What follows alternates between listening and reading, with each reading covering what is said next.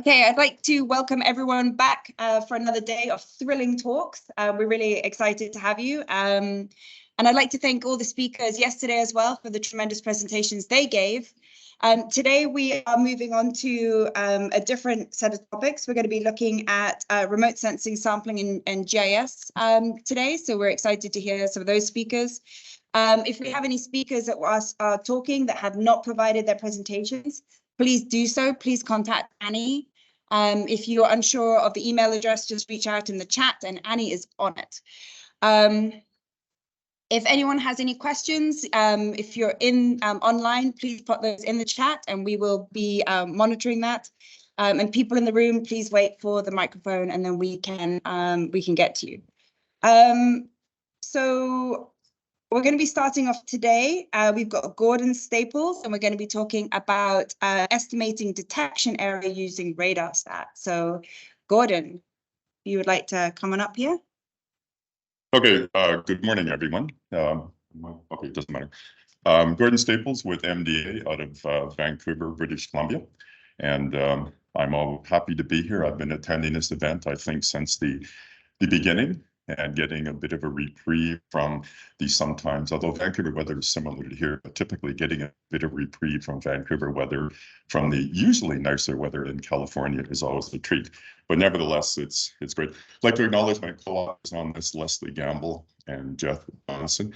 And before I presented, I was informed by Maria to keep this on time for fear of losing my Cheesecake Factory VIP status.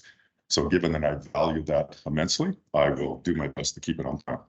So brief outline, introduction to what I'm doing, talk about the estimation of minimum slick area, the application for oil spill response, and a brief summary. So for a lot of oil spills, say for example, the Deepwater Horizon, they're long in duration and they're large in spatial extent. So it's quite natural to support that with, spaceborne assets. But there's a lot of other events that are smaller, they're shorter in duration, they're no less important, but those can be responded to as well. So for example, the ongoing Princess Empress in the Philippines, I think it's still active, but not a huge event. Offshore in Huntington Beach and other events like that. And the key issue there is that they're a little bit shorter in duration, typically not the, a massive oil spill extent. But one of the key questions that we often get asked is, what is the minimum area that one can comfortably and operationally detect with radar? And that was the point of what I was trying to do with this. So the objectives of this is to outline the process that we use to initially start with the radar data, and then classify that. We took three broad categories: pollution, oil seeps, and then unknown, if you will, and typically unknown or unclassified are due to oceanographic or atmospheric events. So what I did is I started with an archive of RadarSat 1 and RadarSat 2 data, and that had been acquired over the Gulf of Mexico and the Bay of Campeche. And we use ScanSAR Narrow, and that's a 50-meter nominal resolution, a scene size of about 300 kilometers. We work with both the HH and the VV polarization. For people that aren't aware of the polarization, it's an imaging state of the radar. There is something called a cross-polarized mode, which is called an HV, and that's virtually useless for oil spill response, so we use the HH and the VV. And one of the reasons that we use the ScanSAR Narrow is that in spite of the resolution, it's one of the modes that we use the most often for maritime surveillance, so such as oil spills and ship detection. So we have a large archive of that. So the data was acquired between 1998 and 2018. So what we did is we went through an initial screening process, and oil spill detection is sensitive to a number of parameters, but one of the key parameters is the wind speed. So for C-band radar, which RadarSat 1, RadarSat 2, Sentinel, and a number of other sensors are C-band radar. And the wind speed range for detection of oil is nominally about 2.5 meters to about 12 meters wind speed. So we went through that process. We initially screened it. To make things a little bit easier, we apply a very simple mask to the data, and that mask is on the right-hand side there.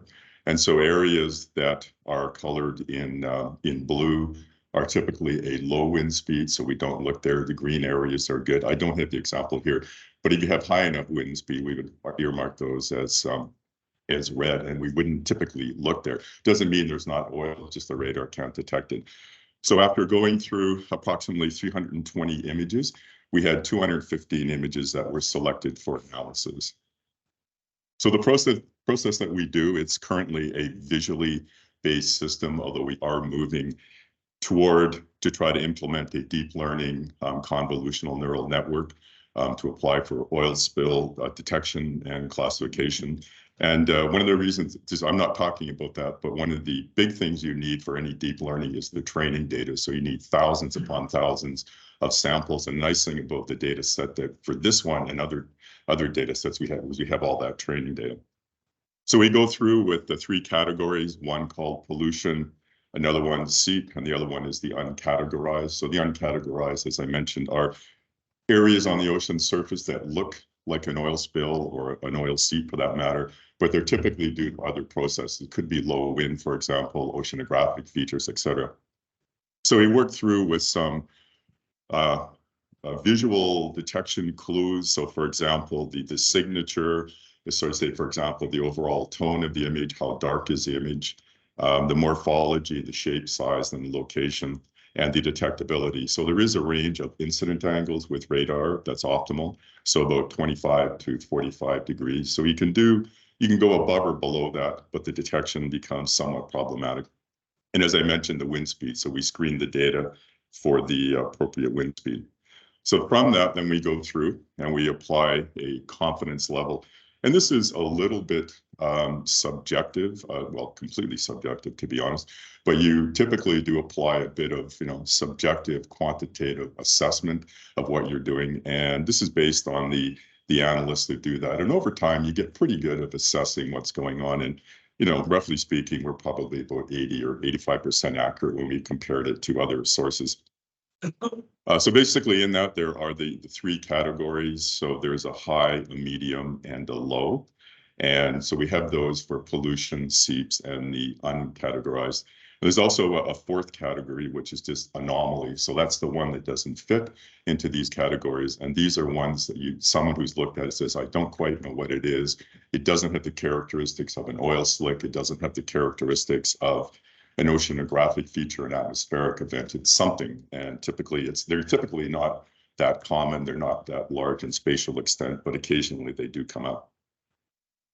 So an example here. So this is a RadarSat-1 image. That seam you see in the middle is just due to the way the beams are put together. It can occur with RadarSat-1. It's not really the end of the world. So this is an example here where we've detected various slicks on the ocean surface, and the people who have gone through, the analysts who've gone through, categorize that as a seep in this particular case. And then there is one up there, which is the unclassified. So it's one that although it's in this particular case moderately large in spatial extent, it doesn't necessarily fit the overall morphology that would be used. So the example at the top is just labeled, and then below is that after the process of identifying the seep or the slick, there's a heads-up digitization. We've formatted into an Esri shapefile, for example, and then we can use that accordingly. So a couple of examples here. So on the left is an oil bilge dump. So this was a classic example of pollution. This is a 1P, so it's the highest confidence level. And this one is pretty straightforward because there's a long linear feature and you can't see it that well. But on the lower right-hand side at the end of the slick, there's a ship that was detected, and that is consistent with what you would expect with the bilge dump. And about an hour or so after this, we had AIS data. And with that, we could definitely know that the vessel what we had detected was indeed a vessel. On the right-hand side are oil seeps, and these look, if you're familiar, if you looked at radar before, they look like a pollution, but they have a bit of a curved linear feature to them, which is somewhat characteristic for oil seeps. So these ones were both classified as confidence level. They were high confidence level, but these are the easy ones. As these features get a little bit smaller and a little bit more irregular, they get much more challenging to classify. So when I went through all of the data, there were, for the pollution, there were 587 slicks. For the seeps, there were 612. And then they were broken down into the confidence level 1, 2, 3. So overall, there is, not too surprisingly to a degree, a bit of a trend that the area gets progressively smaller as the confidence level goes down, in a sense, because you do need, a large enough slick in order to confidently say, yes, that has the characteristics of a pollution seep, or pollution slick has the characteristics of an oil seep, or whatever the case may be. But overall, we had a good sampling of the data. And as I mentioned, there is that trend that the area of the slick gets progressively smaller as the confidence level goes down. So when you look at the histogram, so this is the histogram for the highest category of pollution. So typical for pollution, typical for some of the other types of seeps as well, the seeps or seeps versus the pollution. So there's a wide range of areas there. So I'm not really interested in what we can detect. So we're pretty confident that we can detect slicks on the order of many, many kilometers. But the focus of this is not to answer, how many we can detect, but the focus is what is the smallest area? And then with the caveat, as I mentioned, it's that operational area. So I focused in on the left-hand side, and I was looking for slicks that were so typically on the order of less than a kilometer, because that was sort of a break point. It's a bit of a subjective break point, but it seemed to be a reasonable place to start. So this is the histogram for the all of the slicks. So this is the highest confidence pollution and the highest confidence seep. And, there are a few that we detect that are quite small. I mean, in a few of them, for example, the pollution, there were 5 that were in about 1/10 of a square kilometer. So yes, we can do small ones, but again, I'm not 100% confident we can always do that, but indeed we can do them of that size. As I mentioned, I selected the 1 kilometer area as the break point and worked under the assumption that if the slick is bigger than about a kilometer, a couple kilometers, we can do that. But if it gets smaller, it's a bit of an issue. Just to note here that for the categories less than a kilometer, that was truncated for visualization purposes. So there were considerably more in both of those categories. So when you break that all down, and if you look at the areas of the slicks for both pollution and the seeps, and you look at it as a function of the confidence interval, you have the numbers there. So when you look at the average areas were fairly consistent. So roughly speaking, it was about 1/2 a square kilometer was the average detectable area. So, excuse me, we can detect smaller ones, we can detect, a little bit bigger ones relative to that mean, but that was sort of a working number. So what does that translate into in terms of an oil spill response? So if you take the Bond scale, and if you look at the different categories of oil, and if you pick the range, if you look at the range as a function of the areas, and then convert that to number of barrels of oil. So if you look at sheen, if you look in the middle range of that, and if you say, assuming that you have constant oil in that area, which is not entirely true, but from a working point of view, and if you look at 1/2 a square kilometer, if you have sheen, you're on the order of less than a barrel of oil. So obviously, not obviously, but as the oil gets thicker for a given area, you have that many more barrels of equivalent of oil. So what it really boils down to is that if you're responding to sheen, which is about a barrel of oil, roughly, for 1/2 a square kilometers, that's something that we think we can do comfortably. And yeah, you can detect a smaller area that is thicker with more oil, but that is such a small area that is very unlikely that, it makes sense for a radar to respond, because by the time we implement, by the time we image, it just doesn't make sense. So I also looked at detection as a function of the slick aspect ratio. So not surprisingly, if something is, moderately well-behaved and sort of pseudo-rectangular, there's no problem there. But as a slick gets progressively longer and narrower, in a sense, so as the aspect ratio with the length gets progressively less than 1, it can be a little bit problematic. So roughly speaking, you need something on the order of about, 5 samples in width and 5 samples in length at 50-meter resolution. So you need on the order of about 250 meters by about 250 meters. That's something that we can comfortably do. So as that slick gets progressively narrower, and especially as a function of the radar look direction, it can become a little bit problematic, especially if you have a slick that's oriented, for lack of a better, just the way the radar image is oriented north-south, if you will, and it's very narrow. That can be a little challenging, but that's probably a relatively small number of the overall number of slicks that could be detected. So taking all of that and then putting that into what I call the oil spill continuum and the role of SAR. So when you have a short-term spill, so these are short-term spills in a marina, it could be tens of barrels at best. It might even be, I think yesterday there was a comment that it could be 2 or 3 cups of gasoline dumped in a marina. So that's something that from a radar point of view, I mean, we simply don't have the time to task the satellite and respond, because these events happen and they're probably over in a day. So it just doesn't make sense. When you go into something I call moderate, so for example, these are like the Princess Empress in the Philippines, bilge dumping if you have routine acquisition. So this is when you're on the order of hundreds to thousands of barrels. And when you have a duration that's many days to weeks, that's something where, spaceborne radar, be it RadarSat, be it Planet's optical, sorry, but be it Capella, any of the other spaceborne sensors, that's where they can play a key role. And as you get into a significant event, which I think the term is a spill of national significance, Deepwater Horizon is a classic example. So when you're hundreds of thousands of barrels and you're weeks to months of duration, a large spatial extent, that's an ideal role for any spaceborne asset. So summary, so I looked at 215 RadarSat-1 images. They were categorized into 3 categories: pollution, seeps, and uncategorized. And then they were further assigned a confidence level of high, medium, and low. So for the pollution and the seep slicks less than about a square kilometer, the average detected area was about half a square kilometer.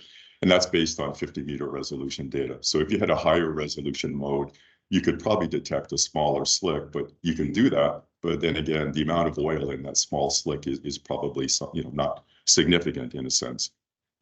For elongated slicks, so when you have an aspect ratio very much less than 1, detection can be a little bit problematic. And although slicks were detected less than a square kilometers, we can do that on occasion.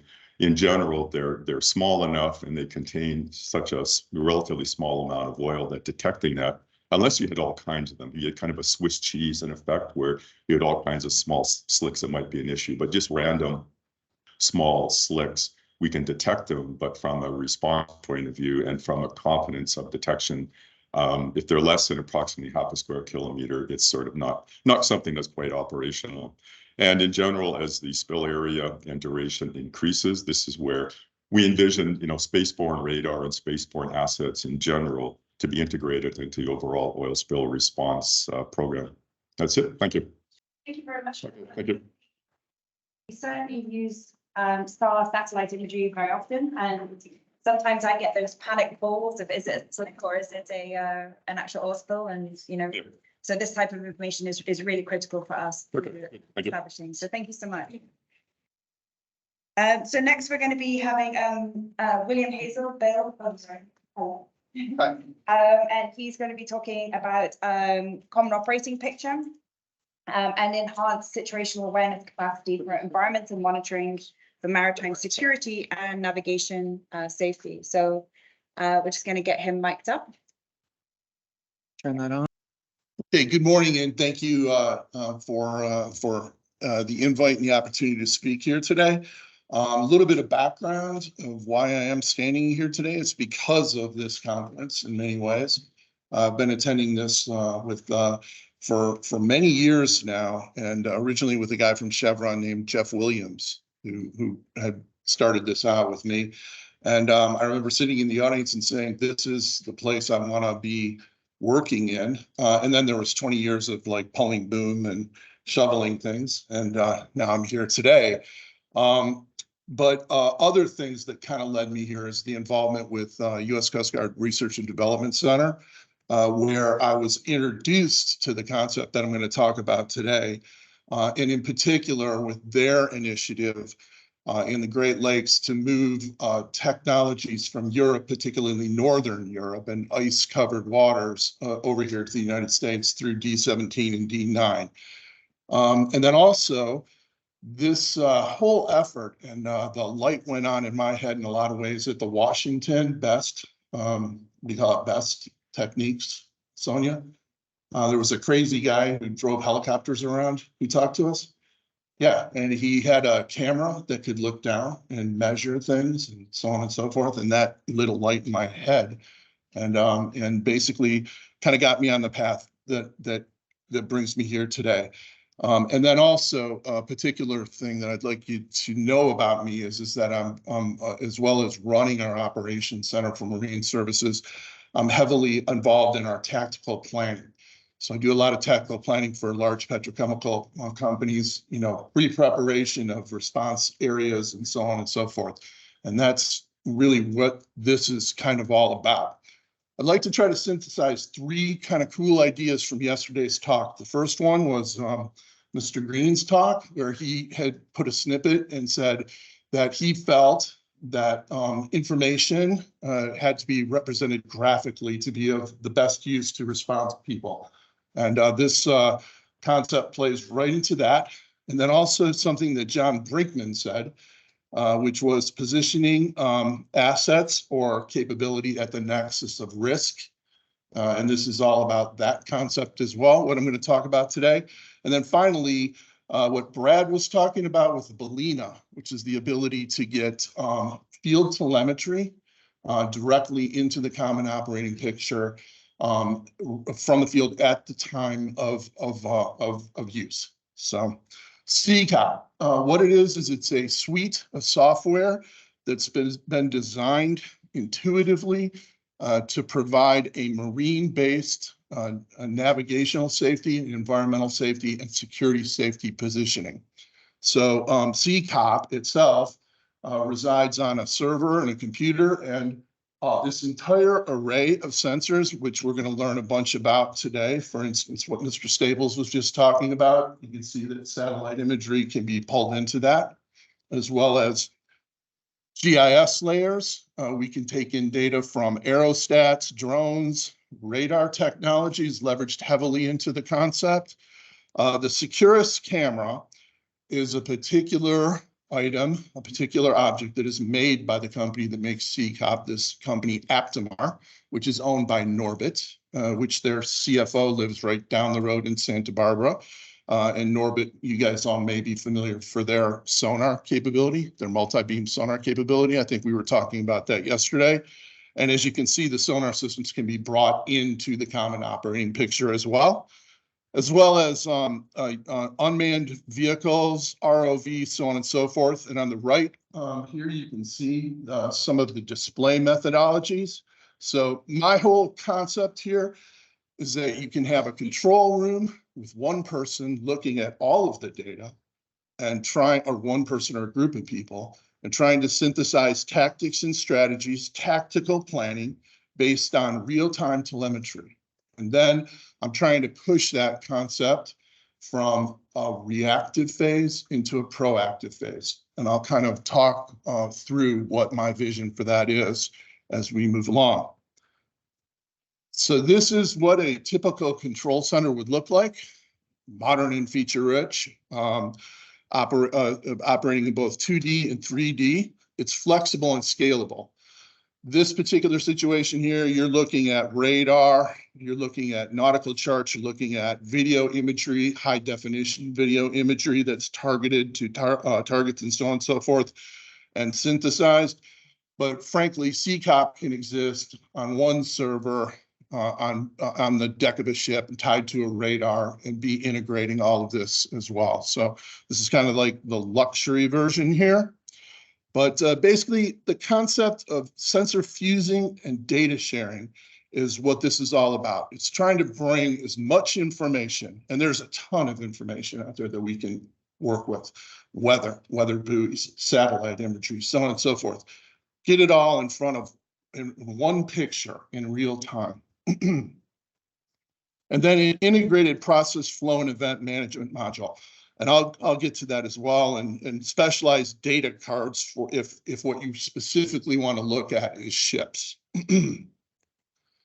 So that is a really important aspect of what I'd like to talk about. Okay, bringing all of this data for people to process and synthesize.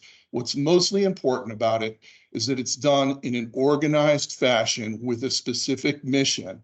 And what this company is doing with this, it's not just sold as a sensor integration technology. It's a sensor integration technology that's based around a workflow event management process. So it's asking the observer to follow a discipline and a protocol through a series of steps to check this telemetry and this telemetry and this telemetry, and then to make decisions based on it. And I think that'll start coming to the fore here. The other thing I would like to point out is that it also is AI enhanced. So you can geo-reference an area, like a piece of subsea infrastructure that you want to protect, and you can geo-fence it. And then you can say, if a vessel is moving into that area, there is an alert that will come up and say, you need to pay attention or you need to take an action. In my case study, I'll actually relay how we go through that process of what actions we're taking in order to protect a subsea critical infrastructure element. In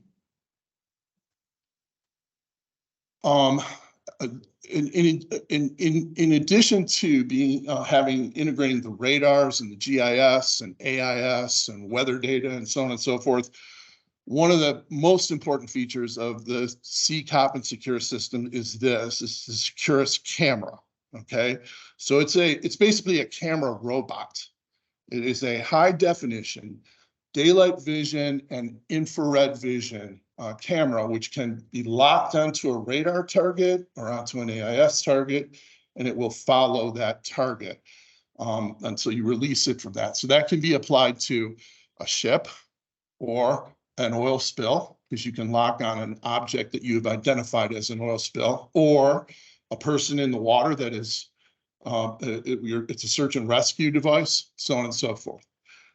In terms of its range, my mission was to be able to observe that ships were operating safely at 14 to 17 knots travel at a speed of 15 minutes before they entered an area of operation.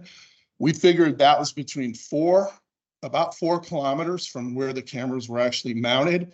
I've been able to conduct these observations day and night in the right weather conditions to 14 or 15 kilometers. So I can see what I need to see. I'll show you some examples of that at 15 kilometers, day or night, with these cameras. They are also, they can be positioned on rigid towers for shore-based observation, but then they're also go on the bridge of ships, and they're compensating for the roll and pitch of a ship while they're operating. So I have an example of that. This is one of those cameras that's mounted on a Norwegian Coast Guard vessel. So please note the horizon. So pretty impressive in terms of it's a 6-axis rotation based against the gyro of the ship, and basically it's going to hold station and at that point.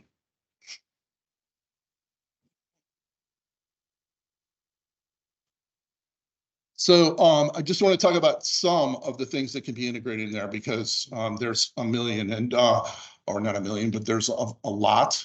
And essentially, we're going to talk about a lot of those throughout the day. But drone footage can be integrated into this, and it's actually one of the simpler things to integrate into it.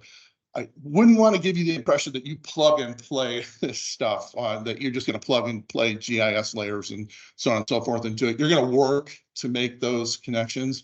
All of this is IT based. Again, I'm an oil spill responder. I understand ropes and shackles, IT. I start to lose it a little bit, but I will say system has been incredibly robust from that perspective. I've been running one for about 2 years now on a fairly high level operation, which will be my case study here. But in this case, you'll be able to see where the drone is in relation to the map, the chart. It's just a normal C chart there. I think I chose the Tokyo Harbor for this one here. That's what that chart is there. But as the drone is flying around, the imagery is available here, to technician, so they know where the drone is, what they're looking at, and what the angle is, and so on and so forth.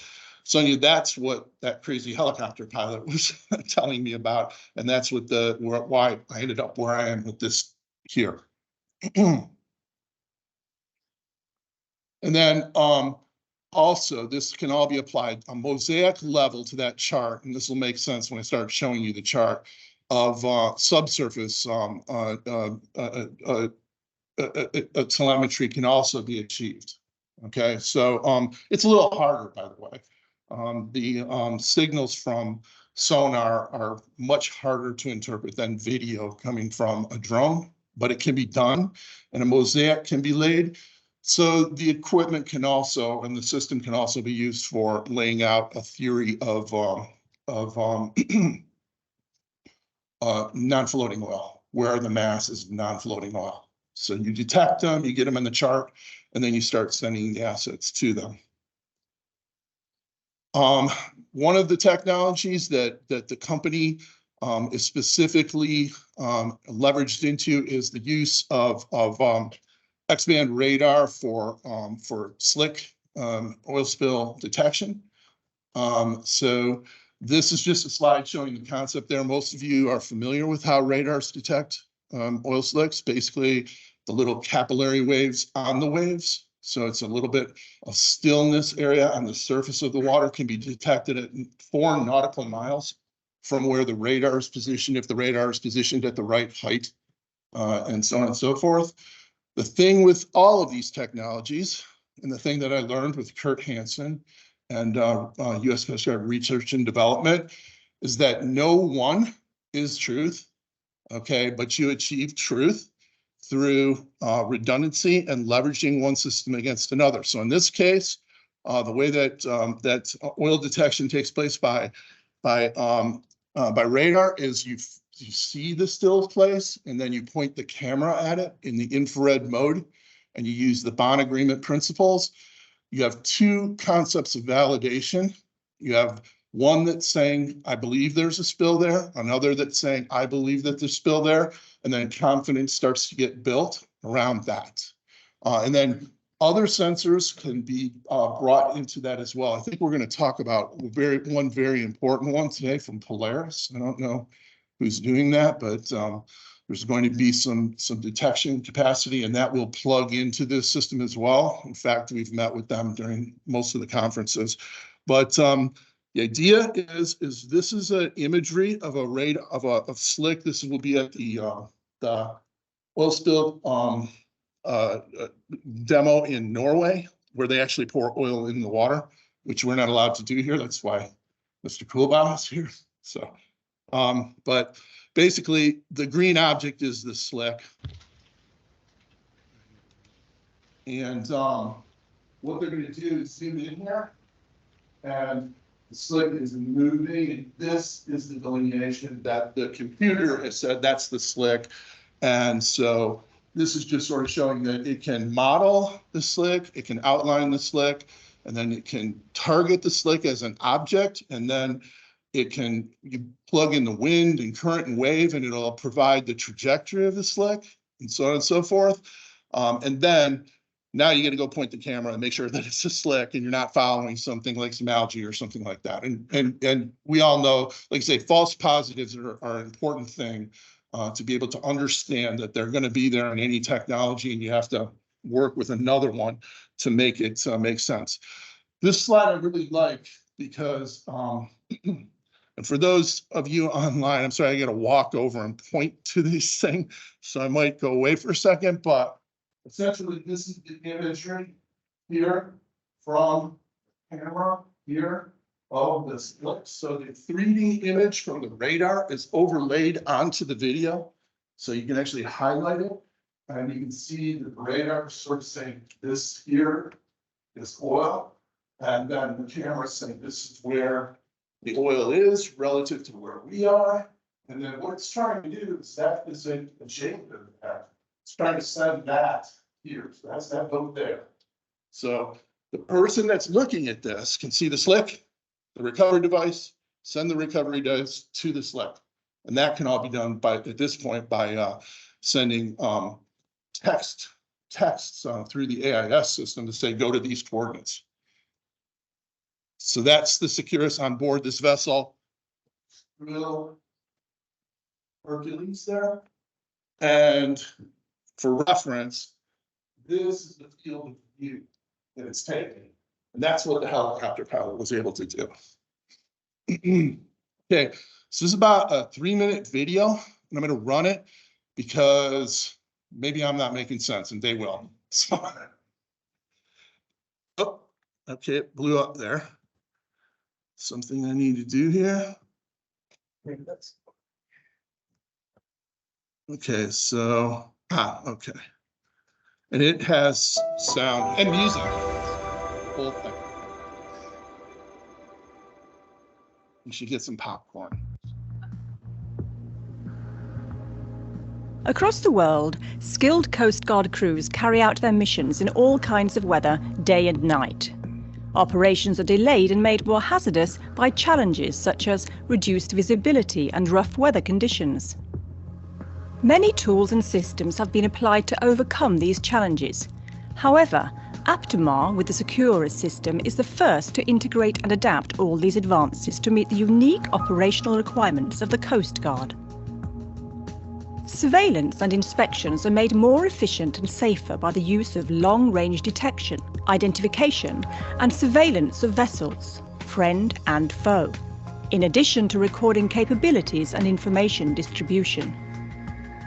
Minimize the exposure of own crew by detection and identification of potential threats 24 hours a day at long range and independent of weather and light conditions.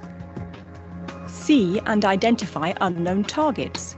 Record incidents and accidents before, during and after the crew is deployed into action. By use of detection and calculation tools combined with third-party information such as weather and current, Securus provides solutions for effective search and rescue operations. Similar tools are applied for oil spill monitoring and response, where the Securus can help to estimate the size, thickness, volume and drift of an oil spill, as well as sharing this in real time with other involved vessels and land personnel. Equipped with a stabilized infrared camera, it is a unique tool for firefighting at sea. Reduced visibility from thick smoke is no longer a problem. The source of the flames can easily be spotted for the most effective firefighting. The vessel's movement is stabilized in 6 degrees of freedom, giving video and light either locked on a position or moving object, or following a sweep pattern independent of the vessel's movement. Improved detection and identification will reduce potential incidents and accidents for both one's own and the surrounding vessels. Tactical collaboration between the vessels and the onshore operation and command center ensures the necessary situation awareness for achieving accurate command and control. Aptamar and the Securus system offers a leap forward in ensuring the Okay, so then they leap forward. So we're going to leap forward instead of listening to the end of the marketing strategy there. But do you see, I thought that maybe if we let them tell their message, maybe it'd be more clear than me trying to take all the pieces and show it to you as how it works as an integrated system. You can put these cameras on ships. You can put these cameras on platforms.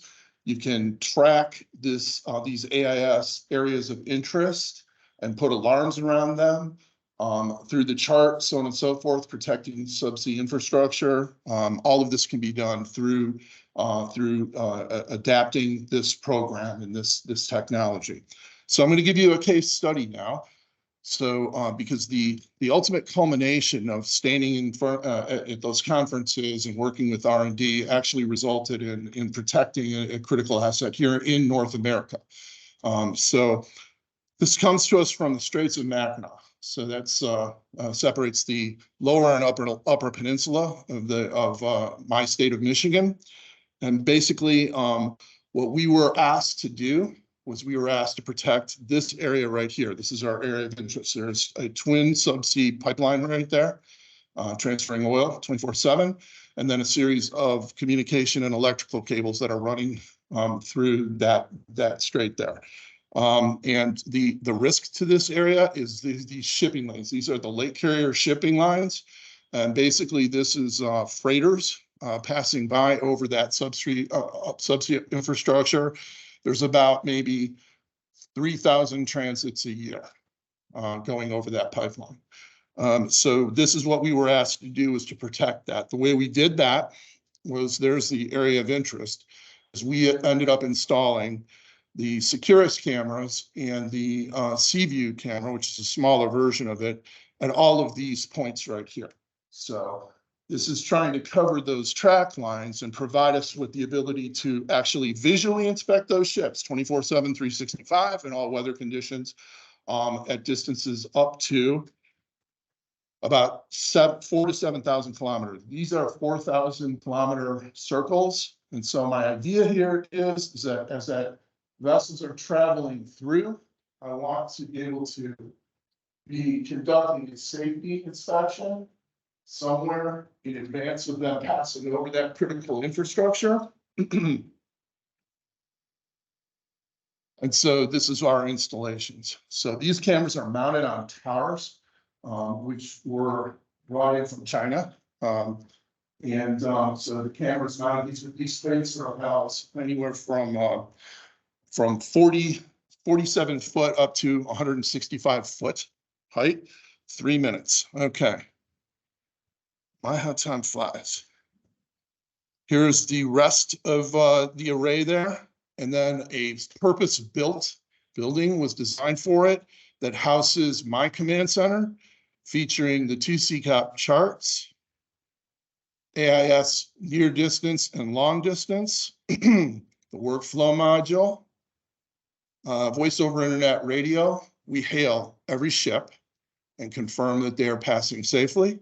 Weather information, NMS system, and office administration. That's a trained technician. I can't stress enough that all of this comes down to the human mind.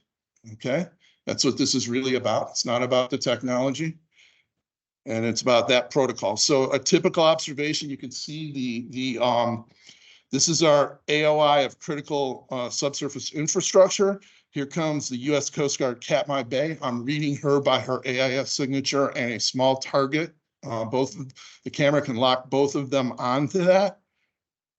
And I'm going to observe them with the camera on the north side of the straits. And there's my Curious overview.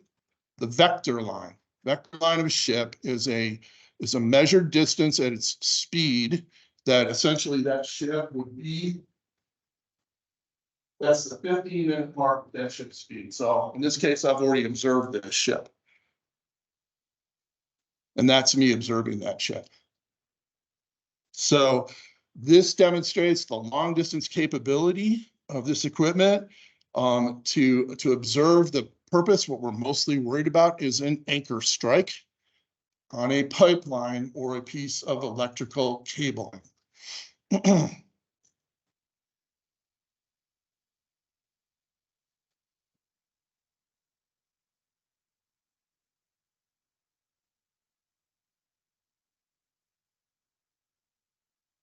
Those anchors are secure. Those anchors are safe. That transit is going to be deemed as safe.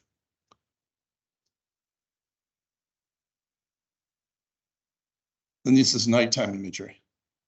That anchor is also secure. That vessel is deemed as secure. Another case study, I won't get into it in too great of detail. Out at in Norway, they run the Goliath program.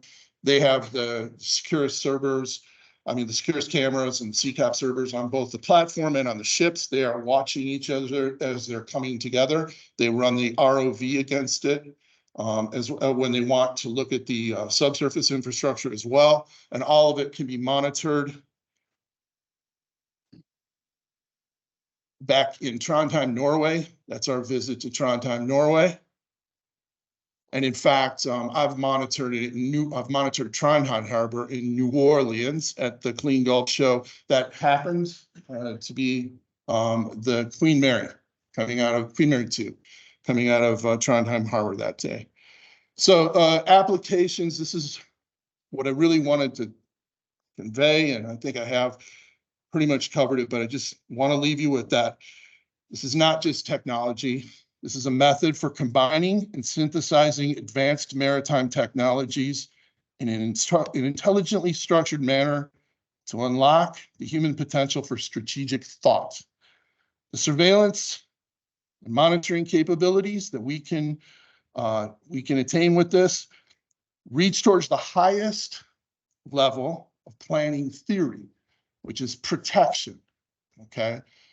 In other words, what I'm trying to do is move our concept of preparation and planning into production from a reactive stance where we're opening manuals after a spill has occurred into a proactive stance where we are ready for a spill and protecting against a spill all the time. If a spill then occurs, we are already halfway in stride towards responding to it and managing it. So, thank you. Any questions? The question was this system put in place after the 2018 strike on the pipeline system in the Mackinac Straits? And it was. Yeah, and it's been there for, we started this program in October of 2019, and we have never turned off the switch. Yes, sir. Well, it's key, but I wouldn't call it the only one. I mean, if there's something observed that is out of the ordinary in one regard or another, then it is monitored. You know, if somebody sees a crane hanging off or something like that, hasn't happened, but it is from 14 kilometers out until it's past the infrastructure, it's observed. Critical voice over internet radio protocol and in the, huh? Oh, I'm sorry. The question was, say it again. Shall avoid communicate with the ship prior to them entering the critical. Yes. Do we proactively contact the ship as they're approaching the area of interest? Yes, we do. We do it by voice over internet, voice over internet protocol, marine band hail, but this infrastructure, this system also has a mechanism for sending out a message to the ECDIS system on the bridge of the ship saying you are entering that area. So we're bending the shipping towards safety in the straits. We have been doing that for 3 years. So thank you. Thank you. And it was very interesting. Certainly, I certainly thought it was very interesting when talking about the geofencing for certain areas. I think that would help with CIMOP. So if you're doing simultaneous operations, that could be a very strong safety feature.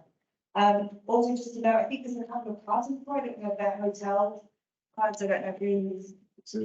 Okay. I'll be wandering the halls later. Great. So we're just bringing up the next presentation. So we have Casey. Casey online, excellent. Do I have the presentation or is she presenting? And I can share my own screen if that's okay. Okay, great. Thank you. So Casey, we're very excited to hear from Casey with NOAA. They're going to be talking about the weather. And as a British person, I certainly appreciate the weather, although not today because it's raining again here in California. So Casey, we're excited to hear about your presentation about weather services for the Huntington spill. Thank you.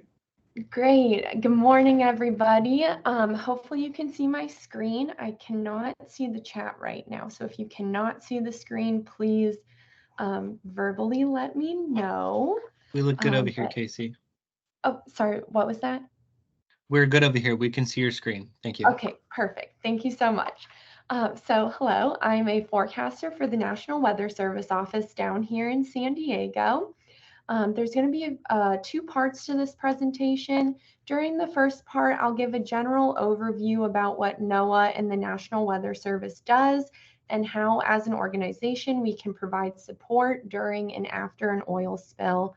And then during the second part, I'll be discussing a more specific example of the support that we provided during the cleanup of the pipeline oil spill that occurred off the coast of Huntington Beach in October 2021. All right, so the National Weather Service has 122 offices across the United States. We cover all the 50 states and Puerto Rico and Guam. The United States West Coast is split up between 7 different offices, with 4 offices covering coastal California. Additionally, there are 5 other forecast offices that cover inland California, and those include Sacramento, Hanford, Reno, Las Vegas, and Phoenix. Although each office operates a little bit differently, we're all working towards a common mission of providing weather, water, climate data, forecasts, warnings, and impact-based decision support services for the protection of life and property and the enhancement of the national economy. All right, so a little bit more specifically about what the Weather Service does. We all know, and it's been discussed in previous presentations, that weather and ocean conditions can play a large role in how quickly an oil spill is contained and cleaned up. It's important to know of any hazardous weather or ocean conditions, so we are able to help protect volunteers, employees, and equipment involved with the cleanup. The National Weather Service can provide critical weather and ocean information to help you make informed decisions during cleanup operations 24 hours a day, 7 days a week. The quickest way to find out basic, current, and upcoming weather is to visit our weather.gov website. But for more detailed information that's tailored directly to your needs, you can contact a weather forecast office to request help, ranging from daily email briefings for the cleanup site to having a meteorologist deployed on site to help. Another benefit of directly contacting a weather forecast office is you can get frequent updates during rapidly changing weather conditions.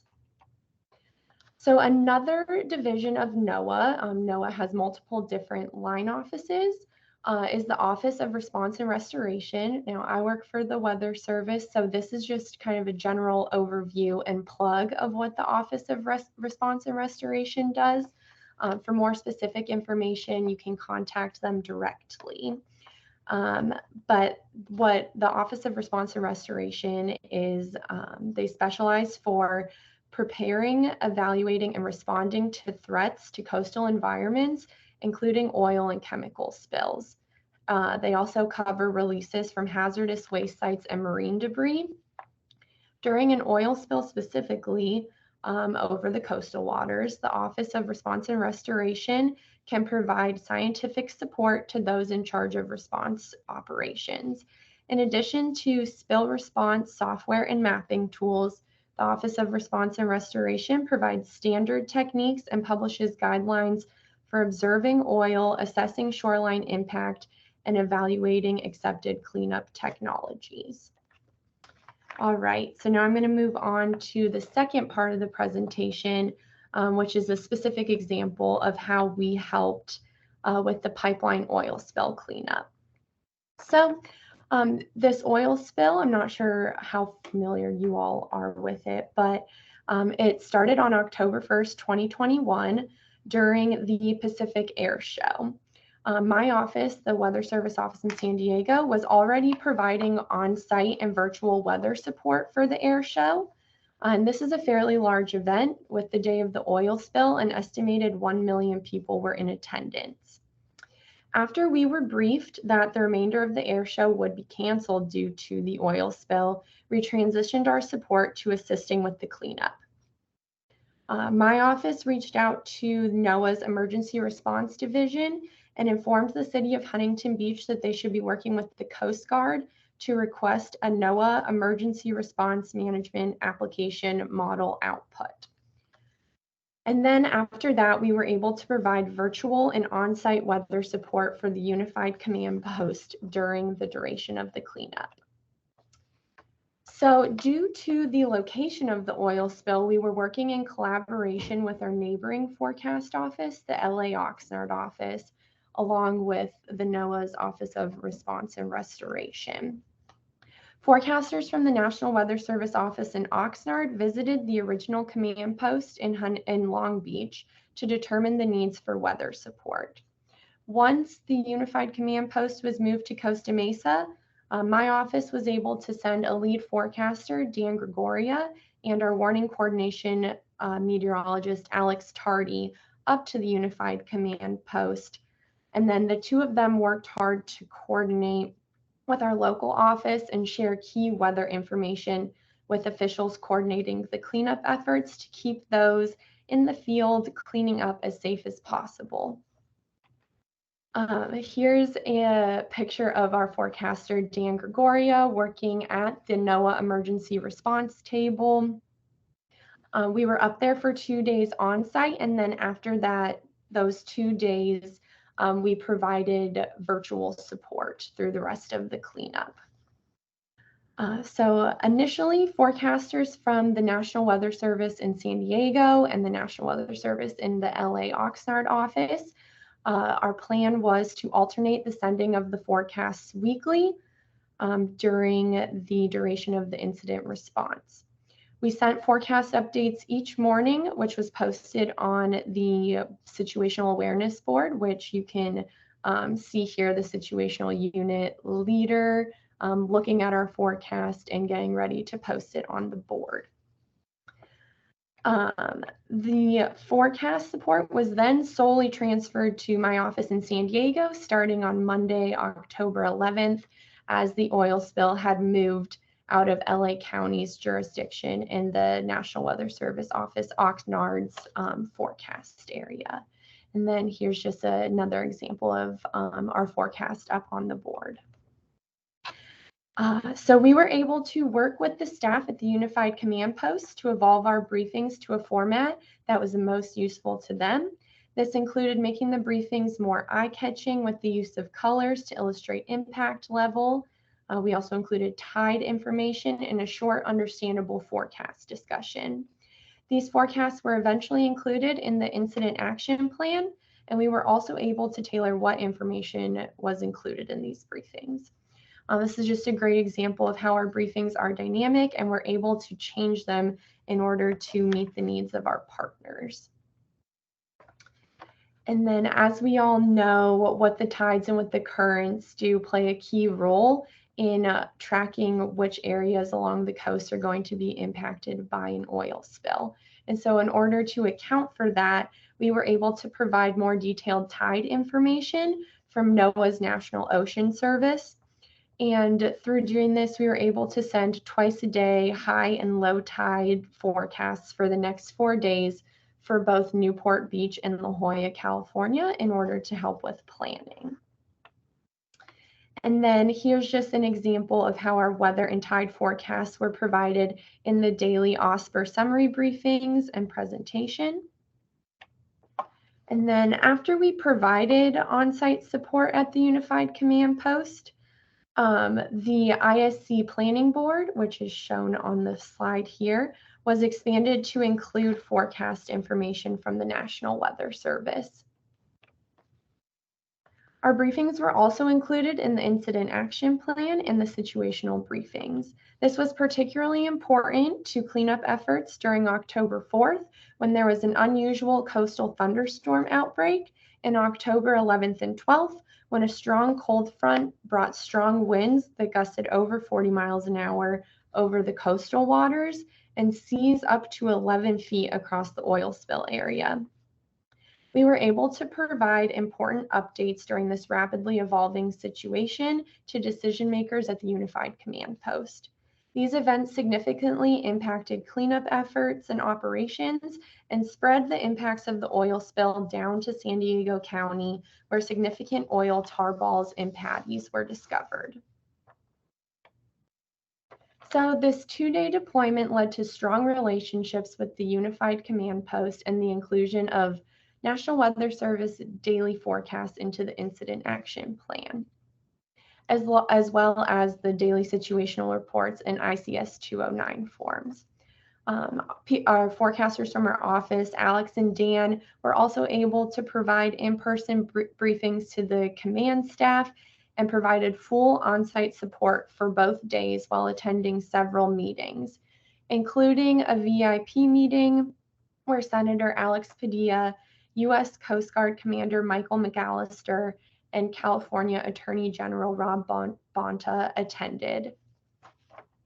And then as far as the duration of the support from my office, we continue to support the Unified Command Post daily by sending weather briefings through early January 2022.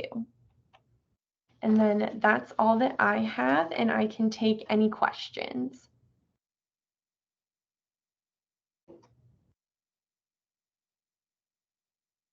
Is there anyone online or in the room that has any questions?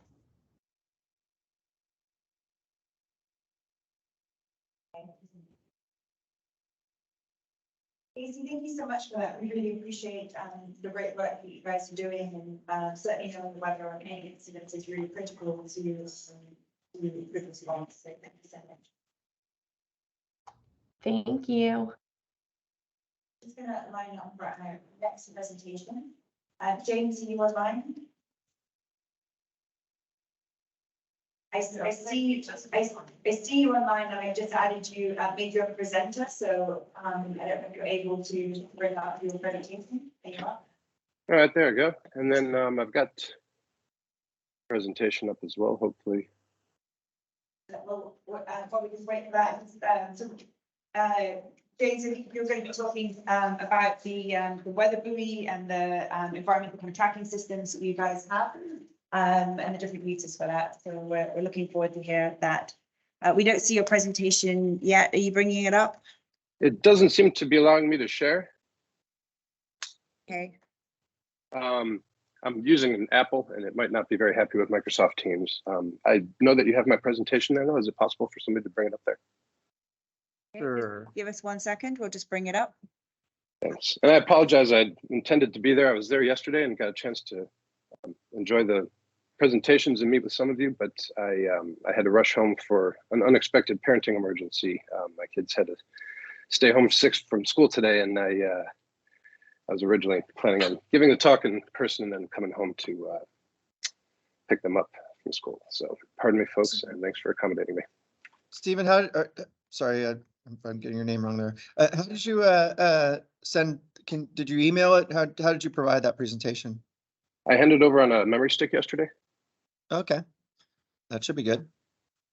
Okay, just give us a moment and we'll just bring it up. All right. James, do you happen to see the share button on your screen by chance? I do. And let's see. How about now? Am I showing you my screen now? Yes. Yep. Yeah, Perfect. we can see that. That looks great. My goodness. Okay, thank you very much for your patience. So Thank you. yes, good morning. I'm Jim Behrens, and I'm the program manager and a co-principal investigator for the Coastal Data Information Program. We monitor and model waves. Particular to this group's discussion today would be on the California coast. There's one of our buoys prepared for deployment at our station just outside of the Golden Gate Bridge. And so CDEP's been around a while, established in the 1970s at Scripps Institution of Oceanography, the University of California, San Diego. Started with a single pressure sensor in the surf zone, and now we're up to 90-ish wave buoy stations worldwide, with a fair number of those here in California. There are 13 of us, a handful of engineers, technicians, and administrative staff that work out of San Diego. Our primary funding comes from the Army Corps of Engineers, the California State Parks, And the U.S. Navy is a major funder, in particularly in Southern California. Some of our stations are funded through Point Mugu. We partner with the NOAA IOS regional associations around the country, who fund a number of the stations and operate some of them for us, or for them, and we collaborate. Department of Energy, NREL, ports and industry partners include Marathon, Chevron, and PG&E here in California. So precision wave monitoring is our primary product, and we also operate a wave model for the California coast, driven by buoy data as well as forecasts. The applications for coastal engineering, inundation, and erosion effects on the coastline, protecting infrastructure is the Army Corps' main interest here, and the real-time conditions contribute to maritime safety, and that's a major component of the state of California's investment. The national security aspect of having stations near military facilities, and because we have moored buoys in persistent locations for years to decades, we're starting to create a quality controlled climate record. Some of the various coastal engineering and recreational activities illustrated here, obviously. Wave motion, it's circular, offshore. The maritime conditions are important for oil spill prevention and response, obviously, and in the near shore, the wave run-up, erosion, and infrastructure risk are the reasons that we want to have high precision information and validation of models.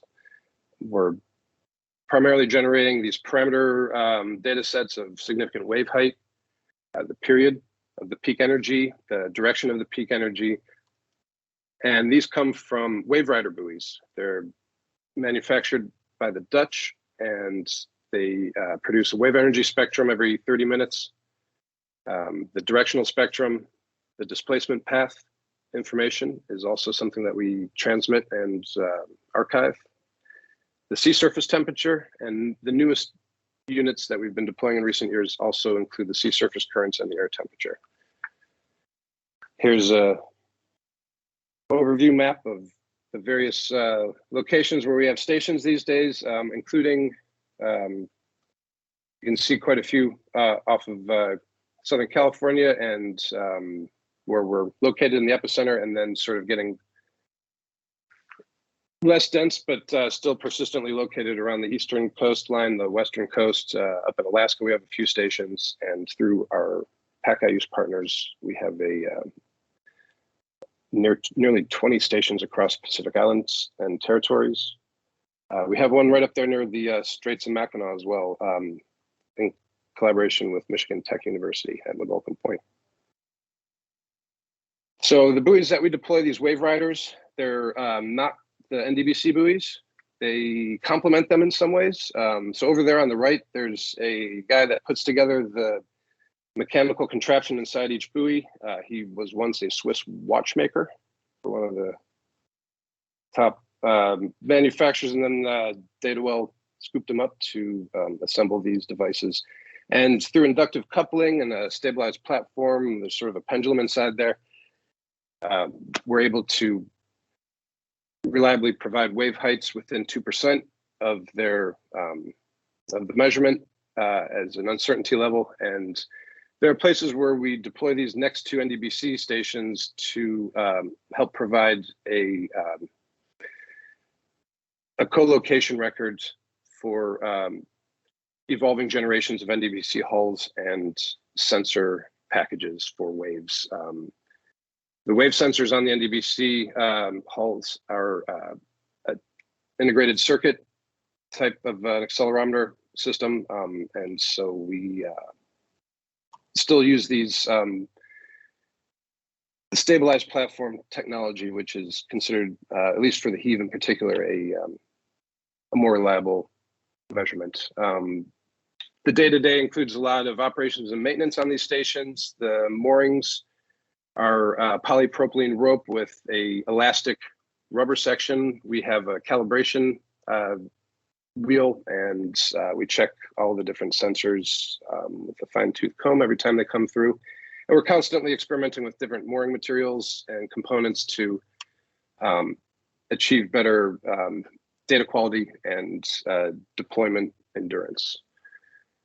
Data acquisition and dissemination is handled by a small team of IT professionals, and our website handles tens of thousands of unique visitors per day. We disseminate the data in near real time onto the National Data Buoy Center, which is a NOAA agency. And so from there it goes into the National Weather Service.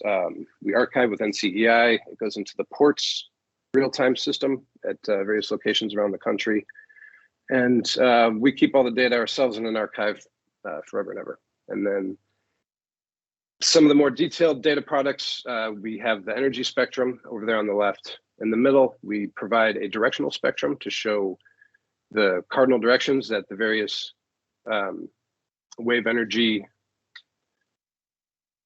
groups are coming from within that 30-minute time period. And we also can provide information about the individual waves and sort of the largest waves and not just average sizes. Here's an example of what you'll see on our website for the harvest station, which is off of Point Conception. In blue are the observations, and in red we provide forecast for the station for your basic parameters, the height, the period, the direction. And then we allow you to do things like divide it into the C versus the swell, partitioning the spectrum essentially at 10 seconds or other cutoff points. And in particular, when you want to know what's happening with the winds, you want to be focused on the high frequency end. That's what's going to be driving the motion of a slick, for instance. And because we have persistent data now, we have a climatology section to the website where you can look at recent data and how it compares to the historic record. There's the chronological sea surface temperature going back decades on the lower right. And so when significant events in terms of wave energy occur, we can put it into context and quickly. And so we've started issuing these bulletins to our stakeholders and partners, typically within a day or two of the completion of an event like this. This was in early January when the West Coast Atmospheric River also generated historic wave conditions along the coast. And so where you see the blue lines versus the red lines, that's where the real data and the model don't match. And that's kind of where the wave data become interesting. So we've been doing this for a couple of years now. This was a significant bomb cyclone. You can see again where the measurements versus the model can be off by several meters in terms of the average wave heights. And we have all these cataloged on our website for anybody who's interested in geeking out on it. And then when things get really hairy, the national media sometimes picks up on it. The wave model that CDIP's been operating runs in both a nowcast mode and a hindcast mode with the buoy data. The most recent buoy conditions can be used to provide a short-term forecast for a few hours. The archive data can provide a well-informed hindcast, and then we have predetermined output points along the coastline discretized in advance. There's also a forecast mode where we initialize these with global wave models. And I'll be talking a little bit more about that in a minute.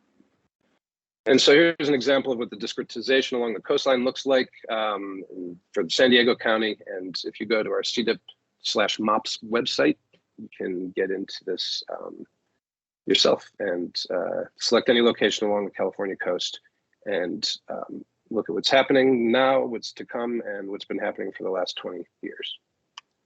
There's also advanced products like the stress on the coast and some other coastal engineering data products. Something that we've recently done with the California Wave model forecast mode is that we've switched over to the European ECMWF model that we are receiving on a research license. The NOAA NCEP model switched over about 2 years ago to a different forcing, and especially in the Southern California Bight, we found that the wave energy was biased very low, and so this is a validation plot over here. The orange, the reddish color is the observations, and the greenish is the sort of the new European-driven CDIP forecast. So what do we do with this in practice? One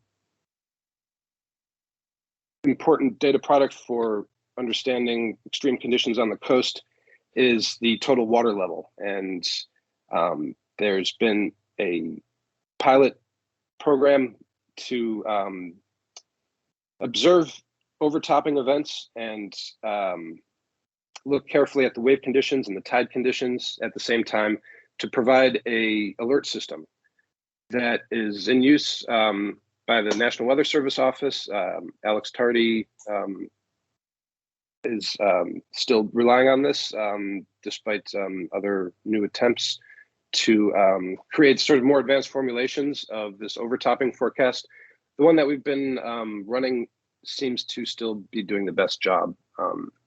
And so we have automated warnings that go out by email when we're expecting infrastructure flooding in Cardiff, and now expanding that to more locations in Southern California Bight in collaboration with our partners at the Coastal Processes Group at Scripps. Under-keel clearance is another OSPR-related product for our data and models. We have those red dots over there on the left, our outer bight buoys that measure the swell that's approaching the Port of Long Beach from the edges of the Southern California Bight, which you can see in that bathymetric map is highly complex and creates a lot of shoaling and refraction.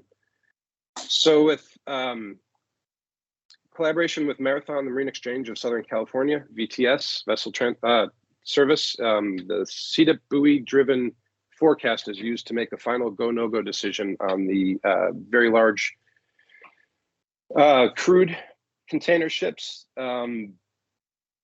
Before this program was put into effect, the maximum draft for the channel at the Port of Long Beach was 65 feet and a 76-foot channel, because it doesn't take much of a pitch to run aground when you have an 1,100-foot tanker, as you can see over there on the right. However, because of the precision and success of this program, there are now 2 vessels per month that are now allowed to transit with greater drafts up to 69 feet. And each foot of additional draft obviously allows considerable amount of additional crude to be transited into the port.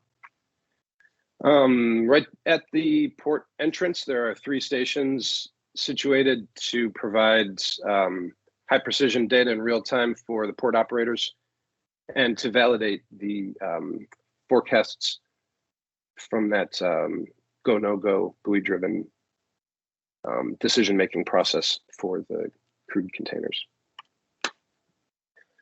Now, in our collaboration with Chevron, we are providing automated forecast wave height threshold messaging for the EchoPal offshore lightering zone, where the large tankers offload their oil into smaller tankers for transit into the ports along the coast. And we actually just generated one of these yesterday for expected hazardous conditions later this week. We also do this for the El Segundo Marine Terminal. And because of our efforts here, we are able to provide these, ask for, receive, and provide these letters of support from folks like Chevron and the Marine Exchange at the Port of Long Beach. And Chevron in particular, Joe Campos, the lettering master at El Segundo, talks about how For many years, CDIP has provided key advanced model warning and real-time wave reports, assisting our operational decisions regarding the hundreds of vessel movements we perform annually at Echo Pal and El Segundo. The accuracy of the modeling and early warning messaging not only allows us to vacate the operations in ample time, we have grown to trust the CDIP data to provide accuracy in determining when we can return to safe operations, helping us maintain the efficiency. And they also, Chevron is providing annual support for a buoy station at Santa Monica Bay. So the Orange County spill that occurred, and I'm just about done here, in October 2021. Following the spill, there was a request from Christopher Barker, an oceanographer at the Emergency Response Division, NOAA's Office of Response and Restoration, for a special wave model hindcast on a grid so that they could run the nearshore wave analysis. And we were able to quickly and completely provide this information for them. And wave data as a wind proxy became important because of the dearth of direct wind measurements offshore and their utility in tracking and forecasting slick evolution. And so this led to a project. One of our students was focusing on getting better wind proxy data from the buoys and other wave measuring devices that were deployed by our Scripps partners in the area. So just to wrap things up here, CDIP, there's our website over there on the top right. We're part of UC San Diego. We're at Scripps Oceanography. We've been here for a long time. We make wave buoy data available to the public with quality control, quality assurance. It's high precision, it's real time. We also can tell you about the temperature, the sea surface, the currents. This is different from the high frequency radar, which our partners at, they're colleagues and partners at SCOOS, Southern California Ocean Observing System, and CENCUS do the HFR currents. So this is different, but we do have point current measurements from the buoys. And then the model validation obviously is the key reason for this high precision data for many of our stakeholders. The wave model for the California coasts, it's buoy driven. It's also a forecast mode, which can help prepare for nearshore conditions, extreme events on infrastructure. And in terms of our OSPR applicability, the underkeel clearance and lightering alerts are key for prevention of spills, and we have the available information for post-event analysis as well. I'd just like to acknowledge the Army Corps of Engineers again, California State Parks, NAVAIR Point Magoo, Chevron and Marathon, who've all been funding our program and making this information relevant to OSPR possible. Thank you.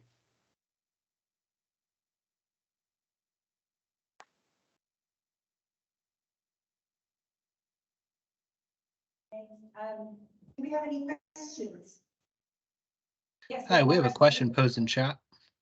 Okay, we've got one in the room. Do you want to read the one in chat? Yeah, Or certainly. Yeah, thank you.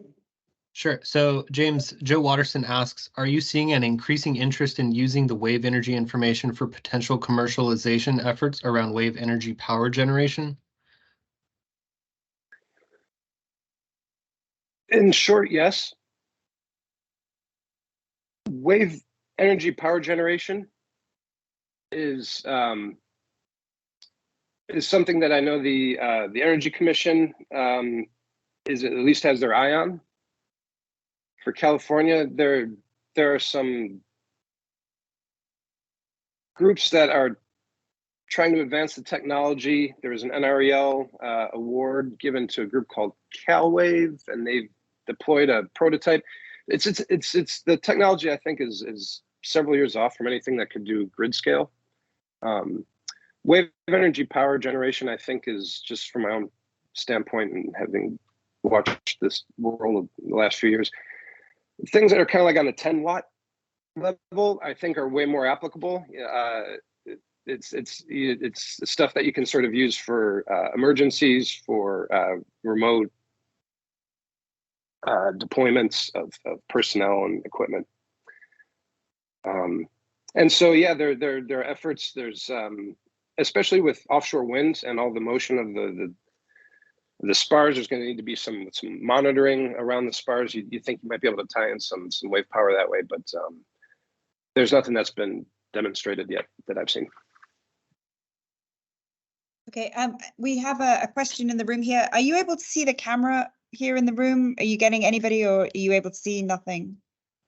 Just a backdrop. I don't see the room. I see the questions coming in on the chat at least though. Okay. Yeah, we're just having some camera problems here. Okay, so we've got one. Would you like? Yeah, go ahead. Yeah, I just was wondering if you leverage real-time data against NOAA's, simulated trajectories. If you've ever leveraged those two together to see the accuracy of the one or the other, or how they contribute to each other to establishing real trajectory. That's not something that's been on my plate directly. I've been focused on generating the data, the wave data.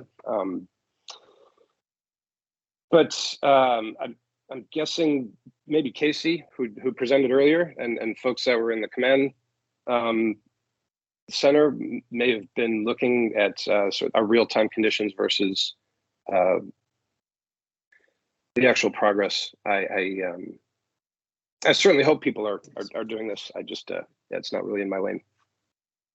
Thank you. Maybe had one more question online as well. Okay, I see Matthew Diaz says, do we have any monitoring within the interior of the SF Bay? If not, are there plans to expand to gather more data locations? We do not have a station inside the San Francisco Bay. The one San Francisco bar just outside is the closest. The Army Corps of Engineers is interested on the wave forcing on the sort of outer coast. The wave forcing inside the bay isn't typically an issue, and so things like tide gauges and so forth are probably more applicable typically to what's happening inside the bay. And in terms of expanding to more data locations, though, where there's a stakeholder and there's a overlap with usually with the Army Corps' interests, we are able to work with lots of different groups. We're about to deploy off of Pajaro Beach in Northern California. I believe I'm saying that right. I'm not from Northern California, but near, like in the center of Monterey Bay. That's our next station that's going in nearby. And that's through the state parks. Okay, and then I think we've got one more question here in the room as well. So first off, as a recreational scuba diver, I want to thank you for this resource because it's probably the best resource for diving. Currently, your forecasts only extend about, I think, 4 days out. What's the possibility that those could be extended? Let's see. Yeah, we run them for about 5 days. That's a bit of an anomaly or a bit of a historical reason because the old forecasts didn't go much beyond that, and anything that was garbage in, garbage out typically. We're starting to scrape forecasts that go out to like 10 days, and we're looking at it internally. We try to just provide things to the public that we have a high degree of confidence in. It's kind of the short answer there. But with that feedback, we'll look more carefully at what's available and the ability to extend the displays potentially through the interface on the website. Cool, excellent. Lots of questions. Thank you so much, James. We really appreciate your time. Thanks. So we're going to be moving on next to David. David, are you online and do you have your presentation? Yes, I am. Can you hear me? Yes, we can hear you. We can't see your presentation yet. You do All have right. 20 minutes and you're between us and break. No pressure. Okay, yeah, okay, no pressure So- at all. We're going to be hearing an update on the Pixis polarized IR camera. So we can't see your screen yet. How about now? Yes, we have it now. Thank you so much. Okay, all right, is it the slideshow? I hope. Yeah. Okay, very good. So, yeah, as advertised, I'm going to give you an update on the Pixis and the things that we've been doing with it recently.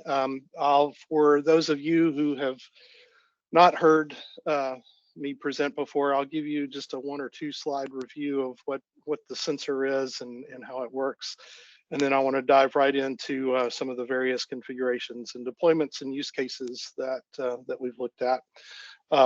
The Pyxis is the infrared camera that we have made sensitive to polarization. So it's a remote sensing device for looking for surface oil from either airborne or surface mounted type applications. So again, it's an infrared camera. It's an uncooled infrared camera based on microbolometer technology, and we've inserted a polarizing filter that you see here in the upper right into the guts of the camera.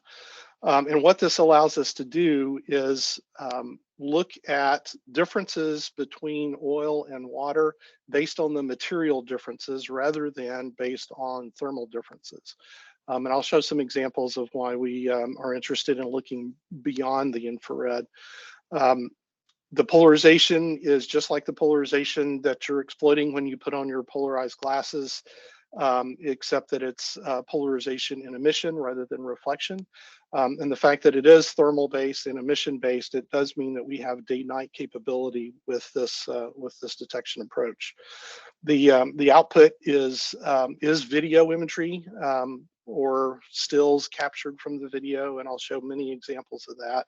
I don't have a scale, but right there, but it's basically it fits in the palm of your hand, and you'll see several implementations of it. It's important to note that the polarization piece that we are measuring does not rely on thermal contrast. And so we've tested it at OMSET a good bit, and in a number of different conditions and looking at a number of different samples. Some key things are that it is not dependent on sun position, so you don't have to worry about sun blend or glare. We have tested it with a number of hydrocarbons, and including crude oil, refined oil, diesel, and kerosene, and we're sensitive to all of those. We've looked at it. I'll show you an example of emulsified oil here in just a moment. It is sensitive to that as long as it's on the surface. We are actually, we've had an opportunity to look at some action of dispersants, and it's very effective at identifying when the dispersant pushes the oil from the surface into the water column. And so it's very effective for doing that as well. And it does reject some of the biologicals, kelp, and a handful of other potential false alarms. In the data that I'll show, in the many videos that I'll show here coming up, I'll present the data frequently in this form right here, where we have a visible image of what the scene looks like.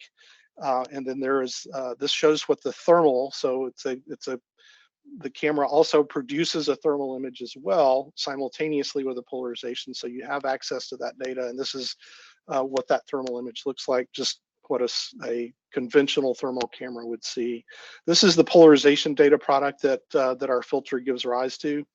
And then we have what we call this eTherm enhanced thermal image that effectively combines the two. So anything that shows up as a polarized part of the scene, we paint that red above a certain threshold, and it basically is the indicator for where oil is detected.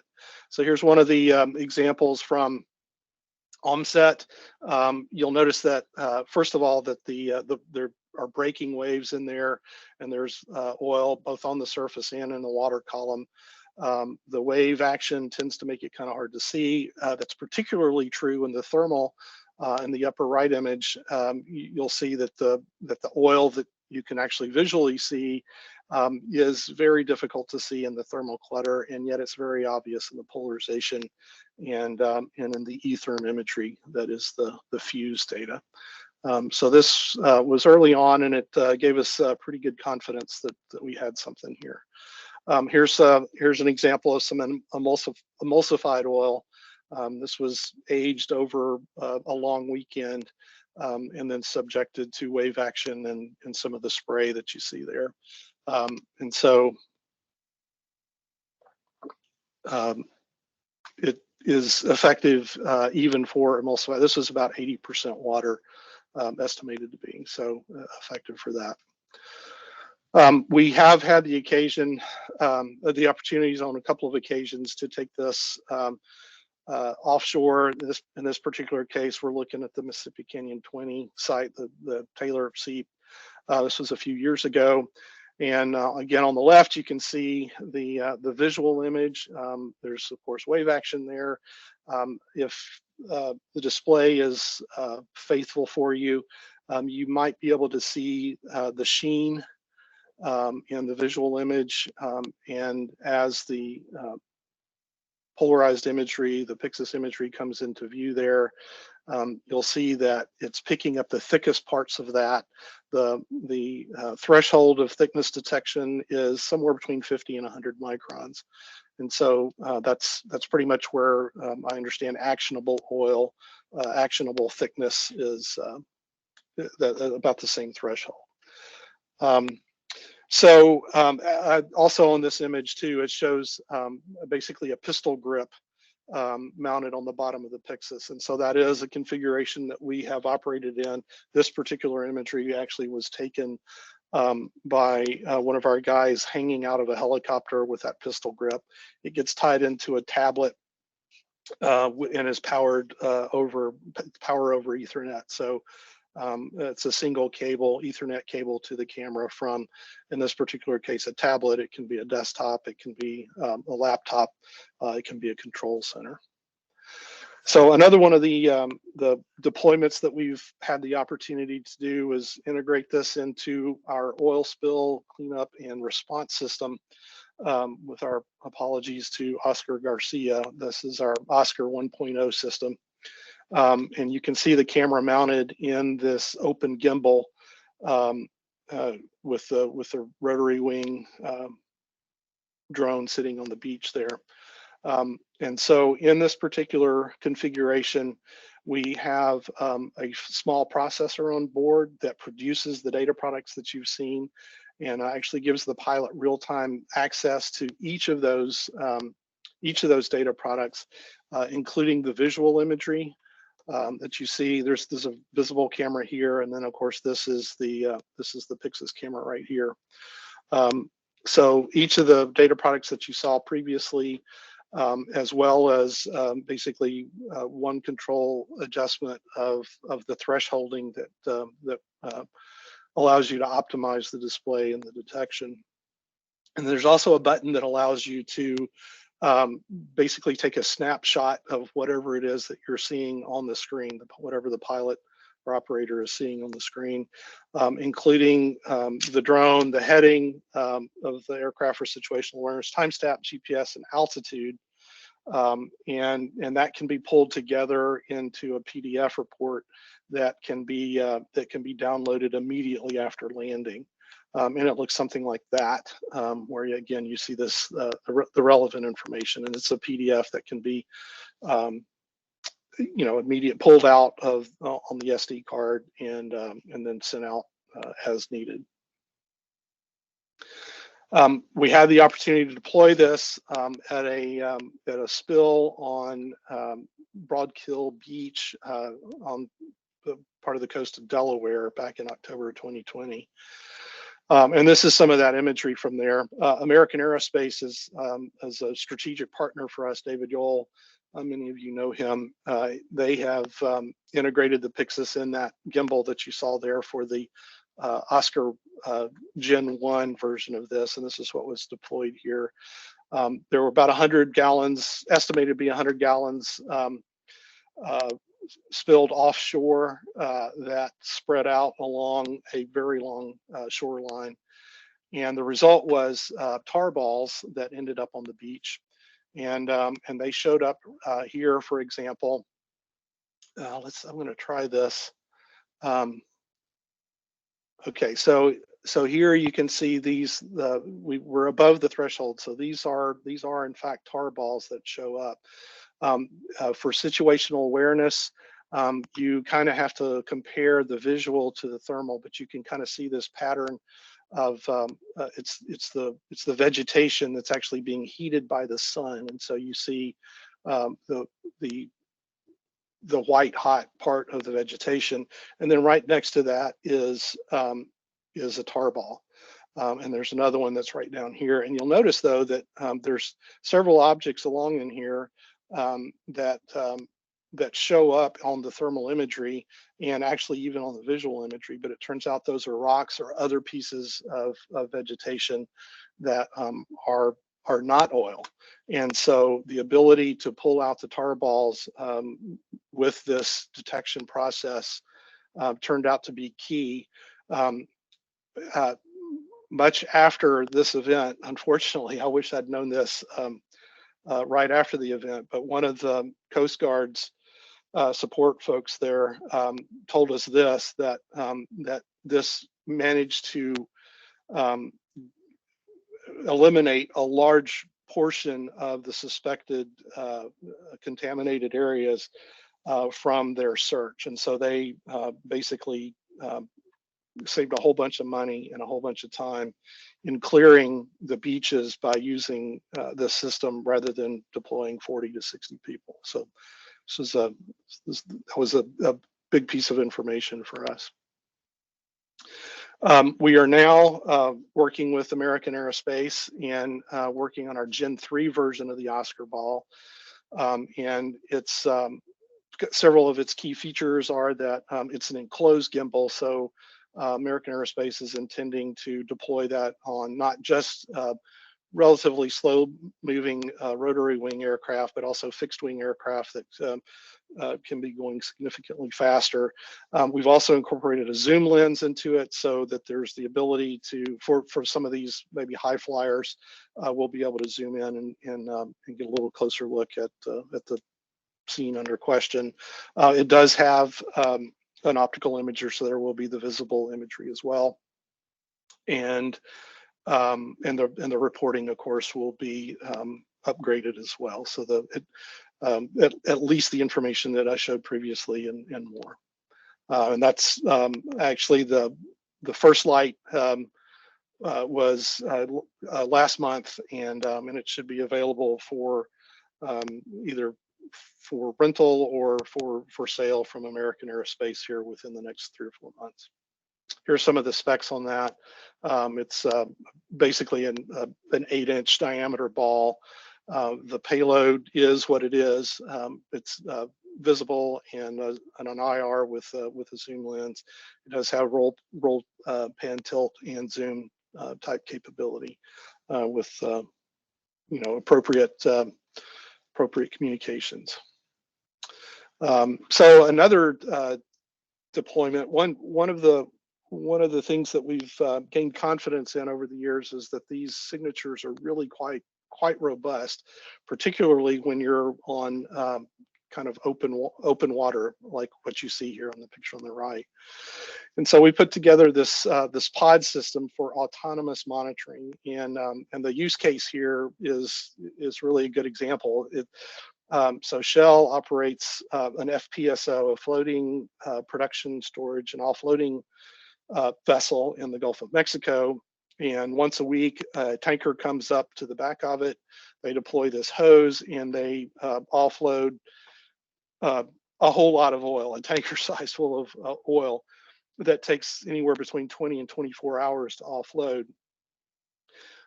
So the current protocol is that they put a crew member on the deck, basically located where the pod sensor is now.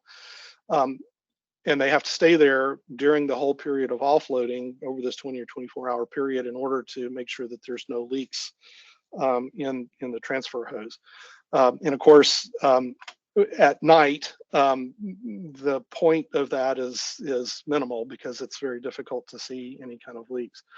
And so what we've done with Shell is we've replaced that man with the pod system. And what this does is it's a pan tilt unit, so it pans about here and tilts here, and we can program a specific trajectory to scan over over the area of interest.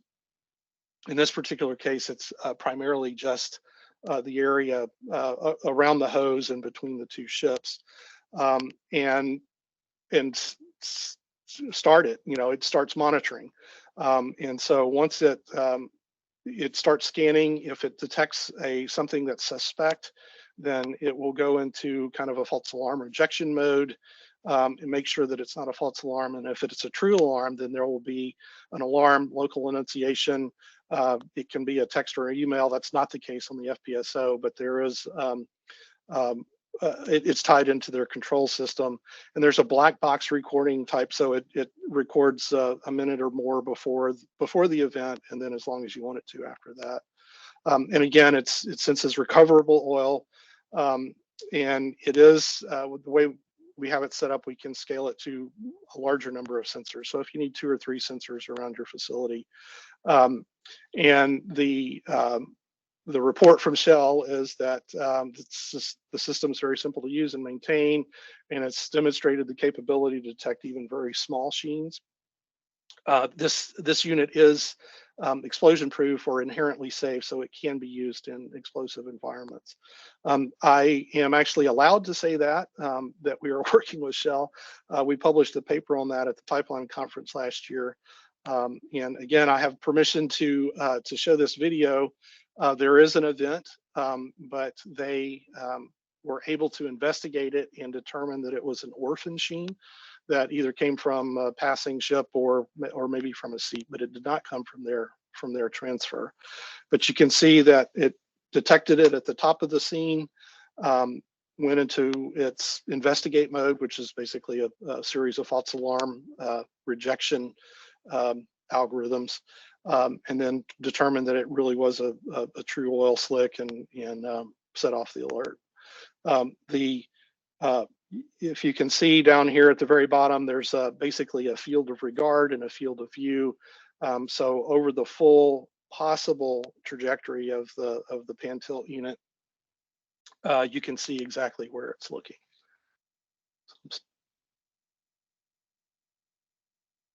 So in summary, we continue to show that the Pyxis and the IR polarization is very effective at doing oil spill detection on the surface of water and actually even land.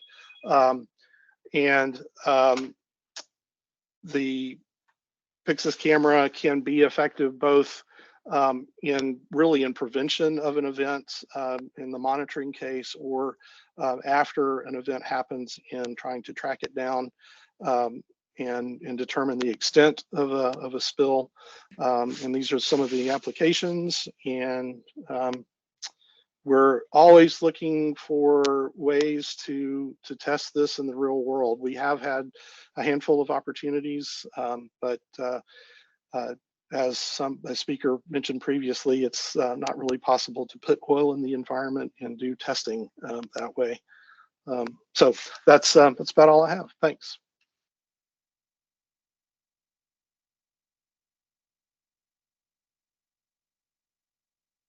Very much, David. Are there any questions here in the room? And was there anything on chat? Okay. Well, David, thank you so much. We really appreciate your presentation. It was really interesting. I think there's lots of high value options there in terms of preparedness and preventing pollution, and also identifying pollution as well, pollution events. So thank you very much for your time. We're next going to move into a break. So we've actually gained a few minutes, so this is pretty exciting. We're going to be starting again at 10:05, and we've got Chris who's going to be starting, and we're going to be continuing on with our remote sensing sampling and GIS session. So thank you. Go break. Online, we'll be rejoining at 10:05. I don't know what happened to the camera. Yeah, I was going to take it and like hand it around a little bit, and just so people could see, people asking questions, because I thought that might be kind of fun. I brought it just so I thought maybe if we were both standing up here, I could catch a little farther view. I'm not sure how good it would be for the room every way. Anyway. Does anyone else?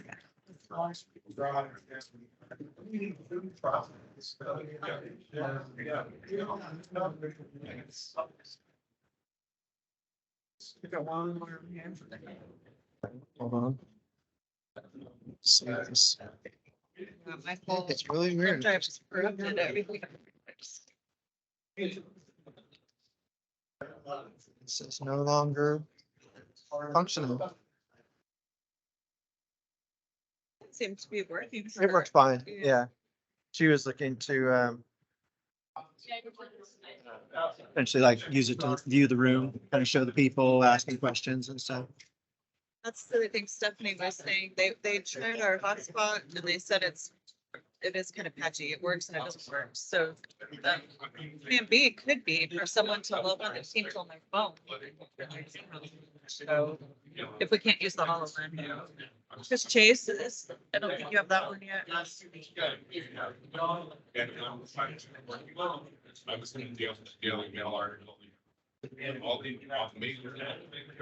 There's no other additional ones on there. You don't have.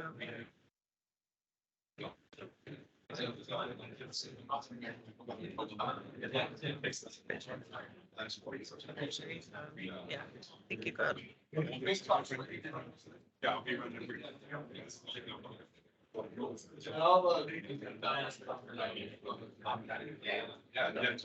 I'd really like to get one of those fixes for.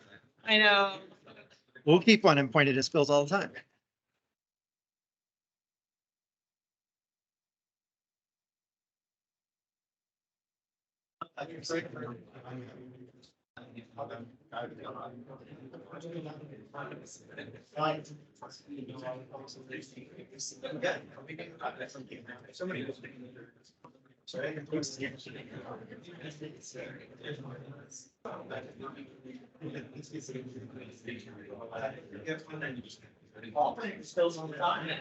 And if you guys, I mean, I can.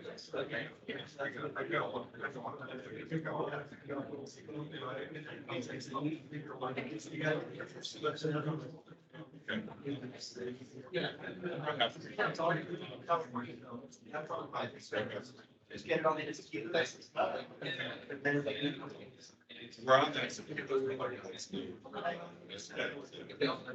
whatever that's. First is questions. Your presentation.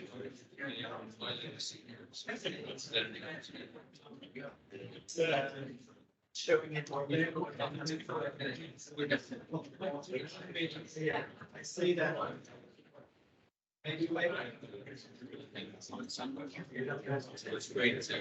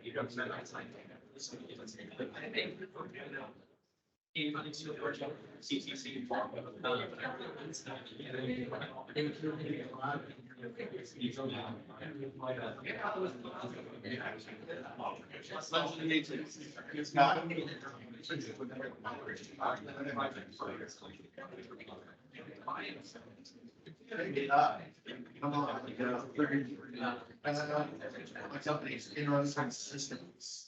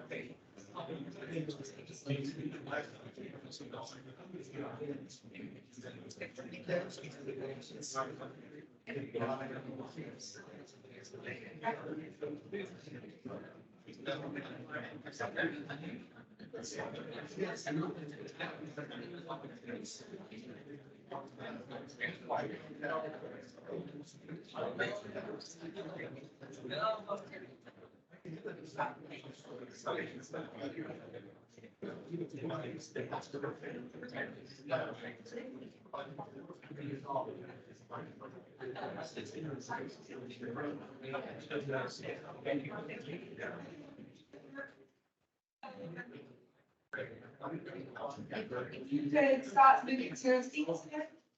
Hopefully you've been stocking on food, on drinks, maybe made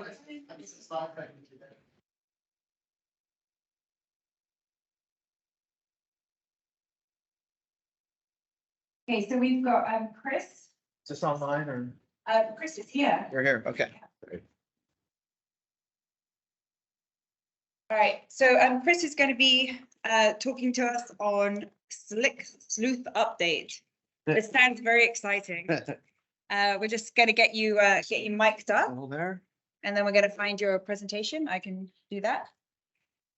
And then people online, if you have any questions, please put them in. Just click that one. Just please put them into the chat. We are monitoring the chat, and we really appreciate your engagement and any comments that you might have as well.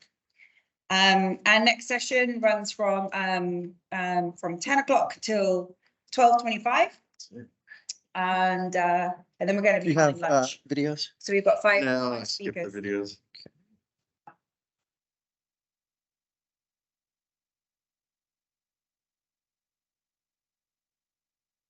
You will Okay, so control can you forward, see that backwards, online? forward, backwards, forwards, backwards. Great.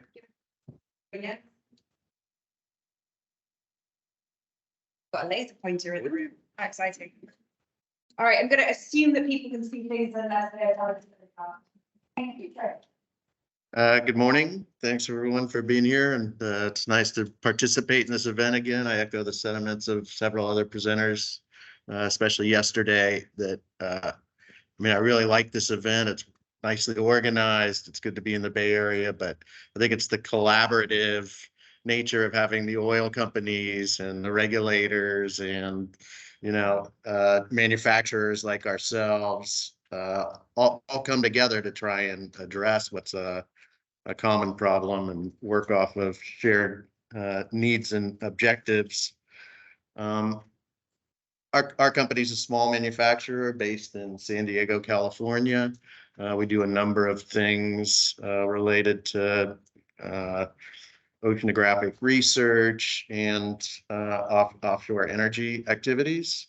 And we developed a product about 15 plus years ago now called the Slick Sleuth oil spill detection sensor, which is really used to prevent oil spills or for early warning prevention of oil spills, and OSPR being oil spill prevention and response.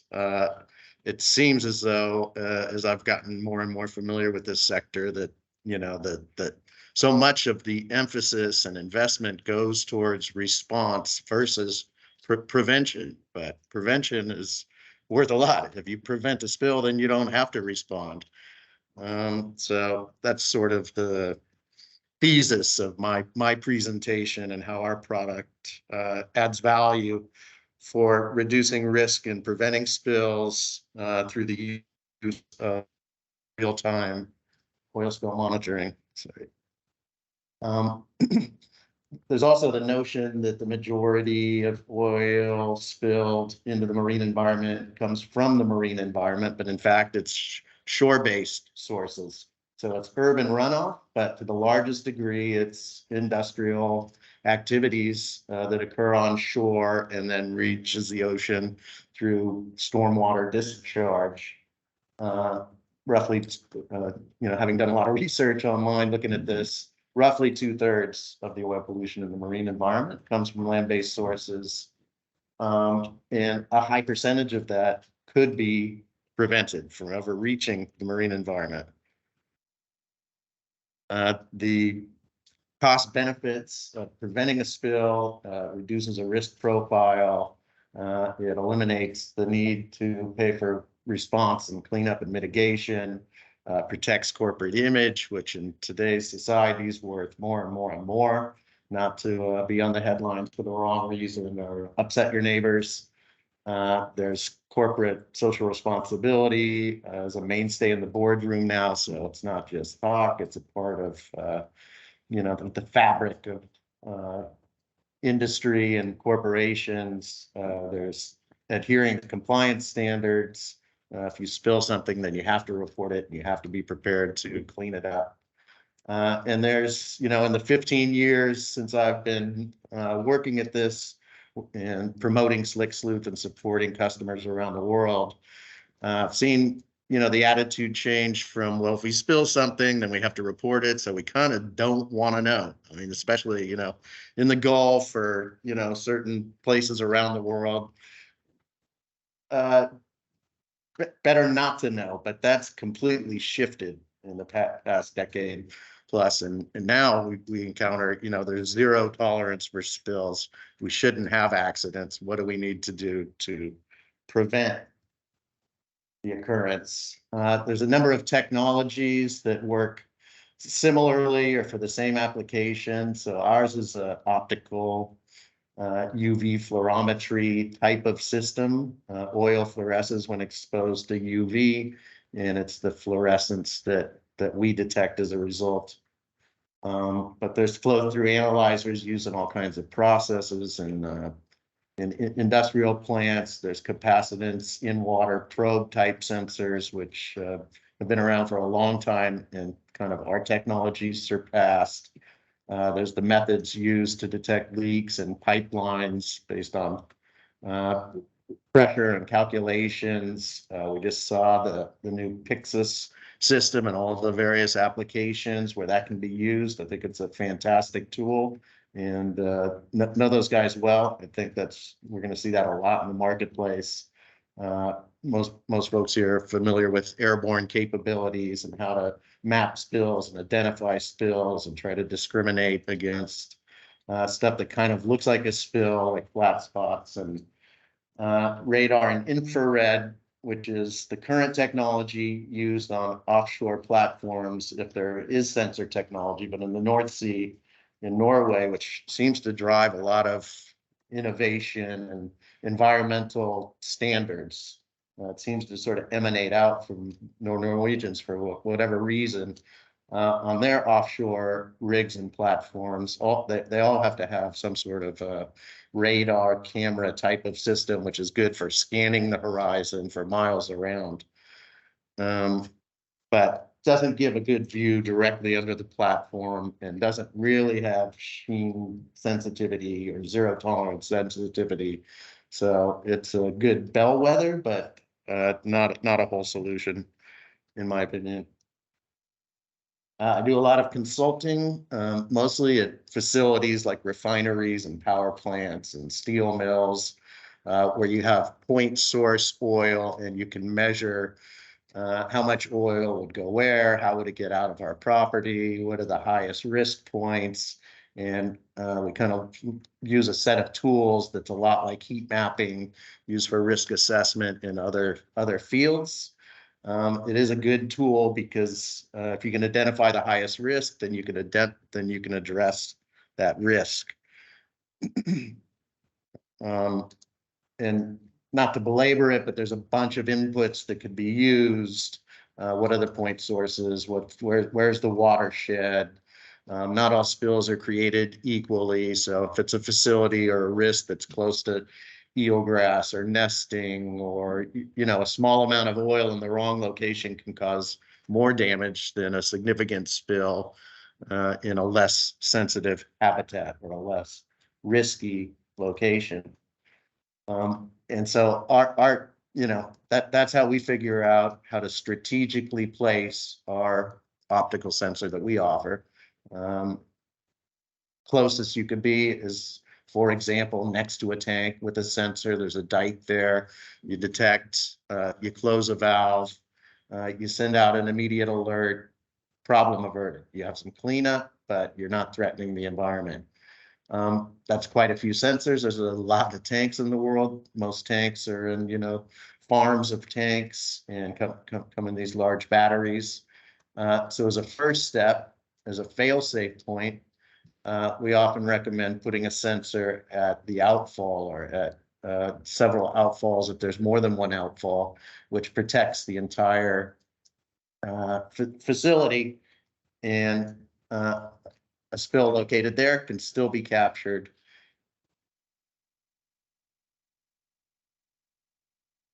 Those are examples of the sensors themselves. They range in size. Sorry for those that are virtual, but they're, from the size of a football to a hat box. Downward pointing at the surface of the water and not scanning a large area like a radar, but extremely sensitive to oil and hydrocarbons on water. So the slightest sheen, 1 micron, broken sheen, little droplets, and then the sensitivity could be adjusted. So if it's not a zero tolerance location, if it's a sump or some location, you expect there's always going to be some oil. We capture it here. It's kind of an oil water separator or a weir. You can desensitize it so that it's not going to alarm unless there's an event in process. I've been, I don't know, to like 50 countries promoting and supporting customers for this technology. So I have just a number of examples to give ideas of how the technology is best utilized in the real world. So these are remote production sites. If you haven't been to them, most likely you've flown over them when you fly over parts of the US, and there's just pad after pad after pad. You're like, could that even be real? Those are all remote unmanned locations. They've all got oil present, either for their equipment and or, pipelines, and or there's pumpers and natural gas sites. If a spill happens there, it's a while till anybody can discover it. And, pretty much everywhere there's a watershed. So even as dry as that look, it's on a, river location that's often or always got water. In this case, they capture oil automatically. The drainages goes to certain points. They have sensors there. Oil detected, shut a valve, send a remote alert. Pretty simple, pretty practical, works great. Who knows how many, events and spills have been captured that way. Along gas pipelines, every, so many, I don't know, 50 miles or something like that, you've got to have a pump station. There tend to be remote stations with compressors and a bunch of compressor oil. If the compressor oil leaks, it goes to a small catchment. The oil detector senses it through this grate, shuts a valve. The creek right here is protected, and the turtles and frogs and shoreline remain in their natural state as they should be. Examples sort of within a plant where everything has to be explosion proof. Incidentally, this installation's in Taiwan, which for the last 5 years has been our largest market for this product. Not something that we, forecast in our business plan when we first came up with the technology. But, surprisingly, China for a number of years was the biggest market. More recent years, Taiwan, Singapore, Korea. I don't know, US is in like 5th place. And California is really trailing behind. It's what the heck? In our own backyard with all this beautiful environment to protect. So I feel kind of passionate about it. One of our customers, who's now a strategic partner, designed a system around our oil spill sensor technology for above ground floating roof tanks. You can kind of see the shadows in these tanks. There's a small tank farm that supports Navy Air Base. And the way this works is the floating roof tanks drain, and the storm water comes out into a dike.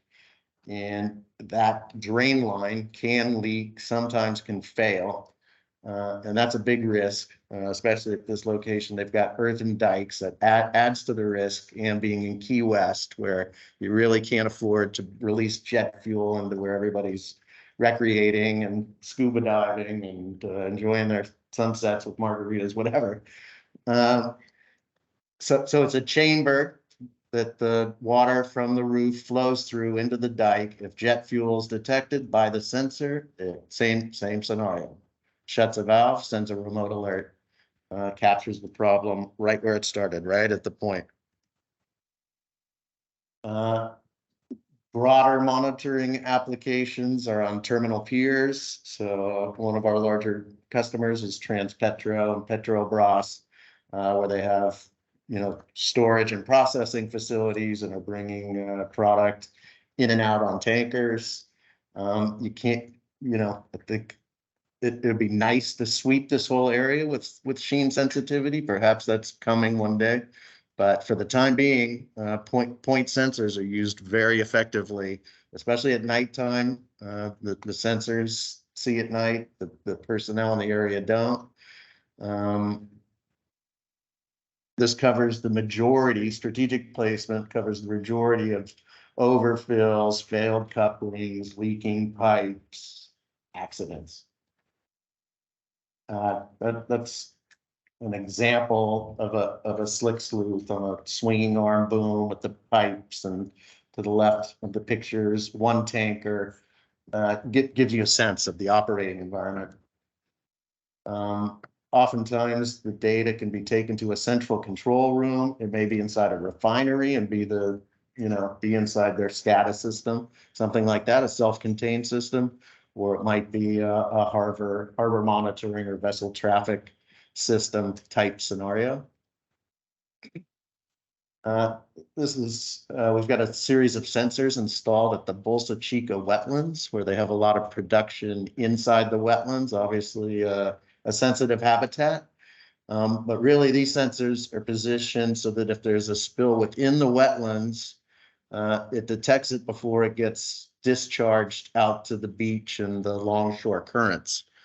Of course, the spill that happened there most recently, could get into the wetlands and come from the other side, from the offshore platform alley that's there, or in this case, from a broken pipeline from a anchor drag.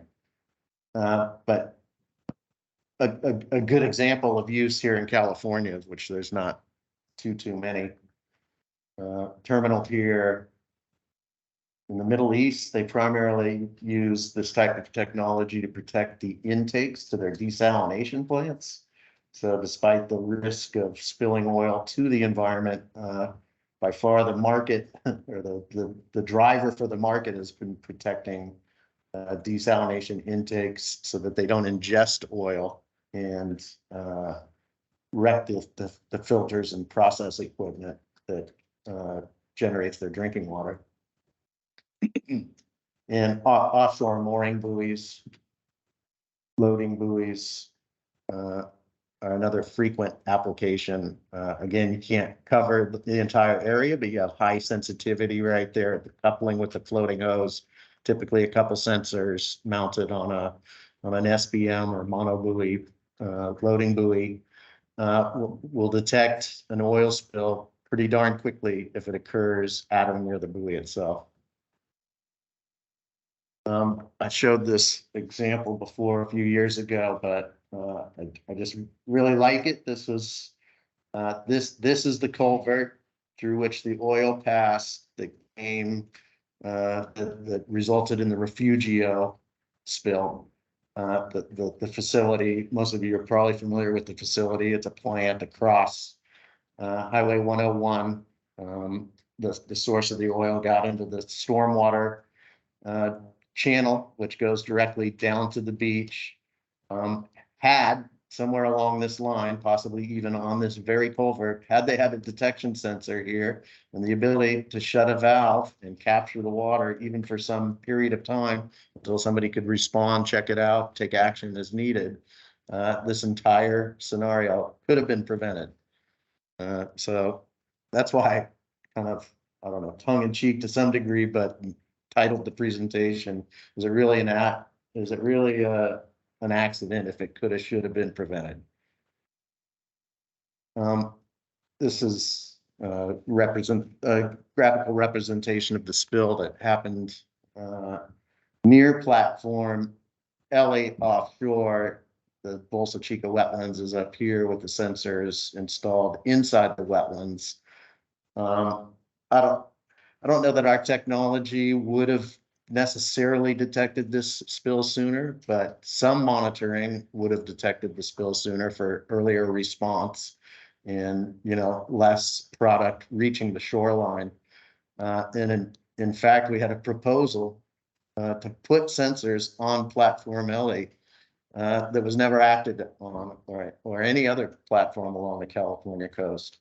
So, I mean, it was just interesting to me that they chose not to do anything. It was a prior operator, but I don't know, perhaps a missed opportunity.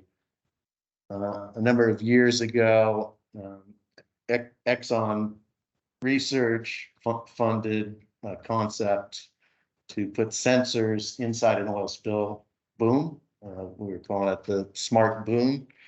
The driver being after the during the Macondo spill, there were so many, I don't know, tens of hundreds of miles of boom deployed offshore. And how did you know if oil had hit the boom? So, and the lessons learned, it was discussed that we were flying over, we were sending out boats. Wouldn't it be nice if we knew when there was oil in a boom offshore where it's difficult to access, or even around a terminal or inside a port? So this was an early prototype attempt at putting a sensor within the pocket of a boom, a little bit like I want to say Baena.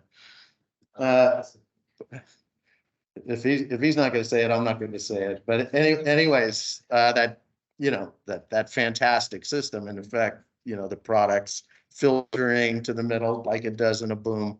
A sensor at that point could be of great utility. So maybe, we can combine systems and there'll be value in that. There's additional information received remotely via satellite, could be cellular, but satellite for real remote locations, where you can put a watch circle on the boom and its orientation, and you can know if something's run across the boom, somebody's trying to run off with the boom.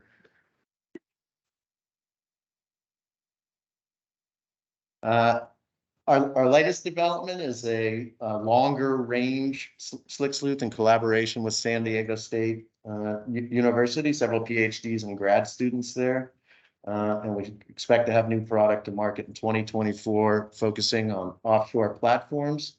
And our ask, if anybody here can assist with either of these two items, we're constantly in need of samples, all different kinds of oils, traditional and non-traditional oils, so that we can measure performance of the sensor. And we've got to identify a test location where we can get 60 meters height above water, or initially even above ground. So if anybody has ideas, please contact either myself or Chris Winther, our engineering managers in the back there.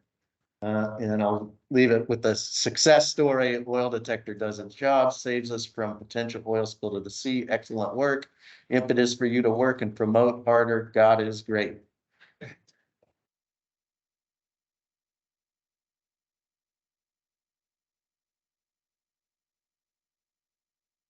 In the interest of time, if there are questions, please could you put them in the chat, and then maybe also hold them for after lunch if you're here in person, because obviously I'm gonna have a chat with you after lunch as well. We may have some oil for you.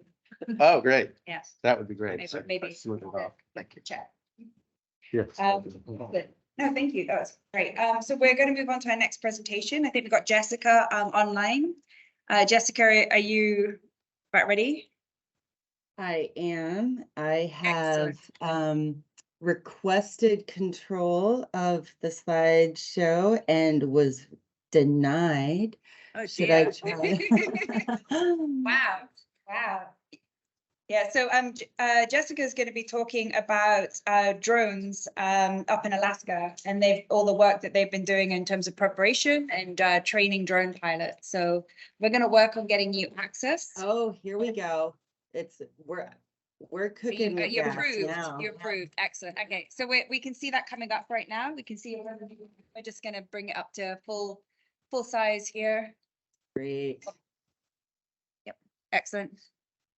And 20 minutes. Thank you so much. All right, let me just see if I can advance my own slides or not, and apparently not. Hold on. All right, cool. All right, now we are on. Great. Hello, everyone all over the country and in the great state of California. I'll be joining you today from the great state of Alaska to talk about co-producing operational drone solutions for U.S. Coast Guard planning and response in Alaska. And I'm presenting on behalf of my partners and myself today, my partners, Commander Jeremy Altendorf and Lieutenant Commander Matt Richards of Sector Anchorage. But before I begin, I'd like to acknowledge that my home and my office are located on the traditional and unceded lands of the Lower Tanana Dene people in a place called Fairbanks, Alaska. And today I realize that I'm actually joining you from the traditional and unceded lands of the Dena'ina people on the edges of Cook Inlet. So some quick background, I've been working with Sector Anchorage on the integration of drones and various components of drone technology since plus or minus 2016 or 2015 when Matt Hobby and I started chit-chatting about it. And then I was fortunate enough to be integrated into a number of spills, drills, and exercises where I was exposed to how we were integrating remotely sensed data and what some of those let's see, gaps in data exchange were, and began to understand the value of real-time data. So I moved forward with my partners at Sector to develop and integrate drone protocols into the Arctic and Western Alaska Area Contingency Plan back in 2019, fully vetted by our resource trustees. And then we were successfully able to be funded by the Arctic Domain Awareness Center, a center of excellence by the Department of Homeland Security, to actually train a drone team together in the Bering Strait region. And then we've continued our work with GRS validation and visualization exercise, all in the vein of planning and integrating drones into daily operations of sector Anchorage.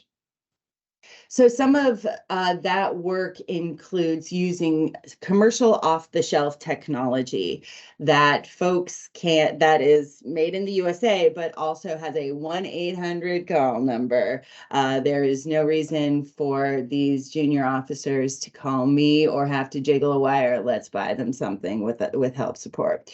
So we are working with commercial off-the-shelf technologies, specifically with the electro-optical and infrared sensors to produce 2D and 3D models of various targets of interest.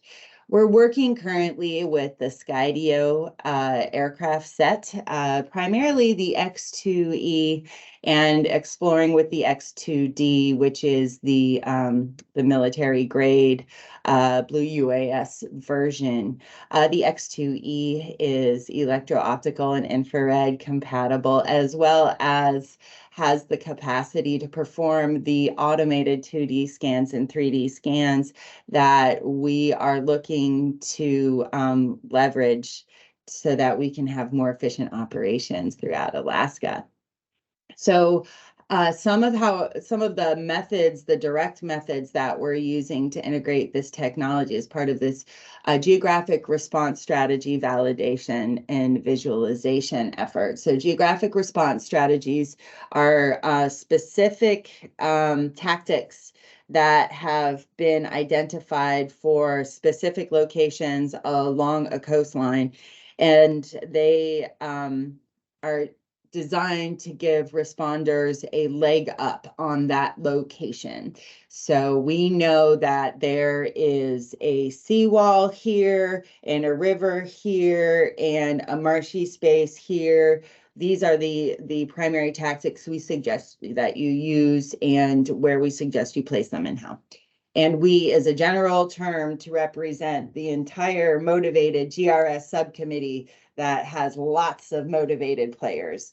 And so anyway, as part of the GRS validation effort, we are flying drones with Sector Anchorage over these areas to get that real high resolution data of the area to integrate with the tactical response suggestions so that we have a really good idea of what's going on in these highly sensitive, highly visible, accessible areas that are critical to our coastline. And when I say highly visible and highly accessible, I mean highly accessible to the pollutant.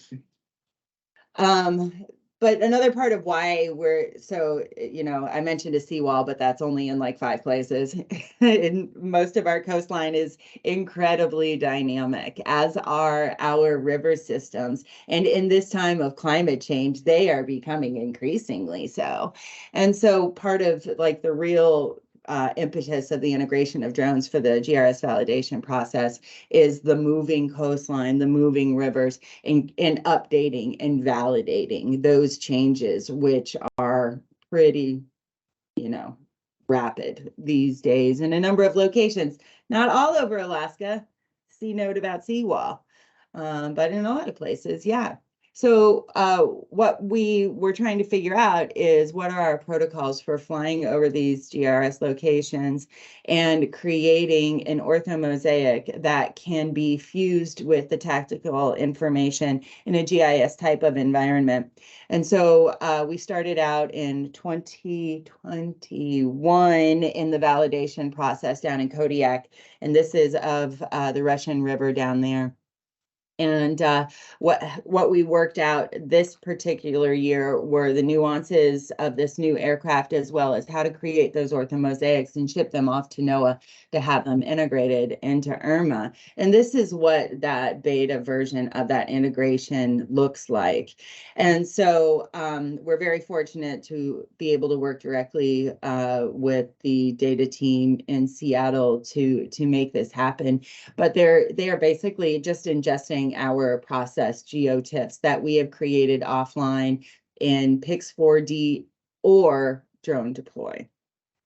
And so this is like the team that's really pushing forward this effort, and it's a team of diverse partners.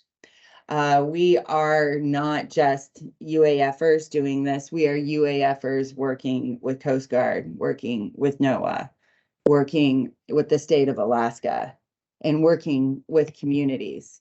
So communities specifically. So Alaska is a big, small town.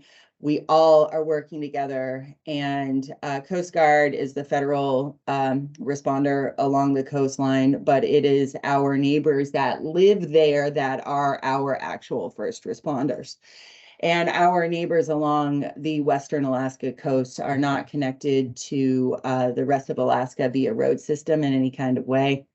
Primary transportation getting to and from these communities is via airplane or boat. Thus, being able to have real-time situational awareness of emergencies, specifically oil spills, in Western Alaska requires a set of community partners that are committed to not only keeping their community safe, but also taking those next steps if interested to integrate drones into that situational awareness. So communities all up and down the coast care a lot about oil spill, and they care a lot about climate change, and they care a lot about learning new tools so that they can better manage their communities and make better decisions. And one of those communities has a fantastic human that lives there who is the deputy director of the tribe, and his name is John Henry. And he is from the native village of Unalakleet. And John and I and our partner Margie started working together in 2018, looking at the feasibility of using drones to monitor climate change and infrastructure for better decision making in communities, specifically Unalakleet. And then in 2019, we married the community needs with the Coast Guard needs with the university capacity. And that's when we got the money from DHS to train a drone team in Unalakleet to fly missions for infrastructure inspection, flood delineation, search and rescue, and another one in support of U.S. Coast Guard mission. So the main impetus, like I mentioned, was to train and establish a drone team in Unalakleet, Alaska, which is along the Bering Strait, co-produce UAS standard operating procedures and protocols, conduct a regional facility assessment for expansion of the drone team, and disseminate those methods and our lessons learned broadly. And so we started out over COVID. So the whole first part of the program ended up being entirely remote. We were not allowed to go into Western Alaska. And that made training challenging, as well as maintaining the entire cohort. The cohort that stayed involved remains active. And this is some imagery from when we did hands-on training in Unalakleet. Oh my goodness, it was only spring 2022. It wasn't even a year ago. We were out in Unalakleet with our partners from Skydio, and this is Katie. She's one of the community pilots from Unalakleet, and she's practicing making a 3D model of this excavator. And we actually were doing cut and fill operations on the dump as part of the training. This is where like all of the work that we did with our preliminary S2 drones with just electro-optical, our like starter drones, our crasher drones, now rubber meeting road or propeller meeting sky. And so here is Katie performing what I like to call a $500,000 drone flight over the bulk fuel farm in Unalakleet. We actually, got a lot more out of that flight, the funding, but it was a big day. And then also to perform search and rescue flights. And then we started practicing with the 2D infrastructure inspection capacity. And so this is actually the water pump house out in Unalakleet and 3 of the water storage tanks. And this is just a sample of what the team learned how to do with orthomosaics and change detection. The other component that was really awesome and critical was how we've integrated the 3D modeling capacity of this particular aircraft in our post-processing protocol, which is at this point is a 3-step processing of uploading our drone data into Drone Deploy and then downloading it as a GeoTIFF. We can't download the 3D models and do all the cool things that we can manipulate when we're online. But that's okay because 3D models are made to be manipulated, not downloaded onto a pretty map. But the 2D download part is pretty critical and pretty easy and has allowed us to streamline the process for the data collection to processing to data delivery. But I wanted to highlight this image because this 3D modeling and being able to perform these 3D inspections is critical for operations at Sector Anchorage. They're responsible for some ridiculous number of inspections, 700 some odd. Jeremy loves to give the stats. Most of the bulk fuel facilities they're responsible for inspecting every year are not on the road system, thus require sea boat, sea airplane. And so to have community members with the capacity to perform preliminary inspections or to have the MST members themselves performing these 3D inspections, so they have a record on which they can return and prioritize all of their visits is pretty critical because it's impossible to visit all 700 facilities every single year. So this was a huge step forward in the capacity of Sector to not only perform their regular inspections, but to enhance that archive. So, but when we do that, we tell people and we don't show up and just do it. We call ahead. This is Alaska. Everybody knows everybody. So you call ahead and you get to know your neighbors. And then you meet with your tribal coordinators and then you fly together and you co-produce maps that you share with the community that are also part of the Coast Guard's regulatory process. That's also part of emergency response efforts if needed. You don't just go in and leave. We've all been all university people know that now. Coast Guard is learning it quickly. And so we did all of that and we finished up all of our work last September 2nd and then September 17th, this happened and this happened. So this is Typhoon Merbok. And due to climate change, the waters off the coast of Wake Island were hot last fall. As a result, they helped fuel Typhoon Merbok, which did not lose its strength as it hit over 900 miles of Alaska's coast and impacted over 35 communities along the Bering Strait and the Norton Sound down to the YK Delta. There was massive coastal erosion, massive community impact, massive loss of stuff that the ocean took away. I think including animals when we were heading. So we were able to deploy as part of the response, the Unalakleet team, the UAF team, and we were able to muster to support the U.S. Coast Guard MST preliminary assessments after the typhoon. So typhoon hit, lights went out, phone lines went down, everything was dark till about Sunday morning. And then we started getting Facebook posts, and FAA stations were coming back online.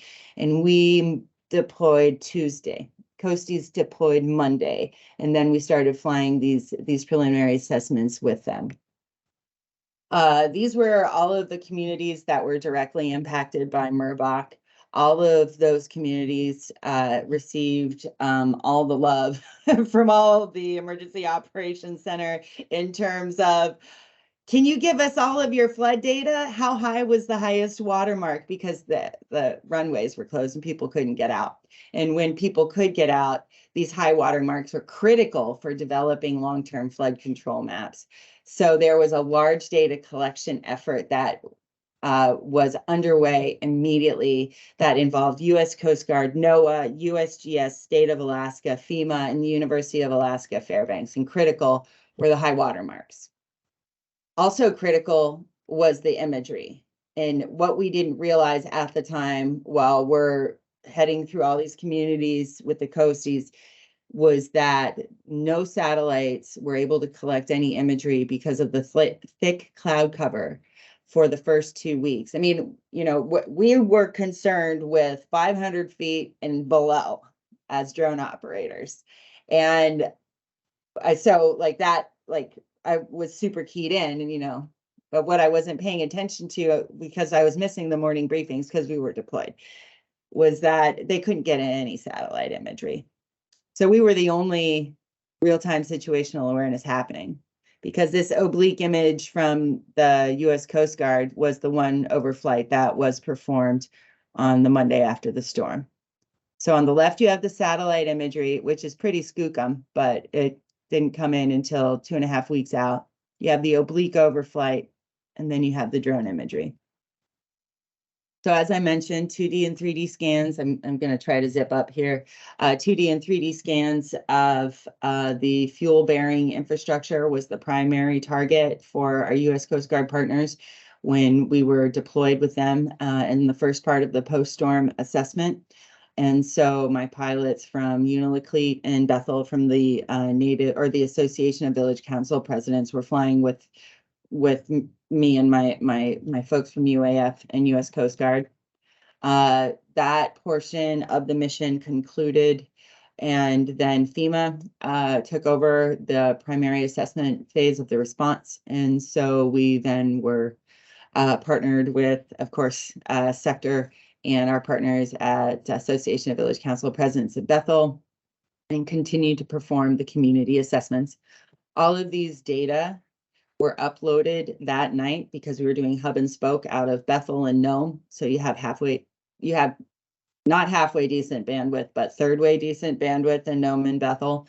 And so we were able to upload to the cloud for processing that night, and within 12 hours have those data processed as orthomosaics and shipped to IRMA, as well as the Alaska Geospatial Office for visualization at the State Emergency Operations Center, and as PDFs or JPEGs to the tribal coordinator, to the chief, or the mayor, whomever it was that we were coordinating with when we got on the ground. I texted the map because they don't know how to use GIS. They are in the middle of an emergency response. They have their phone. So we made sure that emergency ops had it, NOAA had it. NOAA wasn't asking for it because this was actually like a USGS kind of thing because it was a flood, but, you know, knee-jerk reaction. I always give things to NOAA. But it was critical that the community leaders were able to access this information too, so that we did that via their phones. And so it's all about team here, team there. We come together for transdisciplinary team. And our team is Sector Anchorage, UAF, the Native Village of Unalakleet, and the Association of Village Council Presidents. We are the three guilty parties responsible for this talk today. We three are happy to answer any questions that you may have, either right now or in the future. These usual suspects and I will be getting together in a few hours. So I'm ready to grill them or provide feedback.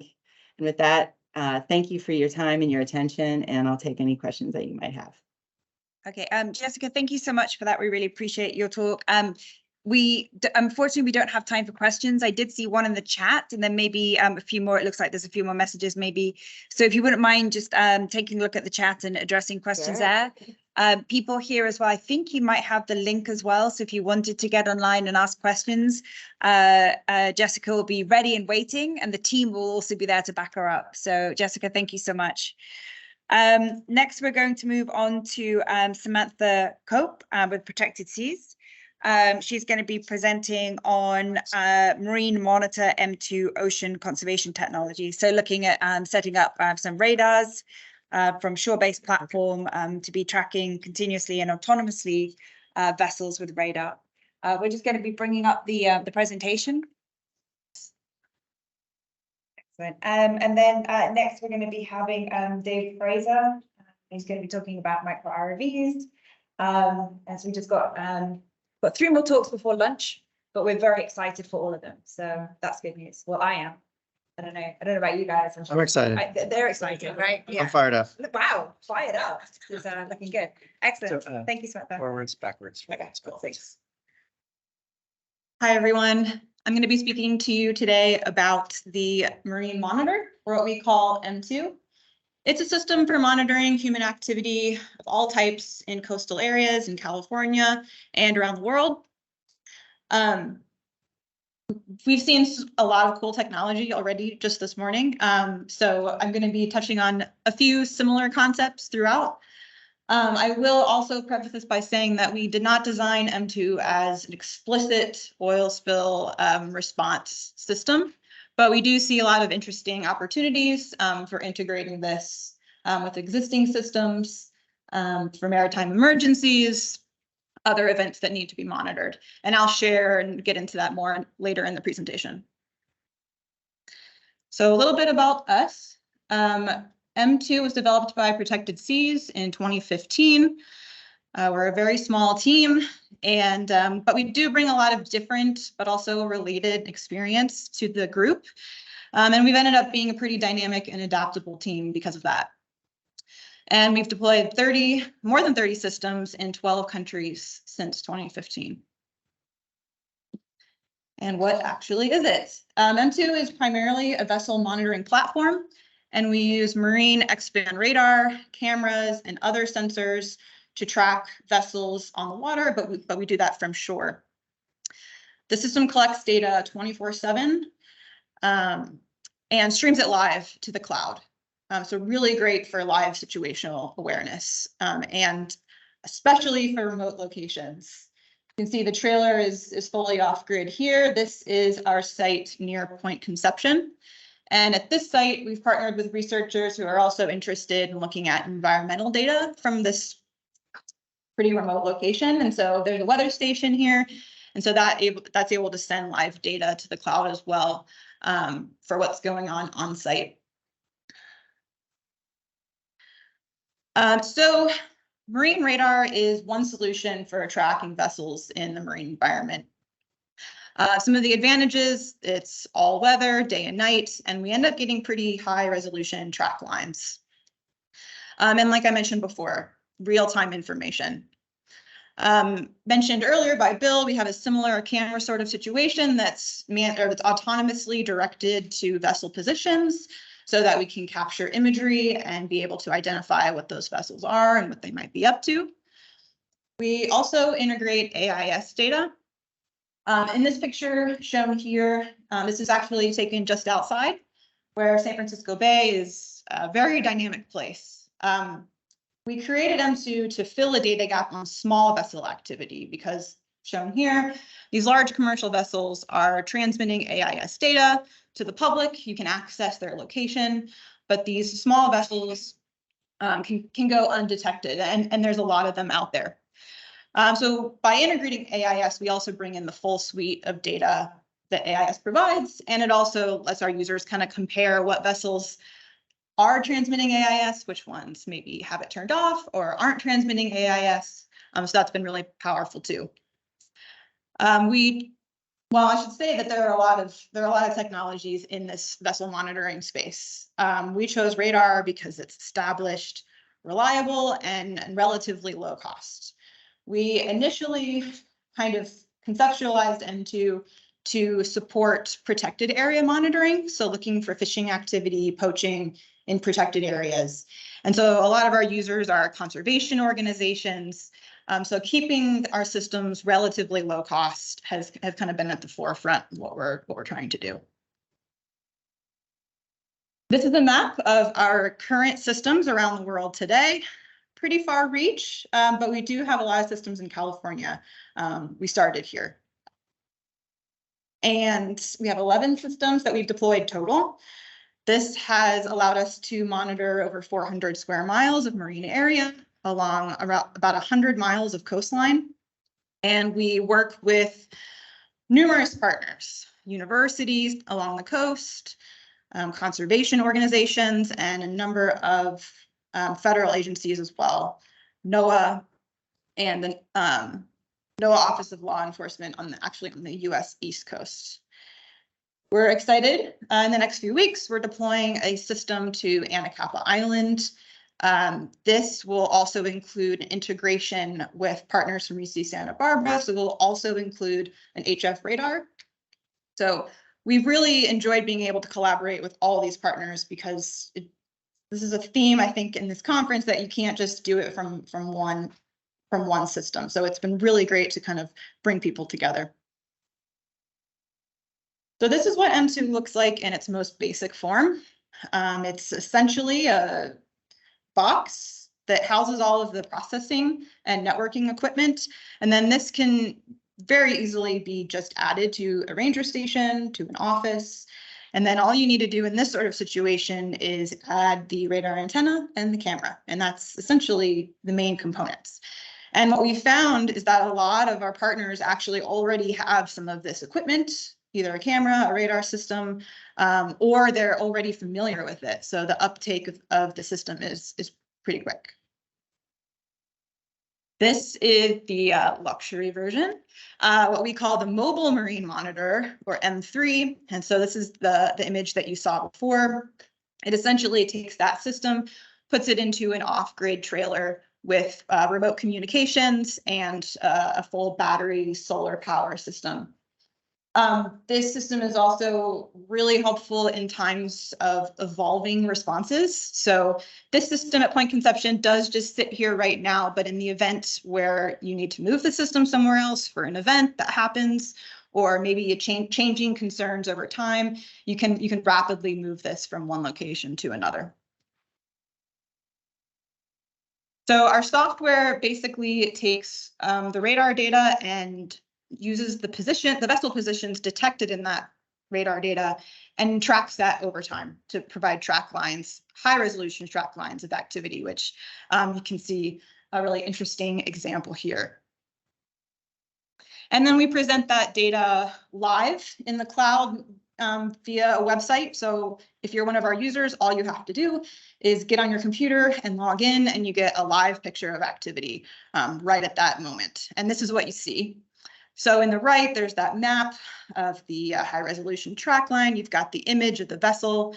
We also do geofencing. So if there's an area of interest where you want to receive alarms, you can set that up as well. So in this case, this is a no fishing zone, or where fishing is managed in Belize. And so when the vessel comes in, you get an alert and you can say, is this boat allowed to be fishing in this area or not? And we also have a mobile viewer that has additional functionality. So if you're responding to an event live on the water, there are certain things that you can do in the app to orient yourself with your other response vessels or people on the ground or whatnot. And then this also supports, sharing information quickly on your mobile device in the event of an event that's happening right now that you need to respond to. So as I kind of mentioned before, M2 was originally designed as kind of an enforcement tool to measure compliance. But over the years, we've also seen a lot of applications or opportunities for applications related to safety, search and rescue, emergency response. And then researchers are also just generally interested in small vessel activity to look at human impacts on the marine environment, also to do risk assessments for species, environments, things like that. So I'm going to show just a couple specific examples. You can kind of see the system in specific locations. I will get to more response examples in a second, but I just wanted to share this a couple of years ago. CDFW used some M2 data to successfully convict poachers in Southern California, so we're pretty excited about that. In the map, you can see in the radar imagery where the vessel was hanging out, where it's allowed to be, but not allowed to be fishing. And so we captured a picture of it, and we were able to use this data to support CDFW's case. Also, a couple years ago, there was an event some of you may be aware of in the Santa Barbara Channel. There was a container ship that suffered a fire on board and began drifting near oil platforms, not good. And so this is a relatively remote place along the California coast, so there weren't assets in place in the near vicinity to respond. And so they were able to utilize our system to kind of see where the boat was in relationship to those oil platforms.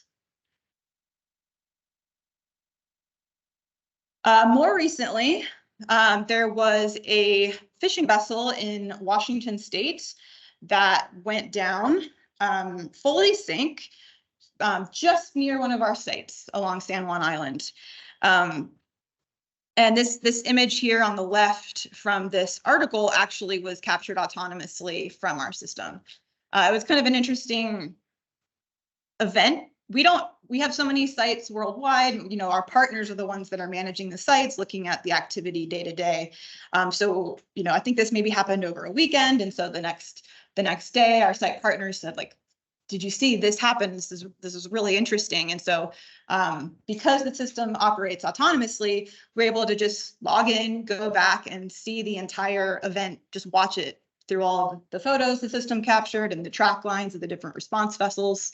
So that was really cool to just kind of see the system for an event we weren't even planning for, but it performed really well. And so I will say that we didn't work with the response agencies for this cleanup, but it did provide a really interesting opportunity for us to see how our system might be able to help in this situation.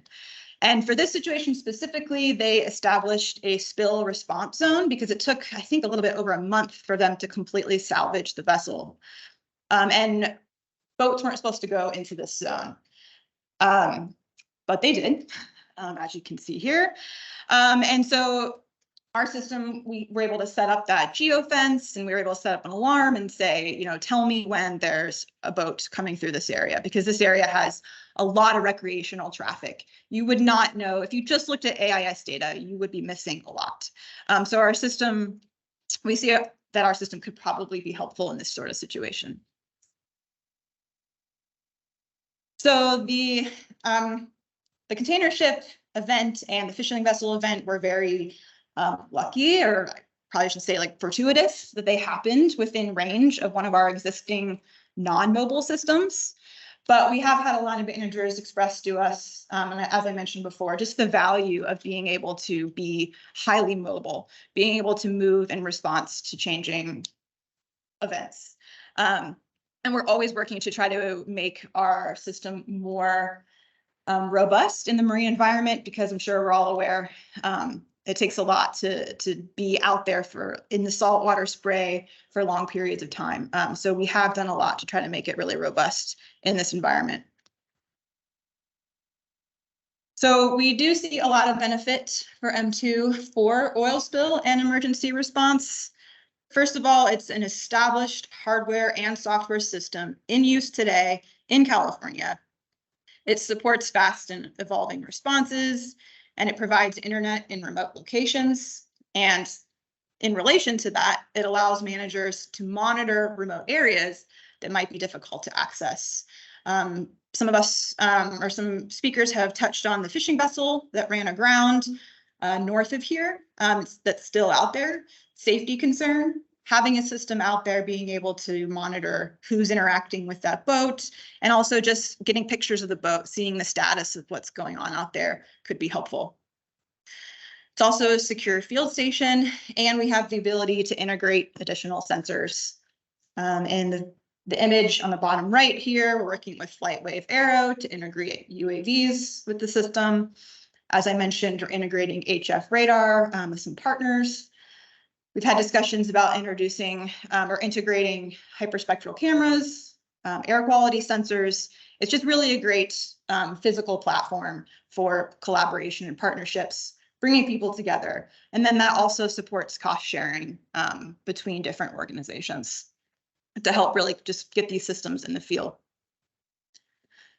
So there's a lot more examples on our website of how M2 is being used around the world. And we will also be at the demo day tomorrow. So please stop by and see the trailer in action. Thank you.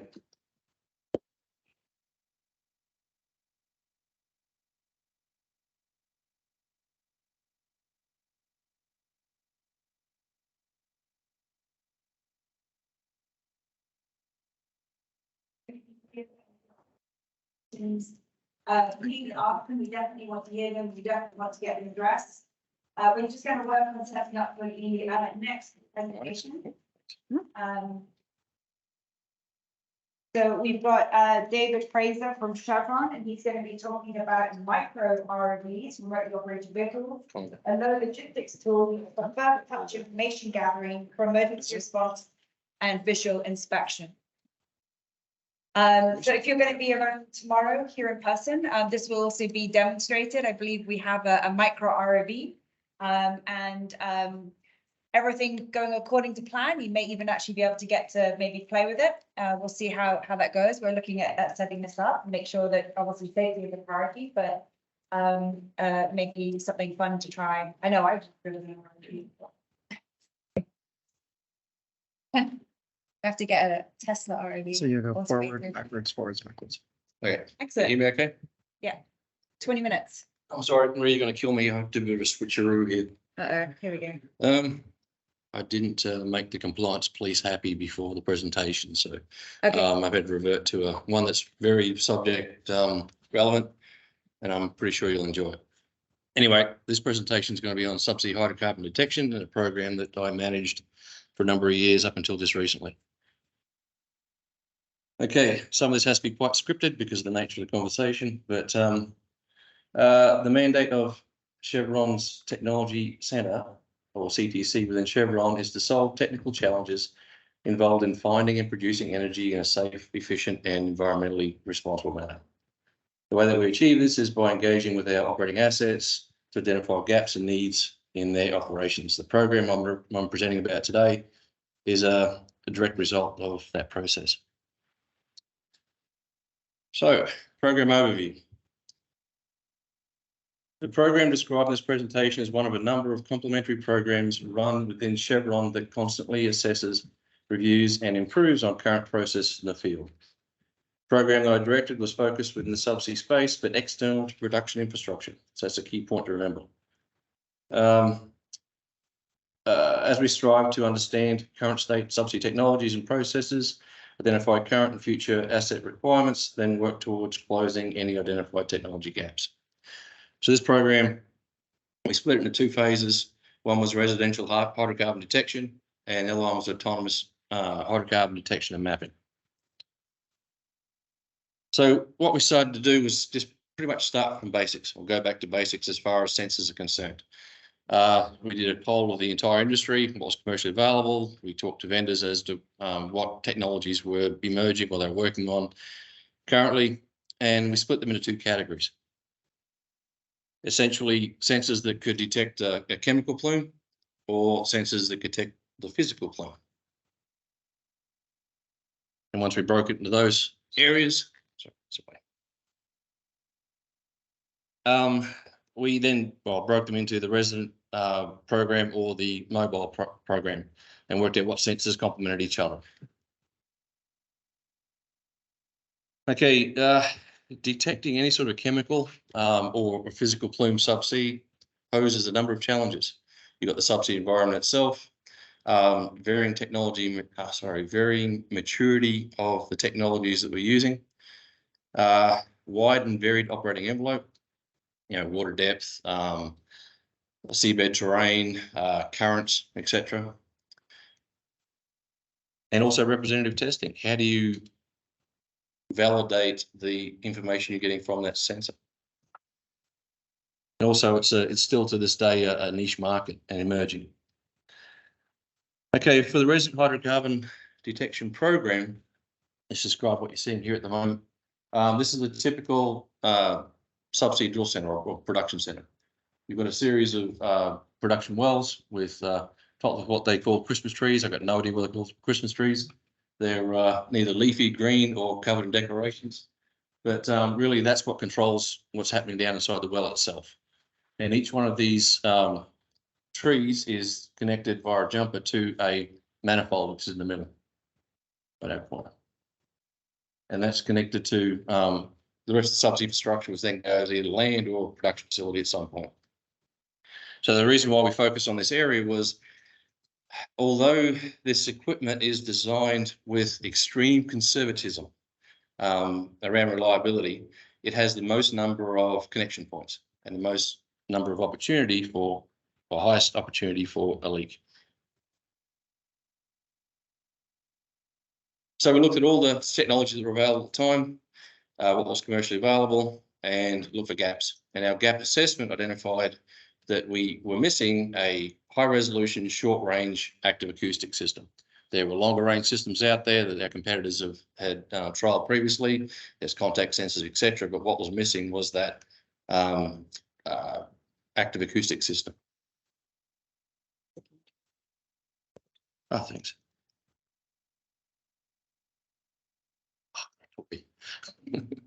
I'm happy now. So what we did is we partnered up with a company called Norbert. They had a multi-beam sonar system that we're able to repurpose. They wrote some software code and we developed a working prototype. It's essentially a battery pack that was a PVC canister because we were working in shallow water. 2 multi-beam systems, one focused vertically, one focused horizontally. And we're able to test it in field. So that's a picture of the raw sonar data there.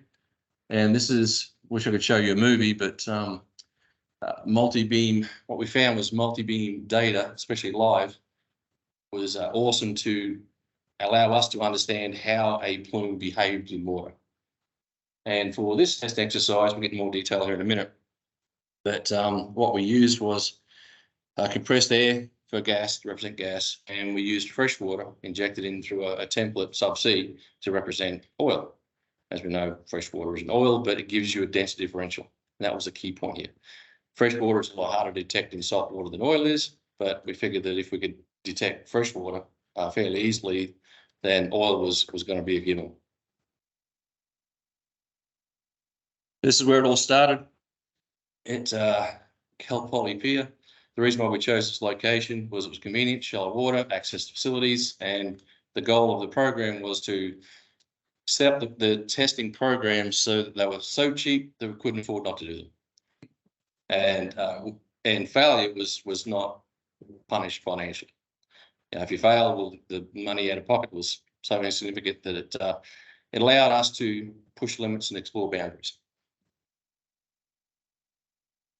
So this is how it was set up. We had the lander, or the sonar itself was essentially just dropped down off the side of the pier, and it was communicated back up to the top of the pier itself. And we hired a little fishing boat to run our source or a template. And on board was water with fresh water with a pump, and also a small compressor. And most of the changes in flow rates were achieved by adjusting nozzle sizes on the template itself, and also pressure to stop sign. So these images here in the top left, fresh water and salt water, recorded from the multi-beam itself at varying different flow rates. And the alarm system, the software package that essentially looks for change detection. So it surveys the scene, and if it has enough hits over a period of time, it says, hey, there's something different over here. And there's some logic applied as well, which tells the operator, well, looks for things like, is it a fish? Is it a diver? Is it something else? Pretty much leaks don't move. They stay fairly consistent. They might grow in size, but they stay pretty consistent. But as I mentioned before, it was really cool watching the live multi-beam data. It really gave us an appreciation of how, at least with fresh water, the plume behaved within salt water.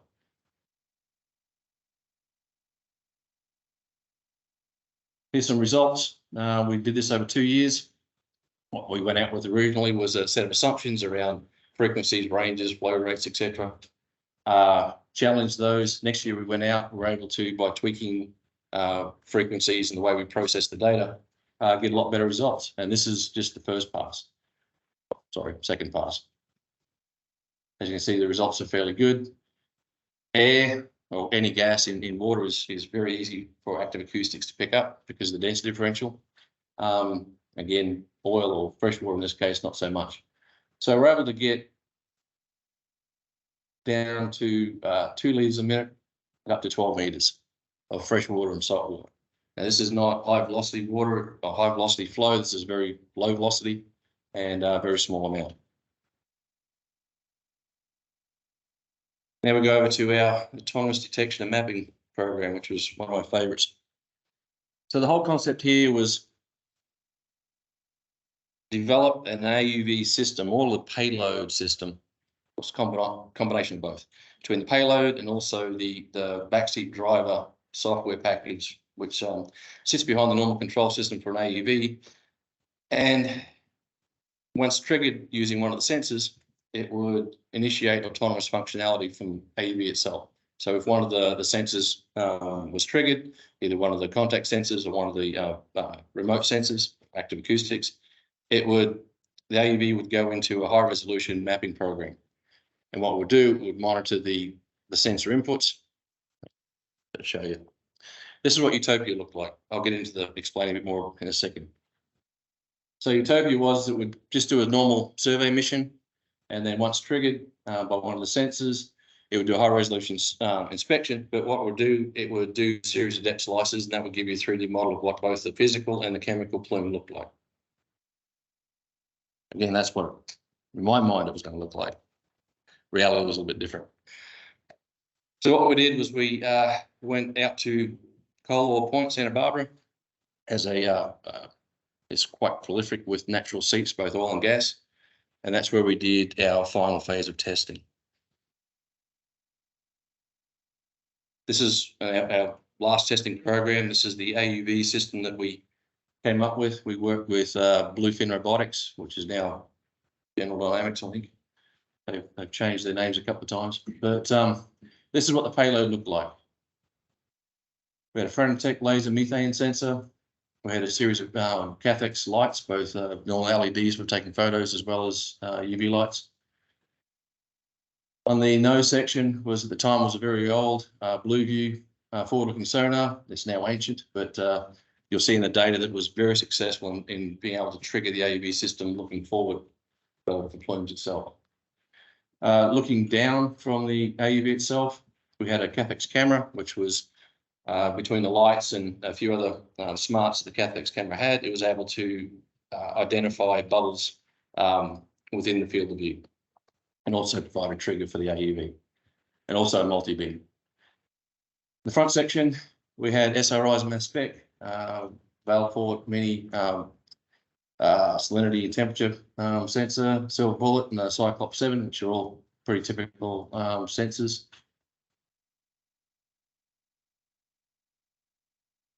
So this is what the mission looked like. Launch the ROV, go do the inspection. Once triggered,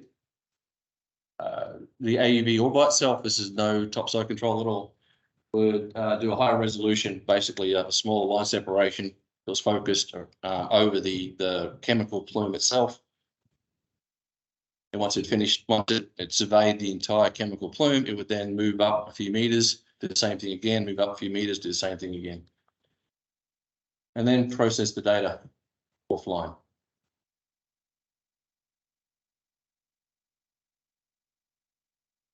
Oh, I have to add this. So this last phase was performed with, or jointly with Total. Lessons learned from this was that we're able to successfully trigger autonomous functionality using a number of sensors. Some of them surprised us, even the DVL were able to, once we understood how the data was coming back and how it was being represented and what was actually seen, we could successfully next mission go and use that sensor to trigger adaptive behavior. One of the biggest lessons for me in this whole program was go try it. Go collect the data, analyze it, review, recycle, go back, do it again. with it and applying the lessons that you learn.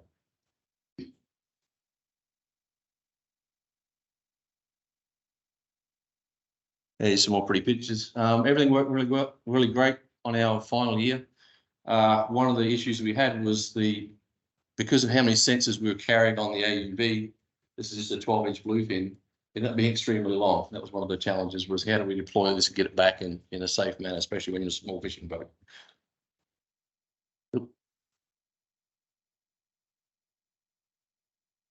Just some more highlights. So what the AUV would do, it would follow its normal serpentine pattern, whether it's baseline survey an area, taking multi-beam data, whatever was the normal mission plan. And once triggered, it would all by itself perform these high resolution inspections. Here's some images from the forward-looking sonar. It's quite interesting when the conversation that goes on with the mission planning specialist for the AUV, when you tell them that when the AUV forward-looking sonar picks up an obstacle in its path, you want to actually go towards it and not stay away from it. So there's a little bit of rationale, you know, what is a gas plume or an oil plume versus seaweed or kelp or rope, etc. Okay, so this is from data collected from the SRI mass spec. As you can see, that the seep locations match up quite well with the chemical being sensed of choice. And this is where we learned early on that the frequency of sampling for the sensor is essential to success of mapping from or detecting from a platform that's traveling at 3 to 4 miles. And this is not post-processed, this is raw data. This is just dump the data in, make a graph or a table, and there you go. You can see this is multi-beam data showing the seeps itself. There's a seep fall, and each of the chemicals, the color concentrations are on the right-hand side there. You can see that as it moves over a physical plume, the concentration of chemical increases. Another challenge we discovered, and I think we got a pretty cool solution to it, was I'm not a chemist, I'm not a scientist, and nothing bores me more than looking at spreadsheet after spreadsheet just full of data points and convert them into graphs, which is typically what you get here as a report out. What's the machine seeing? What's the sensor seeing? This is typically what you get other than just a table of data points. So my team did at the time, we're doing a lot of cool stuff with ROV simulators. So what we worked out pretty quick was that we could, rather than simulating an environment and an ROV response or a vehicle's response, what we did was we pushed all of the actual flight data, all the sensor data into the simulator. And this is what we get. We get a 3D sim that shows all of the data points, flight path of the AUV itself, and you can represent all the data points any way you want. So this makes it very obvious to someone who is not a scientist what's going on subsea. And you can rotate it, you can fly the mission in sim in real time, you can speed it up, you can see how the AUV behaves as it's flying through gas plumes, etc. It also helps us long-term working out what gas plumes are safe to fly through, what size and what aren't. And that can be fed back into the flight control system. Okay, so looking forward, well, back when this presentation was first given, is from the residential program, near real-time detection localization is proven. There's a couple of commercial products out there today that can do this. What we haven't been able to do as an industry is address the installation integration requirements. How does this integrate into a facilities control system? And standardizing industry qualification testing. And we use freshwater and saltwater, but how do we know it really does detect at what limit in a real environment as far as oil and gas go? And from autonomous hydrocarbon detection and mapping, we proved that we can do it very reliably. But what is missing is that what does the final product look like? What does that cohesive plan look like? The industry is still focused on, for the most part, their individual sensors and how that sensor operates, not how it gets incorporated into an overall program, how it complements the rest of the system. So where are we now? What we're seeing from the resident detection side. With Chevron, we've installed a long-range active acoustic system at Jack St. Malo. It's currently being assessed by the asset. From the autonomous detection and mapping side, what we're discovering is that a number of service providers are integrating chemical sensors into their AV platform, but unfortunately, they're typically an AV sensor of convenience, not one that's really suitable for doing detection and mapping from an AV platform. So there's a bit of education that needs to take place from both ourselves and also the vendor community into getting these hydrocarbon detection sensors that are integrated into AV systems in so they can produce real data, usable data. Most of the time, the sensor's too slow. A lot of these have a really good T90, but it takes you 20 or 30 seconds to get to that T90 value.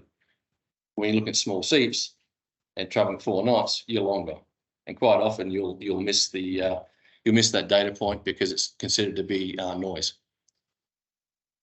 And with that, any questions?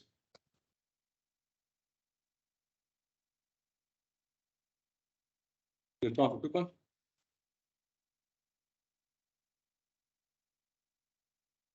So I'm a little rusty on this presentation. It was a last-minute swap.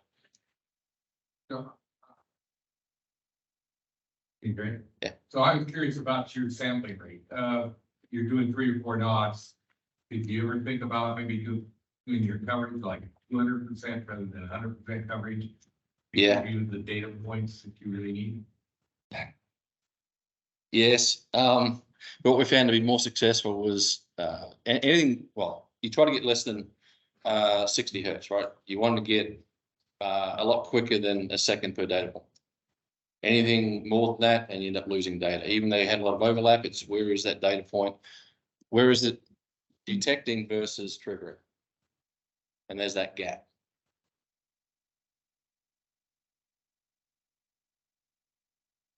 Thank you so much. I really appreciate that, David. We're going to move on to our last presentation before lunchtime. I know this morning we started off with Gordon. We started off in Spain. I know it's gone down to the bottom of the ocean. And we're going to head back up into space again for our before lunch presentation. So we have Andrea Stefke from Planet, and she's going to be talking about utilizing Planet imagery for oil spill response, current and future monitoring solutions.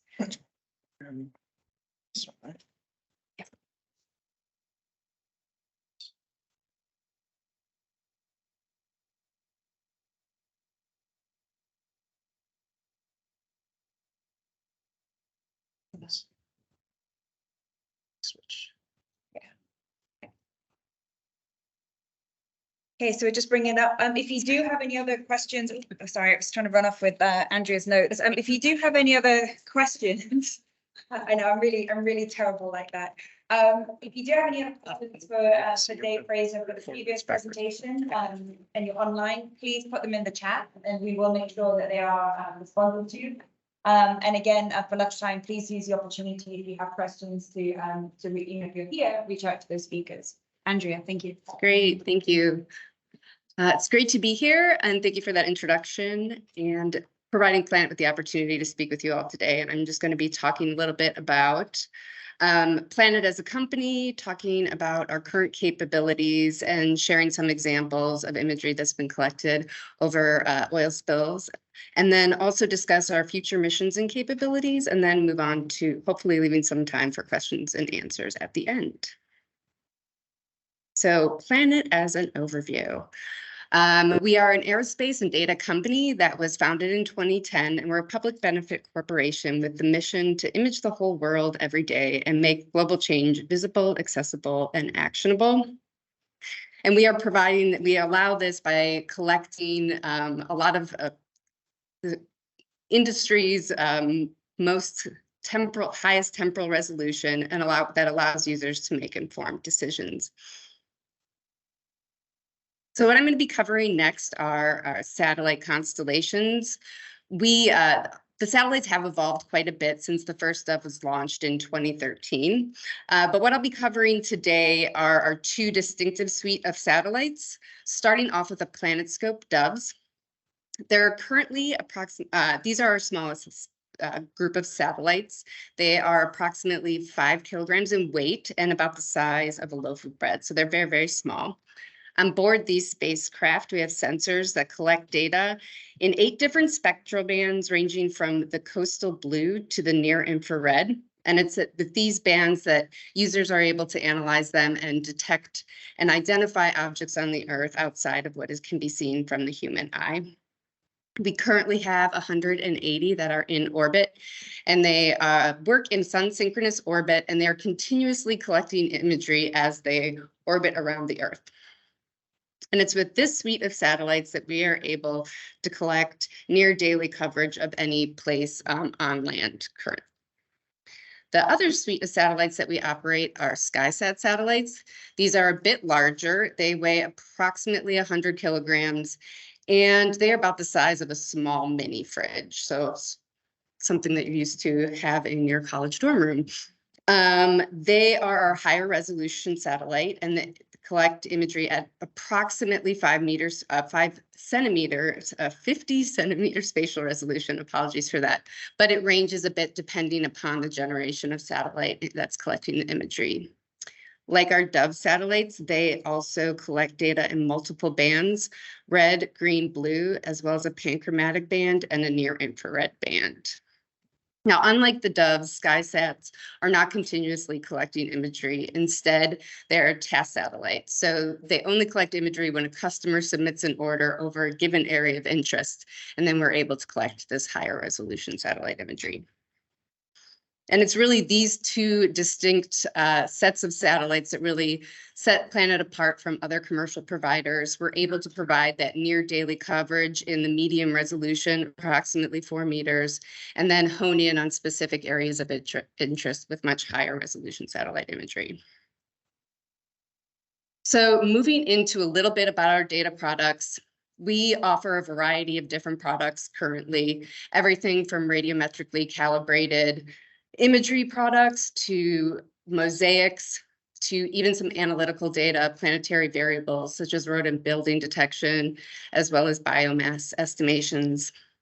But I'm not going to focus on this today due to the fact that I know that getting imagery as quickly as possible is really important for oil spill response work. But if you're interested in learning more, please do not hesitate to reach out. So what I'm going to cover next are some examples of imagery that's been collected over oil spills. So the first example that I'm going to share is what occurred off the coast of Peru, and it's our PlanetScope imagery. So recall that this is the approximately 4 meter spatial resolution. And I'm guessing that the majority of the audience is aware of this event, but in early January of 2022, a large volcanic eruption, submarine volcanic eruption occurred in Tonga, and it resulted in a large tsunami wave that impacted communities along the Pacific coast, including Peru.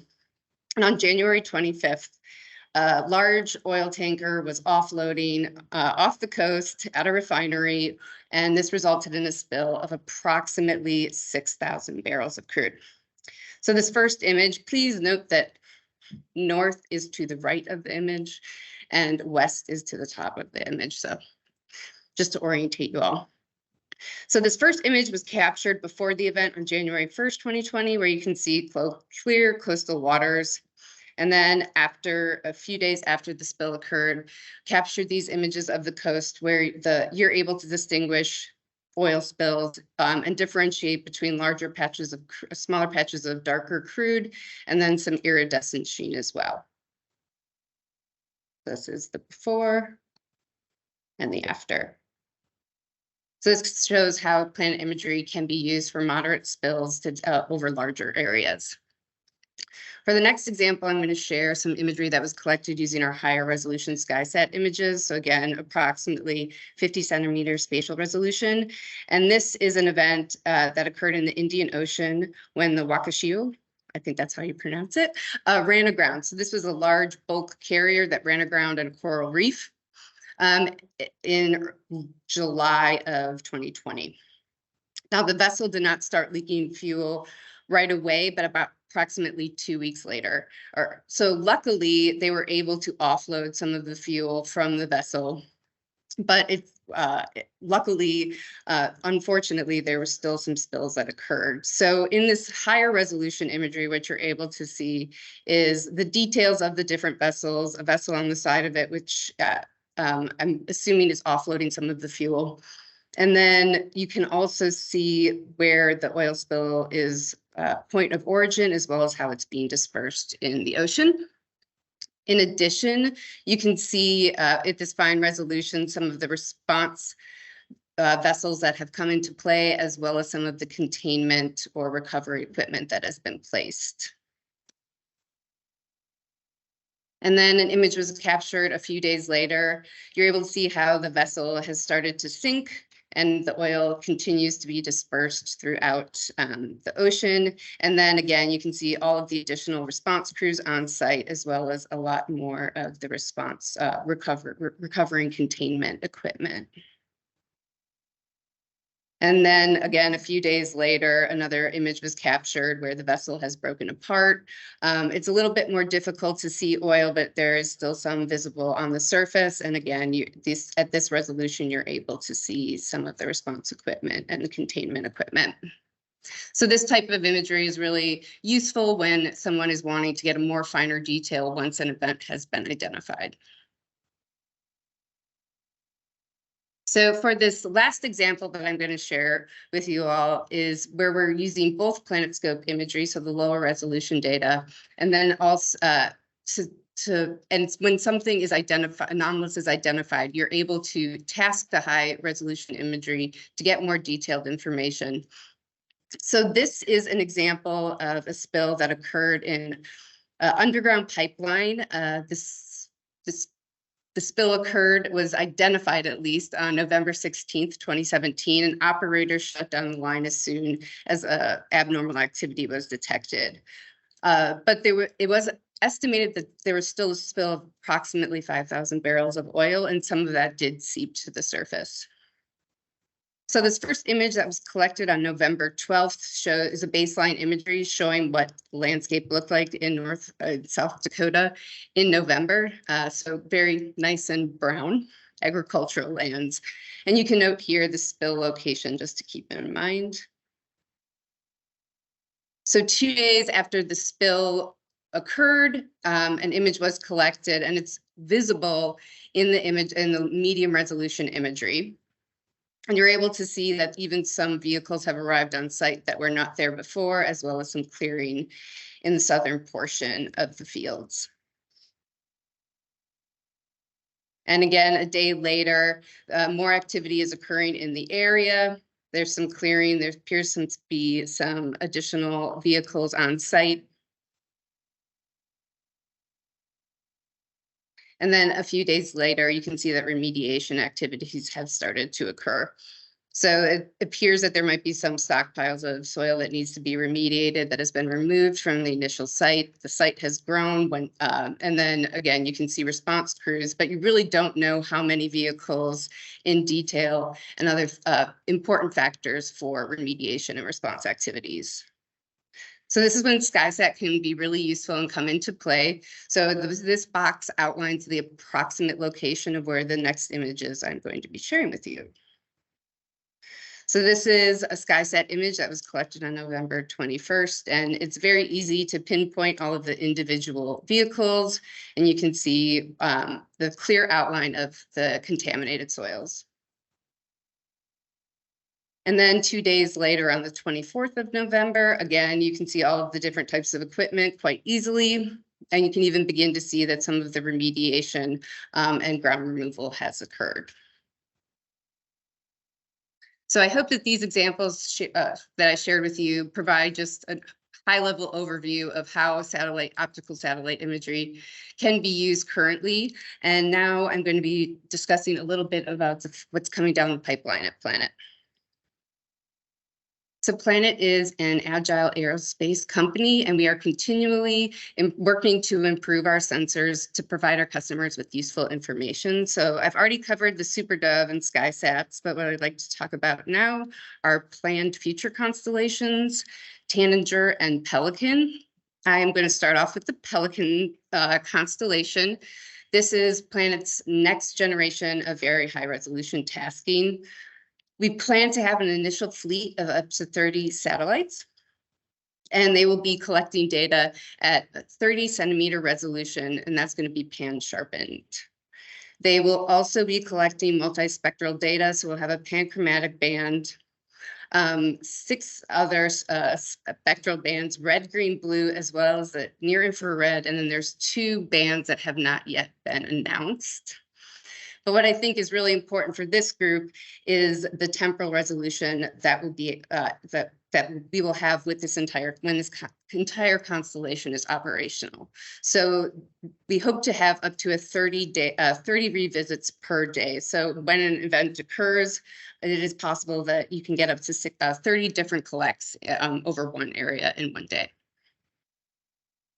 So next, I'd like to talk about Tanager. Tanager will be the spacecraft that houses our hyperspectral sensor.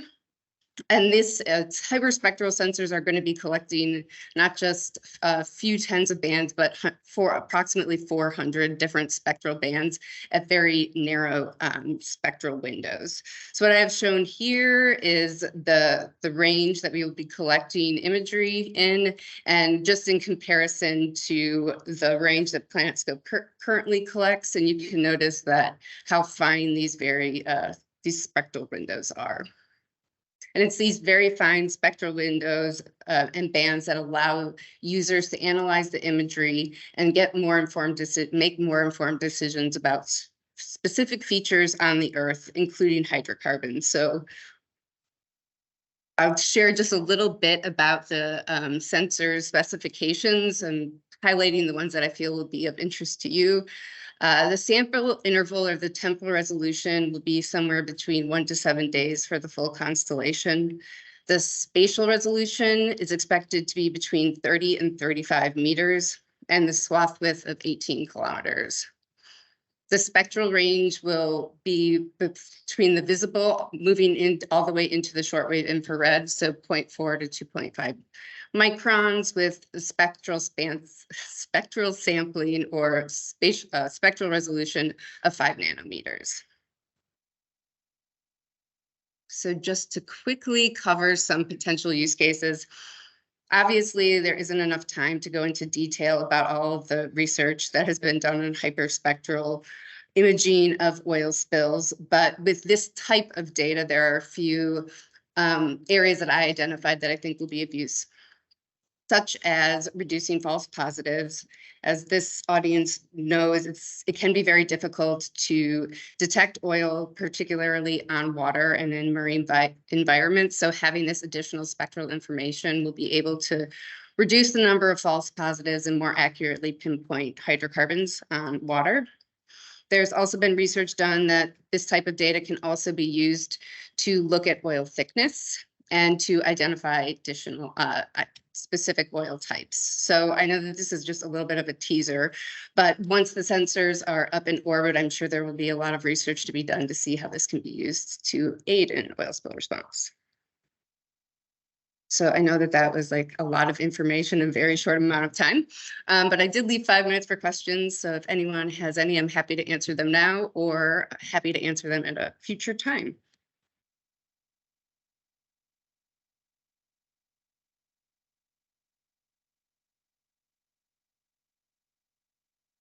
How high are the stats? I don't have those numbers off the top of my head. Are they on this one? So Tanager will be at approximately 400 kilometers. But these aren't listed here, but I can get that information too. I'm sorry.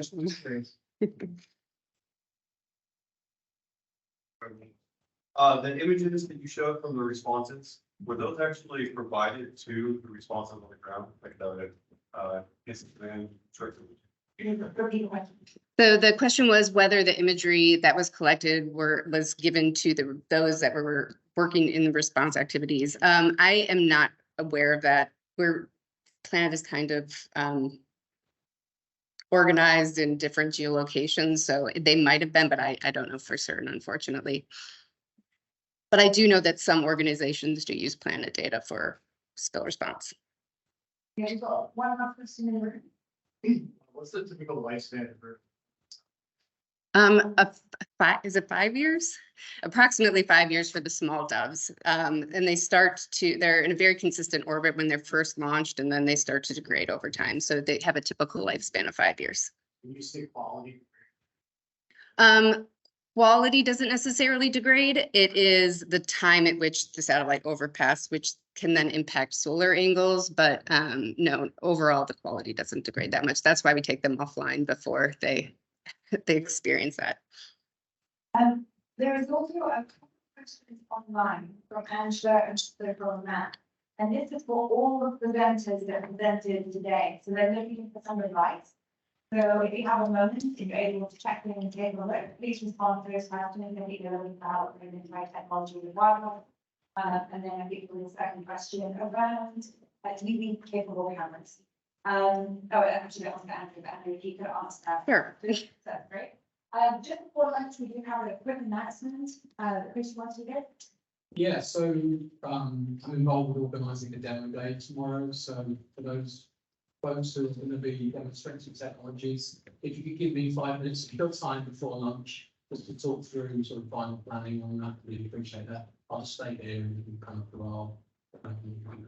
So much. Excellent, thank you. So we're going to have lunch and we're going to start back at 12:45. 12:45. Thank you. Thank you. Thank you. Such cool technology. Is that it? Okay, so we're going to get started. We've got Ben Shaw from NOAA, and he's going to be talking about mapping and visualization in NOAA's environmental response management application, fondly referred to as IRMA. We love IRMA. We love IRMA. Thank you.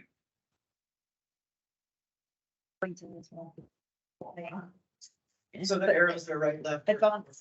You Got it. can't advance, but you can have. Okay. Thank you. Oh, and 20 minutes. Got it. Okay. Anything else? All right. So hopefully everybody's all fed, a little coffee. My name's Ben Shore, and I'm going to give an overview of IRMA, which has been mentioned a couple times. So either you're familiar with what it is, or you've got some questions. So it's been, if you're not familiar, hopefully I'm going to actually give a little insight into where we're at now. There's been some advances in the past couple of years. So again, my name is Ben Shore. I'm with the Office of Response and Restoration. I've been with NOAA for 20 years, even though I look so youthful. I'm a physical scientist, and I was a former co-director of the CRRC with UNH, and I believe Dr. Kinner is going to talk after me. IRMA was actually developed in collaboration with UNH and continues to be a co-developed application. Pivotal use during Deepwater Horizon, actually predated Deepwater Horizon, but it was really heavily used, and its value was kind of proven to us and partners.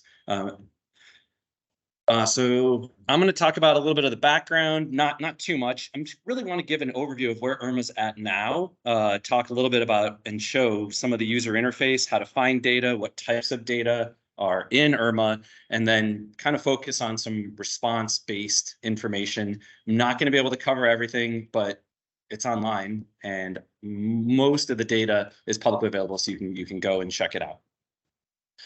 So at its most basic, IRMA is an online mapping tool. So it's built on open source tools.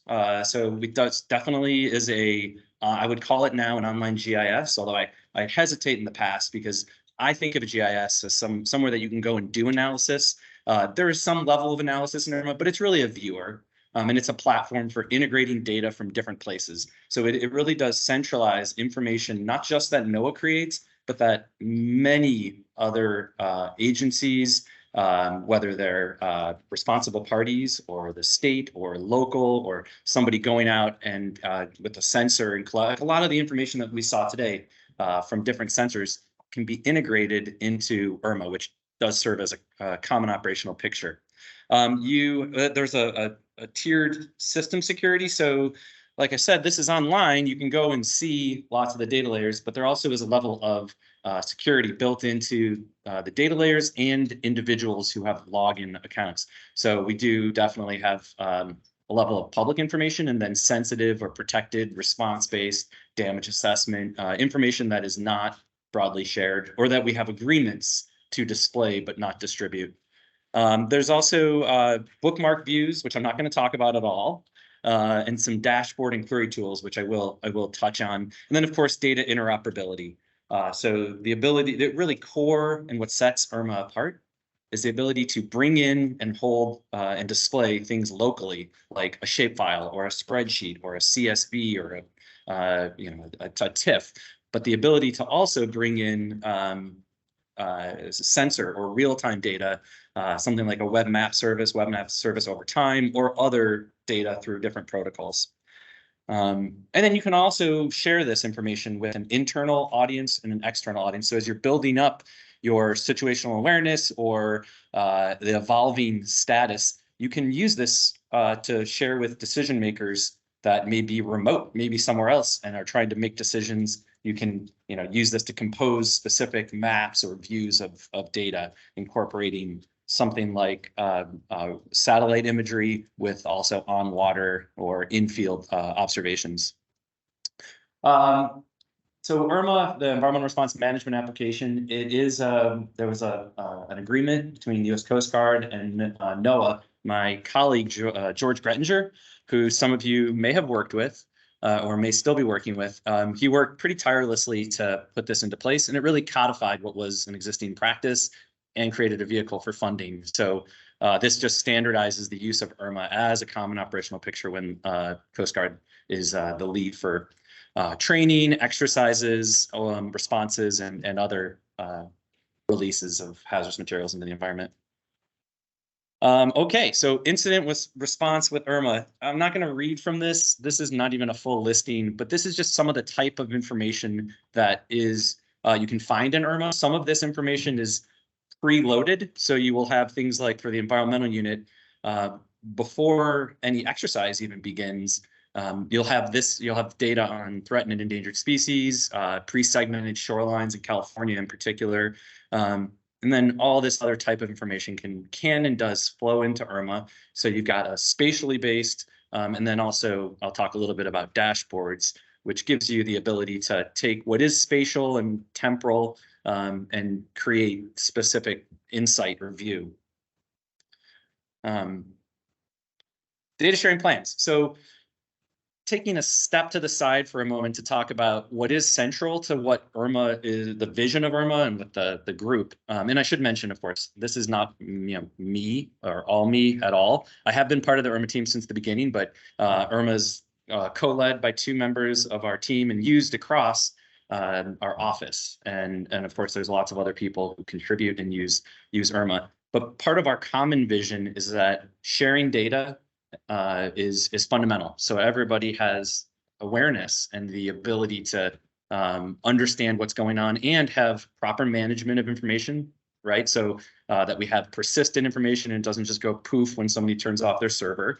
And that we're able to, after a response or a damage assessment, have a full record, which is, of course, mandated by law, but have a full record of what happened. So we can do that kind of retrospective that Tim was starting to touch on a little bit 2 days ago, which seems like an eternity, but was only 2 days ago. So we've worked and we continue to work with the Coast Guard and regional teams and EPA and also private industry to craft these plans so they're not an impediment, they're not like a barrier. There are, of course, lawyers involved, but that they provide a common framework for understanding how information will flow. They're customized during a drill or an exercise. And ideally, when we get to a response or a damage assessment, it's not a surprise that we are going to be sharing data and we can come up with a way to codify that, to communicate that and make sure that information is going where it needs to go. So data sharing plans. And this is just what, that's not really good, but it's kind of a template of very at its simplest level. Here's the information flow. Here's where it's going. just a couple of details about it. Irma support. So I think you guys are familiar. His name's come up a couple times. Jordan Stout. He's the scientific support coordinator from the emergency response division of our office, and so he is on call. And Irma is available. It's one of the tools that Jordan brings to a response. Irma is available 24/7, 365. You can go there. Specific support would come through our office to Jordan. He's got a backup. I think folks are familiar with Catherine Berg, Ruth Yender. There's Faith Knighton, several others.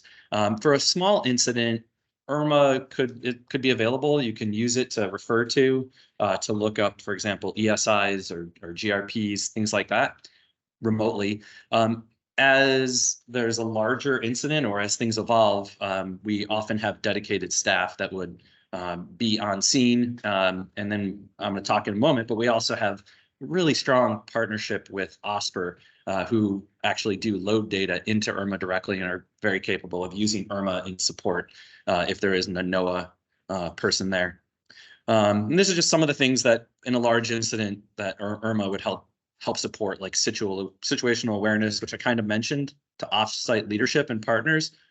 Really important to be able to communicate what's going on. So while you may have a good level of information sharing and awareness within a command center, it's also very important to be able to spread that information out, and Irma can help. And then, of course, federal retention of response data. As I mentioned, there is a great degree of public access with no login, but there are also restricted accounts.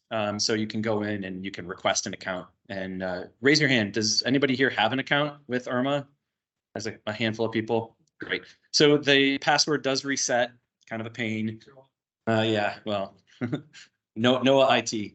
But the bottom line is we try very hard to ensure that data is available to the appropriate people, and that when you put data in, you trust that it is going to be restricted properly. And we have a track record of that. Okay, so this is Irma version 5.0. This is the layout. It's had some refreshes. The code behind the scene has been significantly updated. And there's also support for tablets, phones, mobile environment. I think it looks a little newer. It was kind of like 2007 called and wanted their website back for a little while.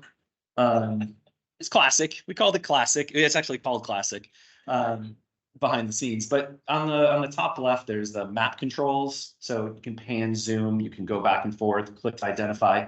And then there's a couple map tools that I'm going to talk about, which are really super cool. On the right-hand side are all the data layers, and there are a lot of data layers. And so one of the key ways to really interact with Irma is on the top left to go to the search, the search bar. And I'll talk about that in a moment. Each of the data layers in this table of contents have specific actions. You can look at the metadata, zoom, and then you can compose your map by moving the layers front and back. There's also help. So the other key thing is we've centralized all the big ticket items, the menu in the middle. So layers, legend, adding data, query, other, and login. And so under other, there's help. And so we've gone through, and I don't know if folks are familiar, there's a help where you can go through. It's really a lot of the same stuff in Irma that was there before, but there are some updates and additional tools. But you can go through and you can have your own self-guided tour of the help. We also have these video tutorials. Can't say enough about them. If anybody worked with Matt Dorsey, he used to be here in California. Now he's in Massachusetts. Still works for NOAA, but he's got a really nice deep baritone, and so he's made all these videos. So if you are bored and have, let's say, some financial reports to work on, or maybe like putting in your receipts from traveling here, instead of doing that, you could watch some Irma tutorials. So they're pretty short. You can go through, and it will pan through and just show you how to do things. Strongly recommend it. So when you do sit down and you want to find some data layers in Irma, on the top left, a couple different ways, which is actually in this release been consolidated. It used to be a little less organized. So in that search bar, you can look for type for layers, views, which is a saved group of layers, or a folder that may contain multiple layers. You can type in a lat long in degrees, minutes, seconds, or decimal degrees, and you can also type in a place name, and then you can also look what data has been added in the past day, 10 days, 30 days, 90 days, which is really useful if you're in the midst of a response and there's information flow that you really want to get a handle on. So if you type into that, you'll get, in this case, I just typed in operational and it or division, and it shows me everything that has has division in it. And then it's also a little icon showing, is it a layer? Is it a folder? Is it a view? And then when you click on it, it will actually highlight it in the table of contents, and it'll kind of flash blue. Second down in the menu is the legend standard. If you're familiar with GIS or any mapping, the legend shows you color-coded and perhaps a value related to what you're seeing in the map. In this case, this is the Seamless Environmental Sensitivity Index, which is a product of NOAA from data from many places. And this is showing the most sensitive shoreline for the area that we're at. And you can click on it and dig in and get more information. But the legend gives you that high level, this is the key to the map and what you're looking at. So I only have 15 minutes. There's when I'm probably almost done, there's a wealth of data. I can't really cover it all, but I do encourage you to go in and search around.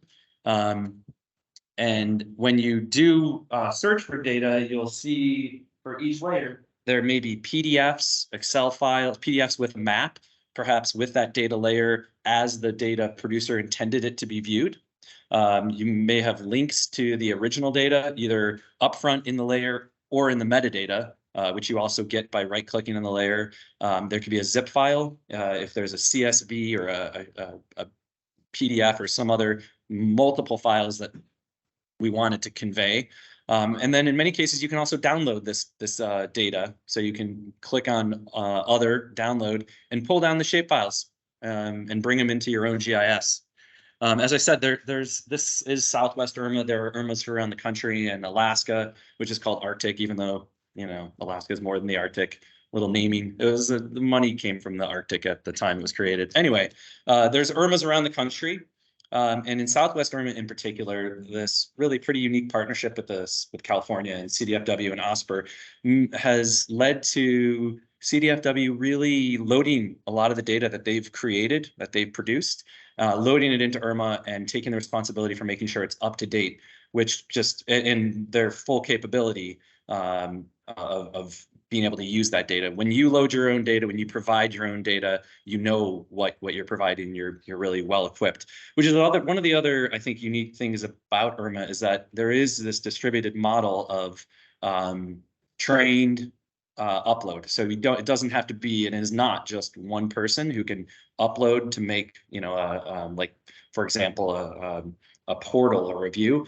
This is the type of system purpose-built to allow for vetted and, really, very controlled, but multiple people to upload so it can scale. So there is not a bottleneck of, I need to hand this layer to only one person who maybe is on vacation to get it in. They're this distributed model. So our partnership with OSPR has been fruitful. It's been over a decade, and there's a ton of information I can't obviously cover, all the way from habitat, ecosystem level information to all the response-based layers like ACP and GRP that you'd want to take a look at. In particular, I actually wanted to just show that when you're looking at something like this is a ACP, hey, Oscar. Sorry. Well, it's my colleague, Oscar. I don't know what I clicked, but when you're looking at something like, for example, the booming strategies with the sensitive sites on top, if you click on the map, it will pull up, in this case, a table, and those are links, and you can actually see it in the layer. When you're in the layer view, it shows a little lightning bolt. So this table comes up and you have immediate access to the source information, how the data provider, the data owner intended for it to look. And in this case, with a lot more written information. And so this is the summary, the words that you really do want to dig into. And so this provides context. You may be looking at the booming strategies in context with other information. Somebody mentioned in a previous report the marine pollution surveillance reports from NOAA NESDIS. So we've worked with the NOAA NESDIS office and Ellen Ramirez in particular, and some other folks. So we bring in this information, which is an analyst interpreting remote sensing or imagery that may be oil with a level of confidence. We bring this into IRMA in the back end so that it's available. And then, of course, link out to the source information. So this provides context, which you may then overlay with all kinds of other information from different sensors.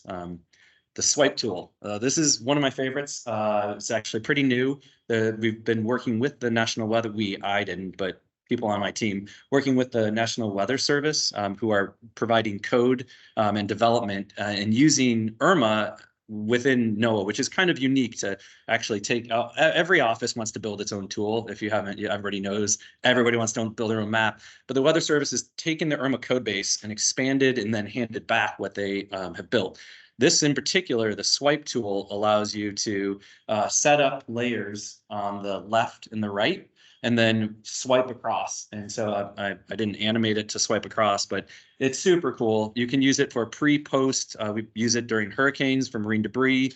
You can use it for something like SCAT, for anything you can think of. The possibilities are endless, but it gives you that ability to quickly go pre and post, and you can compose what's on either side. Another small, I think, but impactful tool is the ability to query. So you can query ESIs and generate a report. You can query just by shape and then work with that subset. You can also send you can do a polygon-based or shape that will also query the Fish and Wildlife Service IPEC tool, which was mentioned a little bit ago. Those are a couple of those. We have the NOAA weather forecast, where you just click and it pops up with that spot forecast, measuring distance, stuff like that. And then one additional is the ability to add map data. So if you have let's say a CSV, or you compose if you have a shapefile, you have GPS, you can actually, or GeoJSON, you can drop it in your browser, and then IRMA becomes like a GIS and will display. And dashboards I haven't even talked about, and no more time. I guess I'm at the end. But I do encourage you to go and take a look. If there's something you don't see in here, reach out to Jordan, to me. The whole point is to have this for preparation, planning, preparedness, so that in the event of a spill or some other hurricane in different parts of the world, typhoons, and just big weather events, we have this information and we know how to use it together. That's it. Thank you.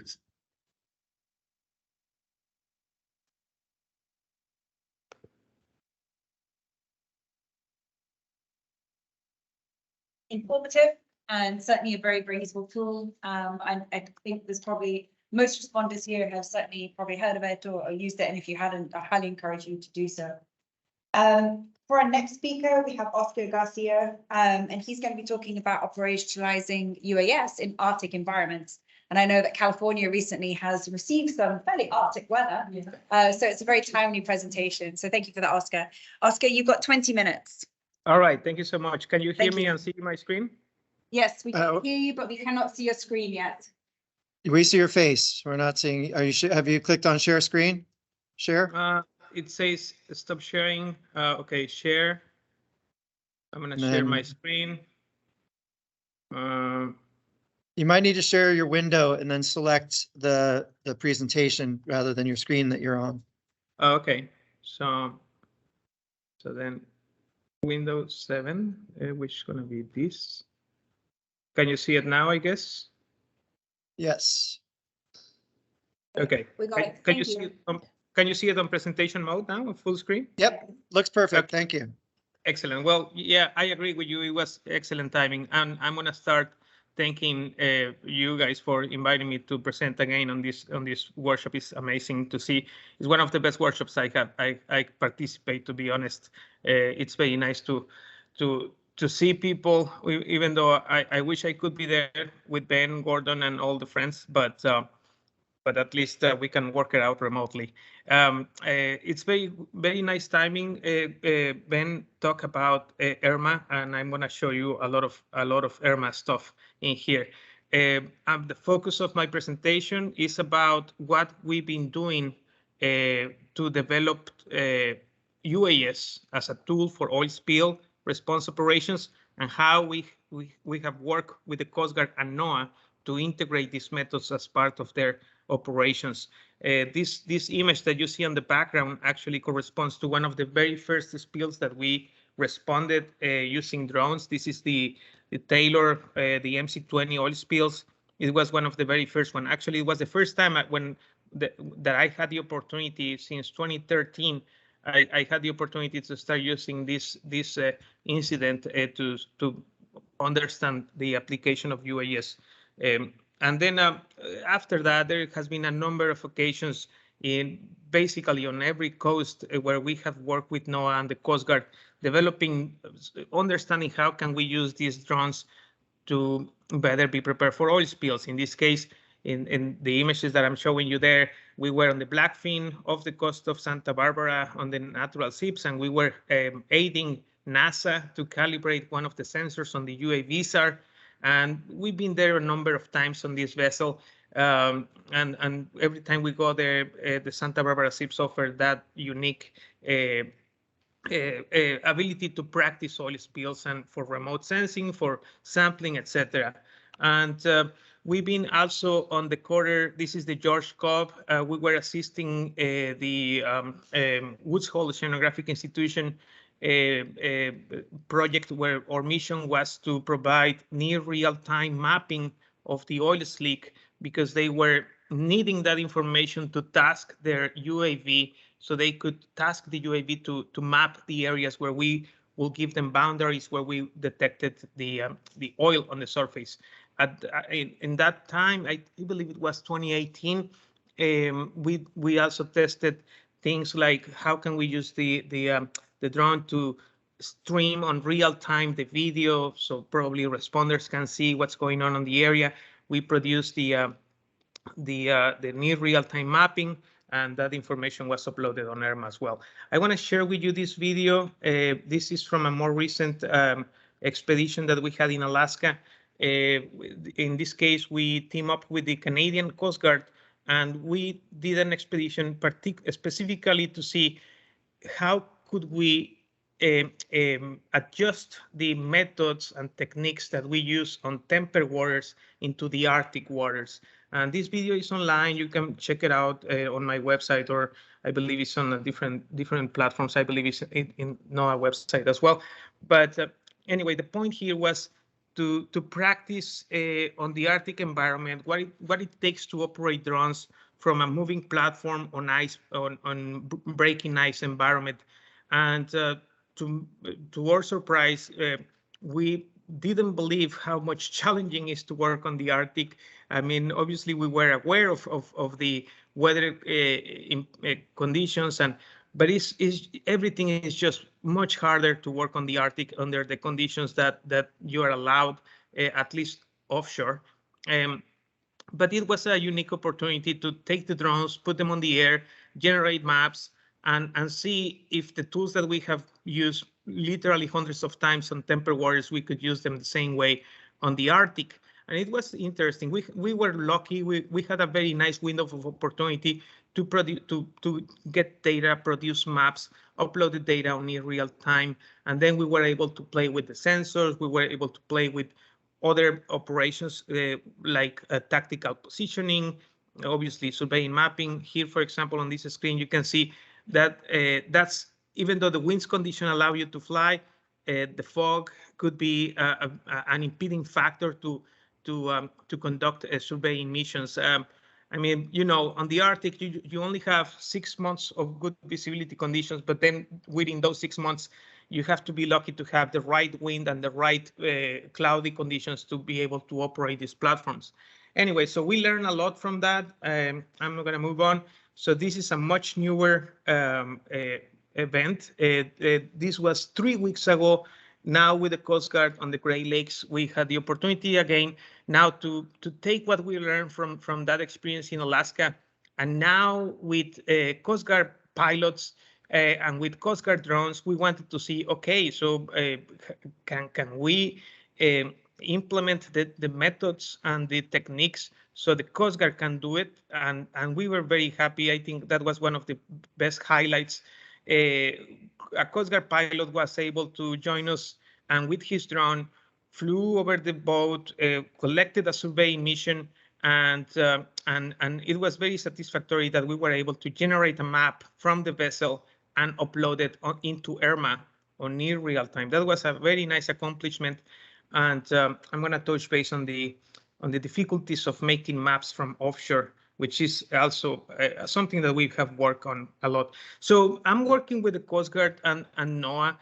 We're trying to translate everything we have learned from years of operating on oil spills into how can the Coast Guard be able to implement this as an operational routine. And this obviously includes the training of the pilots, which, you know, it's always like that. When we take a pilot that is used to fly the drones, and we take it into a moving vessel, and then we task with the idea of generate a map and all that, you see that technically speaking, it's so much more difficult. It implies so much practice and also awareness of how to use your instrument, your camera, your drone to identify the features and generate the data. It's not easy. It's doable, obviously, but it just takes a little bit of practice, and it has been a very interesting and very nice experience that we are doing with the Coast Guard.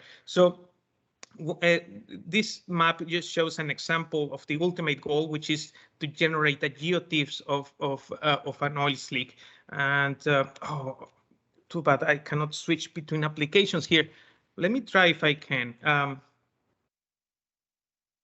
Can you see my screen now with a geotiff, with just a picture of the map? No. Yes, we can. No. Well, we've got this. We've got your PowerPoint and on. Okay, I'm just gonna keep on going on the PowerPoint then. Okay, so let me go back here. Okay, so my point, I was trying to make the point that the super high resolution of the data and having, for example, multispectral sensors allows you to do, if you have a drone that has an up-looking sensor that can detect the intensity of the sun, then you can create a true color maps. And these maps are very helpful to see, identify not only where the thickness information based on the appearance of the oil is, but also basically it helps to have a better understanding how thick the oil could be, and to direct the vessels where it has the highest remediation value. If you are just relying on a visual camera, you are limited. If you are only relying on a thermal camera, you are limited. If multispectral is also limited because of the time consuming that could take to process data like this. But anyway, so as we all know, there is no one single sensor or package that can offer all. So we're exploring all of these. Oh well, hopefully I can show you this. This is something very new. On this last trip we did 3 weeks ago, we were able for the first time to fly LiDAR off the vessel while it was in motion. This, I have to say, it was a real challenge. Oh my God. I mean, I wish I could say that this was easy, but it was not easy. This sensor and this technology, although it offers an amazing opportunity for the remote sensing. I'm going to stop the video here because I want to talk about the vessel motion. It's a very complex process to the way LiDAR works. It's all about the cloud data and the positioning of the drone, of the data, and the motion of things. So anyway, what you are seeing here is a miracle of technology. I can only say that because I'm impressed how the LiDAR technology works, and I am impressed what it's going to offer in terms of oil thickness detection. So this is what you're seeing now. It's a set of totes that we had in the Great Lakes Center of Expertise facility, where we had toads and we run an experiments to see how different oil thickness could provide a different thermal signature. And what I'm showing you now is the LiDAR, and it's not the point of the presentation, but I just wanted to show you that this is one of the newest things that we are trying to see how LiDAR can help into that mission. Now I'm gonna jump into what I was supposed to talk about in this this presentation, which is the science behind all these sensing techniques and all these experiments. So the way we have done this number of times, we set toads with given amounts of oil and different configurations. For example, in this case, this is an experiment that we run from Oliktok, Alaska, and we had a tarp on the background. We had toads where we had oil with ice, and then we have toads with diesel and toads with diesel and ice. And this screen, I hope you can see my cursor moving, but the image on the center, so to speak, is the the visual image, and then the left is the thermal. So the point of doing that is because we're going to go and extract the thermal data of each of those toads, and then we're going to try to analyze the pattern of the apparent temperature as the oil thickness increases. So this experiment that I'm trying to describe here, we have done it many times in different places, and it's very encouraging that we are getting very consistent results. One of the things that we did on this particular experiment, we starting to see, okay, what happens if you take the data at different altitudes, and as expected, we see that there is a variability on the thermal data as the altitude of the camera collects data. It's expected, and it's not a problem as long as you have those reference points where you can always look at the offsets. So what I didn't say at the beginning is that these toads contain thicknesses that go increasing all the way from 0 all the way to 5,000 microns, I believe. But as long as we always have a toad or a point of reference where we have water with no oil, we're going to use those temperatures as a background to see how we need to set the offset of the temperatures. And something we have seen is that different drones, different cameras, they all see things differently, even though they are radiometrically calibrated. Remote sensing, and it's passive remote sensing. It varies, and one of the things that we start to do is we start recording the incoming radiation from the sun or from the ambient conditions, so we can also normalize that effect, that variability. So something that we have seen is that obviously, so as the thickness increases, the thermal appearance, the apparent temperature increases as well. So, but this graph is very interesting, and I have to give the credit to Professor Nancy Kinner and Wes, one of her students, which has been working on this extensively. But we've been working together to put all this data together and try to understand if these patterns that we observe on different places with different conditions, they are consistent. And to our satisfaction, we are seeing some potential to see a way to normalize and to figure out how, with looking at temperature and looking at the incoming temperature and also the air temperature and the water temperature, we can derive an equation that can help us to understand how thick the oil could be. So I have to say that this photo that I'm showing you now is from an experiment that we ran 3 years ago. In this case, was with MSRC, and MSRC had a sensor, a very specialized sensor that is mounted on an airplane, and it basically serves the same purpose. The point of showing you this picture is that we run this experiment on different conditions with different oils. For example, in here, you see 3 sets of toads, which had low viscosity, medium viscosity, and high viscosity. We see the same pattern. And I'm going to show you here, for example, this is at Creel. and this is at Louisiana. And we have run these experiments in Florida, in California, in Louisiana, in Alaska, in New Hampshire, on the Great Lakes.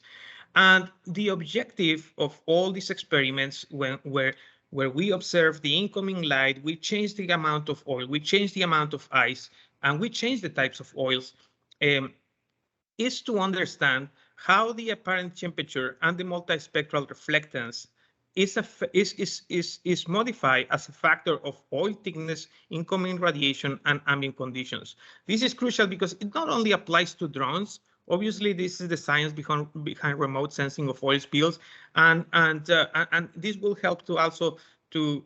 We saw a presentation of the planet satellites, which are amazing. I mean, I'm very impressed with that technology that is coming. So a lot of this information is going to be used to feedback all of those tools. Anyway, so we are trying to build this catalog of data that will help to understand the different conditions. I'm going to have to speed it up here.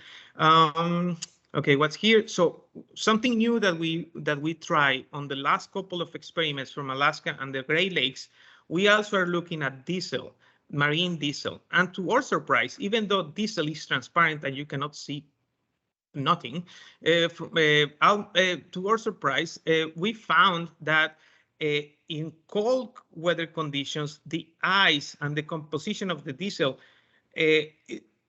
when ice complicates the detection of the oil, ice helps the detection of the diesel.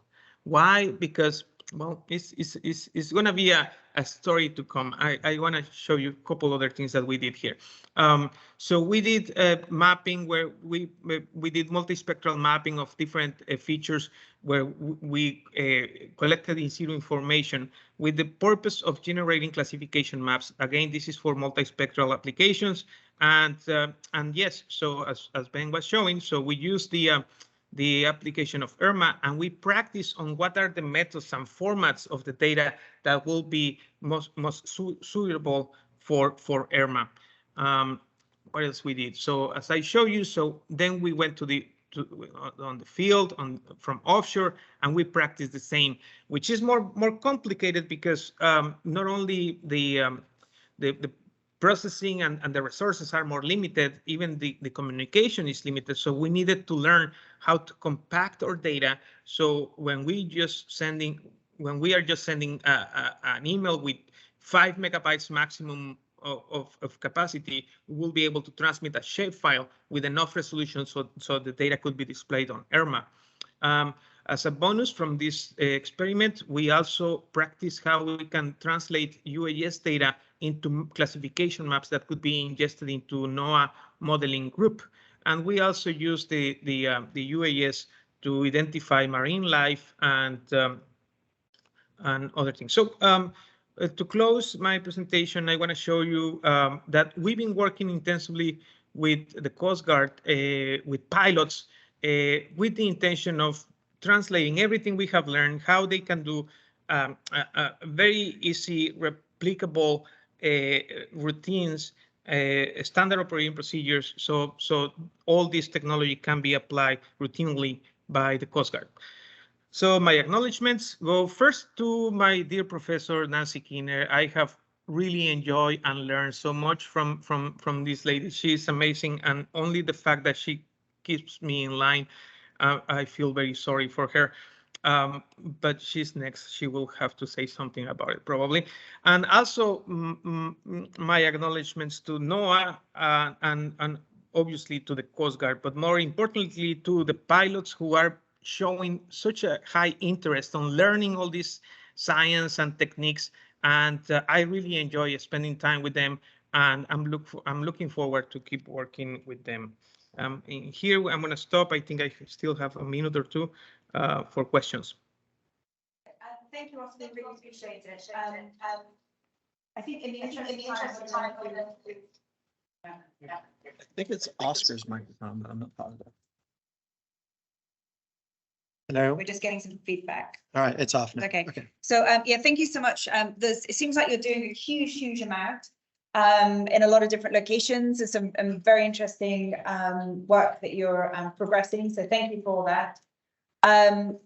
If there are any questions, please ask them online for Oscar. Oscar, if you don't mind just keeping an eye on the chat, would appreciate it. Next, we have Nancy Kinner at the Coastal Response Research Center, maybe up in New Hampshire. I don't know if Nancy's up in New Hampshire. No red hat today, Nancy. And so Nancy's going to be talking about comparing recent advances in estimating and measuring oil slick thickness, and maybe also responding to Oscar. Are you presenting, Nancy? Or am yes, I am, but that's Oscar's slides. So can you see mine now? Yes, we can. I still see Oscar's slides. Okay. Did you share yet, Nancy? Yes, I shared. I'm looking at your presentation, Nancy, actually. Okay, all right, hold on. All right, there we go. Yep. We got it. Yep. Okay, you got it? Yes. Yep, looking good. Okay. Okie dokie. All right, are you ready for me?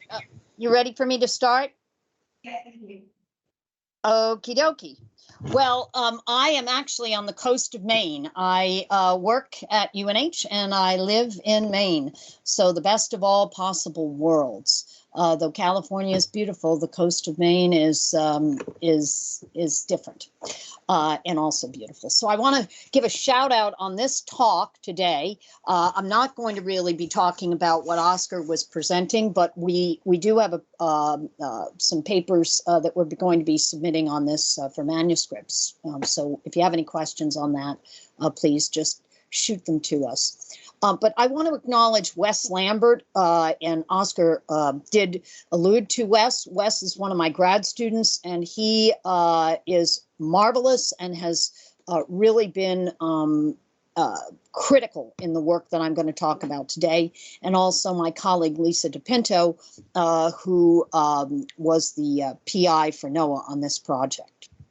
And I want to thank you for giving me the opportunity to talk. So for those of you who don't know, CRRC, or the Coastal Response Research Center, is a partnership between NOAA's Office of Response and Restoration and the University of New Hampshire. It's been around since 2004. And Troy Baker of NOAA is the co-director of the center for NOAA. Let's see, is this going to move? There we go. CRC has a sister center that receives non-NOAA money. That's the CSE. But we have several missions that are listed here, one of which is conducting or overseeing basic and applied research, which is a mission I'm going to talk about today. IRMA is an example of research into practice, because that was developed by CRC in conjunction with NOAA. And many of you may have been to some of our workshops. I think actually in the location you're in right now, we had one a few years ago. Where we talk about lots of topics related to oil and disaster response. And we also do a lot of education of our next generation of spill responders. So the work I'm going to talk about today was funded by the Canadian Multi-Partner Initiative, CAMPRI, in a grant to NOAA's Office of Response and Restoration, of which Lisa was the PI. And I want to acknowledge some of the work that I'm not going to talk about today was sponsored by Bessie, where we did work at the Omset tank, but that's for a talk another day. I also want to acknowledge all the members of the steering committee. CRC has steering committees for every project, and you can see a cast of folks. I was going to call them characters, but I won't, such as Robin and Scott, people you may recognize, J.T.O. Christie, Dana, Tulis, Alan, and George. So lots of folks, and that were there. So what was the goal of this project? It was to coordinate recent advances in estimating and measuring oil slick thickness. Everything was focused on oil slick thickness, and to assess the capabilities of techniques that were extant to actually measure this thickness. So the first thing we did was in November of 2019, we had a workshop, and you can see the cast of characters that were there. And we wanted to bring the remote sensing community together to understand what was the state of the art for oil spill thickness monitoring and what were the gaps and the challenges. And coming out of that workshop, we were supposed to do 2 phases, a side-by-side testing of different techniques at OMSET, and then synoptic sampling at a near-shore sampling site, such as the California seeps or other locations where there might be oil from seeps, etc. But after the workshop, we realized that there was something that was really missing. And I want to credit Phil Ramsey, who is an applied mathematician at UNH, because we invited him to this workshop and he asked a very important question. Have you done any controlled validation testing? And the answer was kind of maybe. So we realized, the steering committee realized that that was something that was really important. And then, of course, COVID came and shut down phases 2 and 3 planning because we just weren't able to get together. So that was kind of serendipitous because that gave us time to create a protocol because COVID slowed that field testing. And so the idea was to create a protocol where we could validate the results that different sensors gave with respect to oil slick thickness.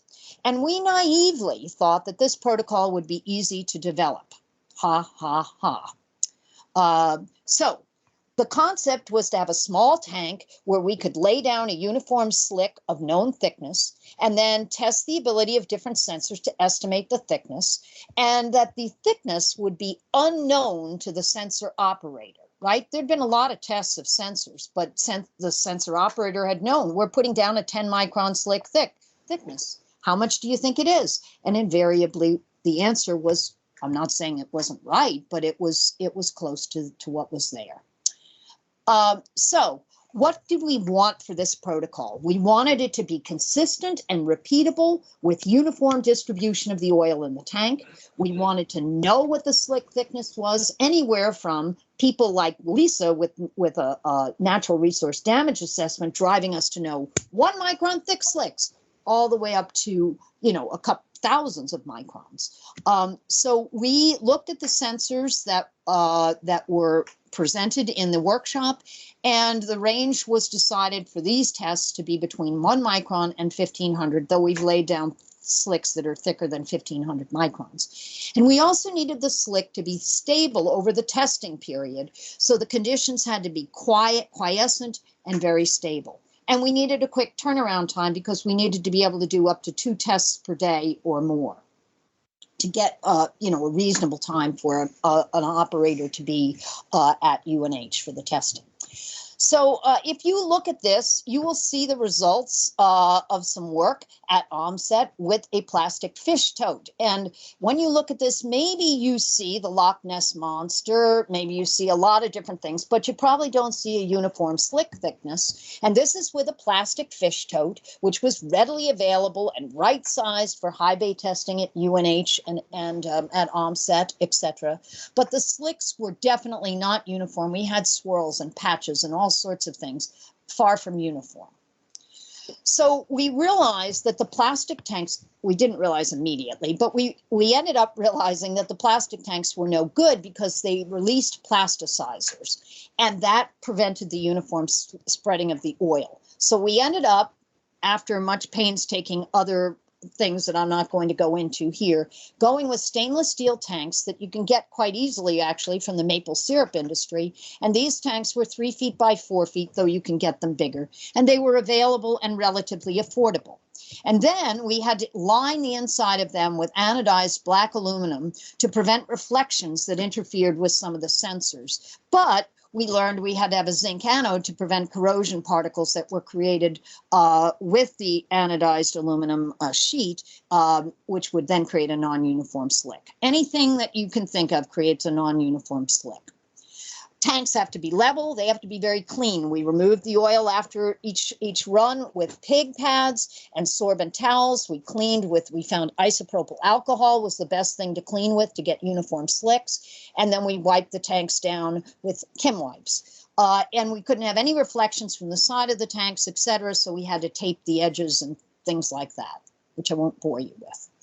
Another important factor was the stilling time. Prior to the test, the water in the tank must rest to minimize the currents within the tank that are created from filling. And stilling times are much longer for thinner slicks. So if you have a 1 micron slick thick, it turns 1 micron thick slick, it turns out you need about 12 hours of stilling time. And if you have a really thick slick, you can do a 1 hour stilling time. It doesn't really make much difference as to a uniform slick. We also learned that you could not use water from the UNH water treatment plant because they use polymers to get rid of color in the water, humic substances, and that creates a problem with uniform slick thickness. You also can't have any particles, so you can see here we cover the tank with this little checkerboard, which we end up using for calibrating our cameras. So the other thing is you need to be able to see where that slick is, and we need to be able to know where that area is. And we use this technique now in the field as well with a little, that experiment that Oscar was just mentioning that we did up at LSSU in the Great Lakes. So what you do is you have UV lights and a darkish room, and the slick is apparent in the UV lights. So that's how you can see where the slick is. And then we also have to use different lighting conditions for some of the different sensors because they need different spectra. Okay, how do we determine the slick thickness? We worked with Joe Katz of Johns Hopkins University, and we used his high resolution camera. I'm not sure if you can see my pointer, but it's up there at the top by those pipes. And basically it takes the image, which you can see down here on the bottom on our computer screen. That's a slick right there, that kind of grayish thing, which actually is yellow in real life when you're there. And what we can do with that image, because it's a calibrated image, is we can then use ImageJ software to tell the area. And if we can know the volume of oil that we added, we can then figure out the average thickness. So this shows you on the left a 200 micron slick thick, 200 micron slick that is there and uniform. And then on the right is a 1 micron thickness slick. We've been able to actually work out some of these things, these little kind of circles that you see where the oil isn't we realized we had some issues with the sides of the tank, so we've dealt with that. So how do we deliver the oil? Well, we deliver the oil with glass, with separatory funnels or burettes, with valves, and we weigh the oil before and after delivery, so we know the amount delivered, and we know the amount inside a stainless steel ring into which we deliver the oil before release, and that ring helps us get a uniform slick thick. A uniform thick slick. So here's our little device that we use over the tank. This happens to be a SEP funnel delivering about 1,000 micron slick. There's the inner ring. And so I've got a video to show you, which I hope is going to show up here. There we are. And there goes our slick. So could you see that, Greg? Yes. Okay. All right. So I've got lots of those, but I don't need to show you anymore. So the protocol is basically to create the slick and let it stabilize, to take the UV area measurements, and then the sensor that we're testing takes its measurement, and then we repeat steps 2 and 3 3 times. So we have on any given slick 3 area measurements that we're doing and 3 bookended measurements that the sensor is taking. And then we finish with a final UV area measurement. Some things on the path forward. We are adding, in the process of adding subsurface acoustic thickness sensors in the tanks, so that, because from the camp rework that I'm not going to talk about here, we know that those sensors give really spot on thicknesses for these slicks. We are working with some folks at GLERL as part of the Great Lakes, Coast Guard's Great Lakes Center of Expertise to test hyperspectral. The hyperspectral folks, Andrea Vonderwood and her folks, have come to UNH and done their first set of testing. We're hoping to potentially test with LIDAR, and we're also, there was at the LSSU, there was a polarimetric group testing, and they're going to hopefully be coming to UNH as well. So if anybody is interested in testing their sensor, please just tell us, and if we can accommodate you, we will.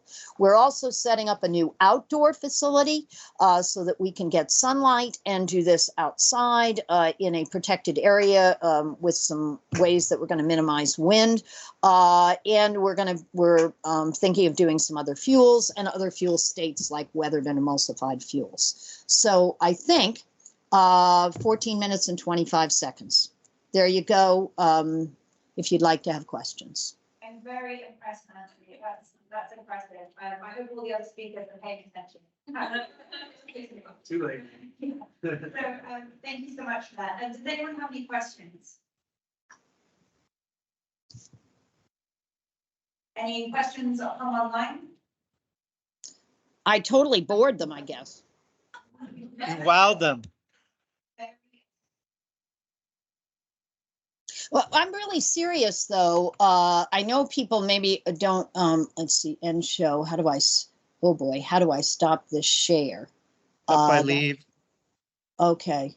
Oh yeah. I am very, very serious about anyone who wants to test their sensor. You have some folks there. Well, Oscar's obviously tested his. Tim Nedwood can tell you we don't bite. We're really not that mean, and we take everybody out to dinner. Is it true, Tim? What did I bite? I think he says you barked. I barked. Yes, I might have barked, but I didn't bite. And I can vouch took him out for that. And I took him out to dinner with our students. We do have a hand up here. Someone is going to reach out to you on oh. Yeah, that's an awesome offer. Really interesting what we've done. We'll take you up on that. We're InterOcean Slick Sleuth. Okay, and also someone asked online the thicknesses. We can go as low as 1 micron, and we can go up to 10,000 microns if you want. It doesn't matter to us how thick we go. Excellent. And also, if you work with Nancy, you may also get some maple syrup. So that's an extra bonus. So I'm just gonna tell you. I don't know, but flying with it, questionable. I'm just gonna say. But we do send it. We mail it. Oh, you mail it. Okay, so it's a full service maple syrup situation. Okay, so thank you so much, Nancy. We really appreciated that. We're going to move on to our next speaker. And we have Ira Leifer. Ira. And he's going to be talking about a floating oils emitting toxic gases. Can we remote sense it? Preliminary studies at Coal Oil Point. Let's get you mic'd up. Oh, you were talk 2, right? Isn't it OSPR talk 2? Yeah, OSPR talk 2. Cool. And Nancy, when you have a moment, could you stop your camera share, please? Oh, camera share. You mean my, yeah, okay, got it. Yep. Great, thank you very much. Sorry. Excellent. Thanks, Stephen. Okay, thank you. You will use forward, backward. Okay. Forward, backward. Okay. Oh, so glad people are still awake. We'll see if we can change that. No, so last year I talked about my work in thermal infrared quantitative. Am I audible? I don't think you're on. There you go. Last year I talked about my quantitative thermal infrared remote sensing, and the papers are still slowly going through the process of getting published. I thought I would talk a little bit about my other hat, which is air quality, because I'd seen a call for air quality and oil spills, and thought, well, I got some data on that. So for anyone who's going to go to sleep right now, there's one point of this talk: wear your PPE if you're out on an oil spill. Now I'll show you why. Okay. I got interested when Deepwater Horizon occurred on whether or not whether floating oil emits toxic gases. Not hard to answer that question from here. But what about onshore? Because it was quite a distance to onshore, almost 150 kilometers. Well, and this is just sort of background. Deepwater Horizon was different in terms of the gases. This is from Ryerson's work. And the light end, the red stuff in the bottom, well, it wasn't there because it all dissolved. And this left a diesel type of gas in the air, around C8 octane. You may know that from gasoline. I threw it into a Gaussian plume model, calculated how much might be onshore in terms of amounts. And, you know, you're at 0.02 milligrams per cubic meter. And you go, well, what does that mean? A break, medical talk now. Chronic and acute exposure, what's the difference? Well, in chronic, your body keeps trying to heal itself, which means your immune system tries to go and get rid of the bad cells that maybe are cancerous or are leaking or doing things they're not supposed to. And at some point, it can't quite keep up, and then you get sick. Whereas acute, your body has the ability to respond and do a better job because it's not being challenged again and again. So a long time ago, I studied the immune system in school, and it was sort of your immune system sees bad things, white blood cells, yay. And now with COVID, I've learned a lot more, and it's sort of their T cells and killer cells and all this other stuff. And yay, because you still don't really know how the thing works. When you're like how do you know that molecule is bad? You have to get rid of it. Or how do you know that particle in your lung needs me, the immune system, to destroy all the tissue around it, which is what happens with COVID or air particles. So there's a big difference between chronic and acute. It depends on the immune system, and it's still mostly magic, hence Walt Disney in the center. Back again. So it's 0.02, but we breathe, and we actually breathe a lot. So an adult breathes 10 cubic meters of air per day. So I did a quick estimate, and us 50 people have breathed every molecule in this room, each of us, which means every molecule is, by the end of the day, has gone through everyone's lung here. Okay, just that's by what we breathe. We breathe a lot. Ironically, not really. Children are worse because babies don't have this breathe reflex the way adults do. So we only take as much air as we need. We don't go, okay, I'm here. Well, babies breathe fully every time. They got a lot less kilograms. So I put the numbers in. I found out that at 150 kilometers from the Deepwater Horizon spill, you were getting levels that are right at the 1 in a million cancer level, which is considered serious. And when you start looking at things like, and gasoline, there's not a lot of studies on what the effects of petroleum hydrocarbons are on people who breathe them. I know we have little signs here in California. There's really very little epidemiology that's been gone, but there have been some on gasoline as a proxy for an oil spill. And what you notice is I'm doing 0.25, 0.35, and the reference dose for gasoline on kidney effects and benzenes, you're easily exceeding it. Hence, wear your PPE. Okay. Now, this is not supposed to be on its side. So, separate project, new hat, complete change of topic, we get back. I've been developed this this system for measuring air quality.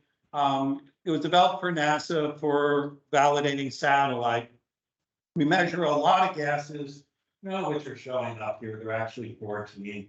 Most of the gases were well below a part per billion in our measurement, and it will be demoed tomorrow. And today you can see it in the parking lot, kind of burritoed in a big tarp against the rain.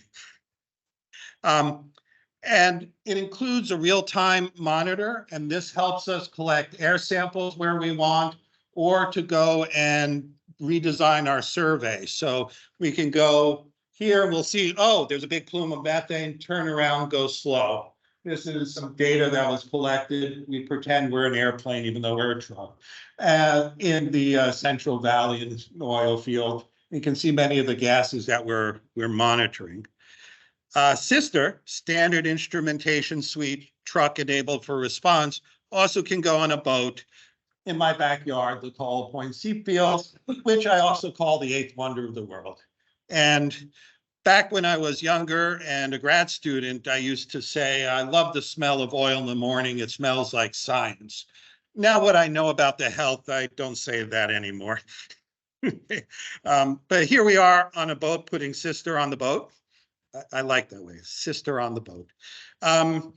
We went off, and so the purpose of this effort was to validate a numerical model, now published, of the emissions from the seep field gas over the last 30 years. I developed a model. And I wanted to collect the data that would allow me to estimate all the emissions from the field with Sister. Okay, let's orient. North is to the left, Santa Barbara is the top, UCSB is in the middle. Cola Point and the Cola Point Seep Field are offshore. They go out to about 70 meters of water. TRL is Trilogy and is sort of this one of the center points of the field. The field emits 100,000 cubic meters more or less per day, according to some older numbers. And it actually emits a bit more in our model. And something like it's said to be 100 barrels of oil per day. 2 papers down the road, that number is going to grow, but I haven't submitted that because some others are through the process. And you can see there's lots of methane. Well, this day we got out around lunchtime, and not because we didn't get up early, but there's always things to pack and things. And when we went out, the wind shifted to somewhat onshore. So we were doing this transect from the south to the north, trying to go through the plumes, which has switched to from the west. And we ran out of ocean. Okay. So I'm going, and we're going to talk relevant for oil spills and so on, but that wasn't the purpose of what we were doing. So the data is sort of ancillary for that. So we did a follow-up. This is the 30th still. So what was very puzzling was the ozone. And so you can see down here, ozone is lower than immediately on downwind of the offshore seep stuff. And then the ozone just drops. You go, well, why would it drop? And the answer is it reacted with hydrogen sulfide and formed a hell of a lot of SO2. Okay. So what we're seeing here is an interaction between ozone and seep emissions. And this was also kind of interesting. You can see the same aerosols, and then the aerosols drop a little. This is downwind. Okay. What's happening is every time a bubble bursts, it makes little aerosols and they go into the air and then they drift. And we also do to measure the size of the aerosols. If you use the mouse, then people online will know what you're pointing at. Oh, okay. Sorry about that. If I turn the mouse right side up. Okay. You can also see the aerosol size change dramatically as it came onshore, and to smaller aerosols. Smaller aerosols are the ones you want to worry about. Really big dust gets caught in your nose. The little stuff goes way down in your lungs. And the further in your lungs it goes, the longer it takes to get out. And while it's there, your immune system is not able to distinguish between a COVID virus, a droplet of aerosols, or an oil droplet. It attacks the lung tissue. And so ironically, or not, most of COVID symptoms match those symptoms of exposure to air pollution, whether it's diabetes or the respiratory problems, the lung problems, and so on. And it's really just the immune system attacking yourself. Okay. And it doesn't seem to, from that point of view, matter what the aerosol is. But then if you imagine a little droplet of oil in your lungs, it's now sitting on some tissue, and all whatever's coming out of it is going into those cells there. It's not being spread all over your body like when you breathe in a gas, like benzene gas or something. I have not seen anything published on aerosolization of oil slicks in the air, but it's certainly a very good way of delivering milligrams of oil deep in your lungs where it might sit for a long time. Okay. We also collect samples, and here we're showing the ratio of, that's the blue dot, I'll put my cursor on it, which is not a seep. And so this is the ratio of the natural gas fraction to the gasoline, C3 to 5 over C6 to 10. Red means it's higher, which means more natural gas, which is over in the seep area, and low means it's more of the heavier stuff, which is over the oil. The right shows the methane just for the reference.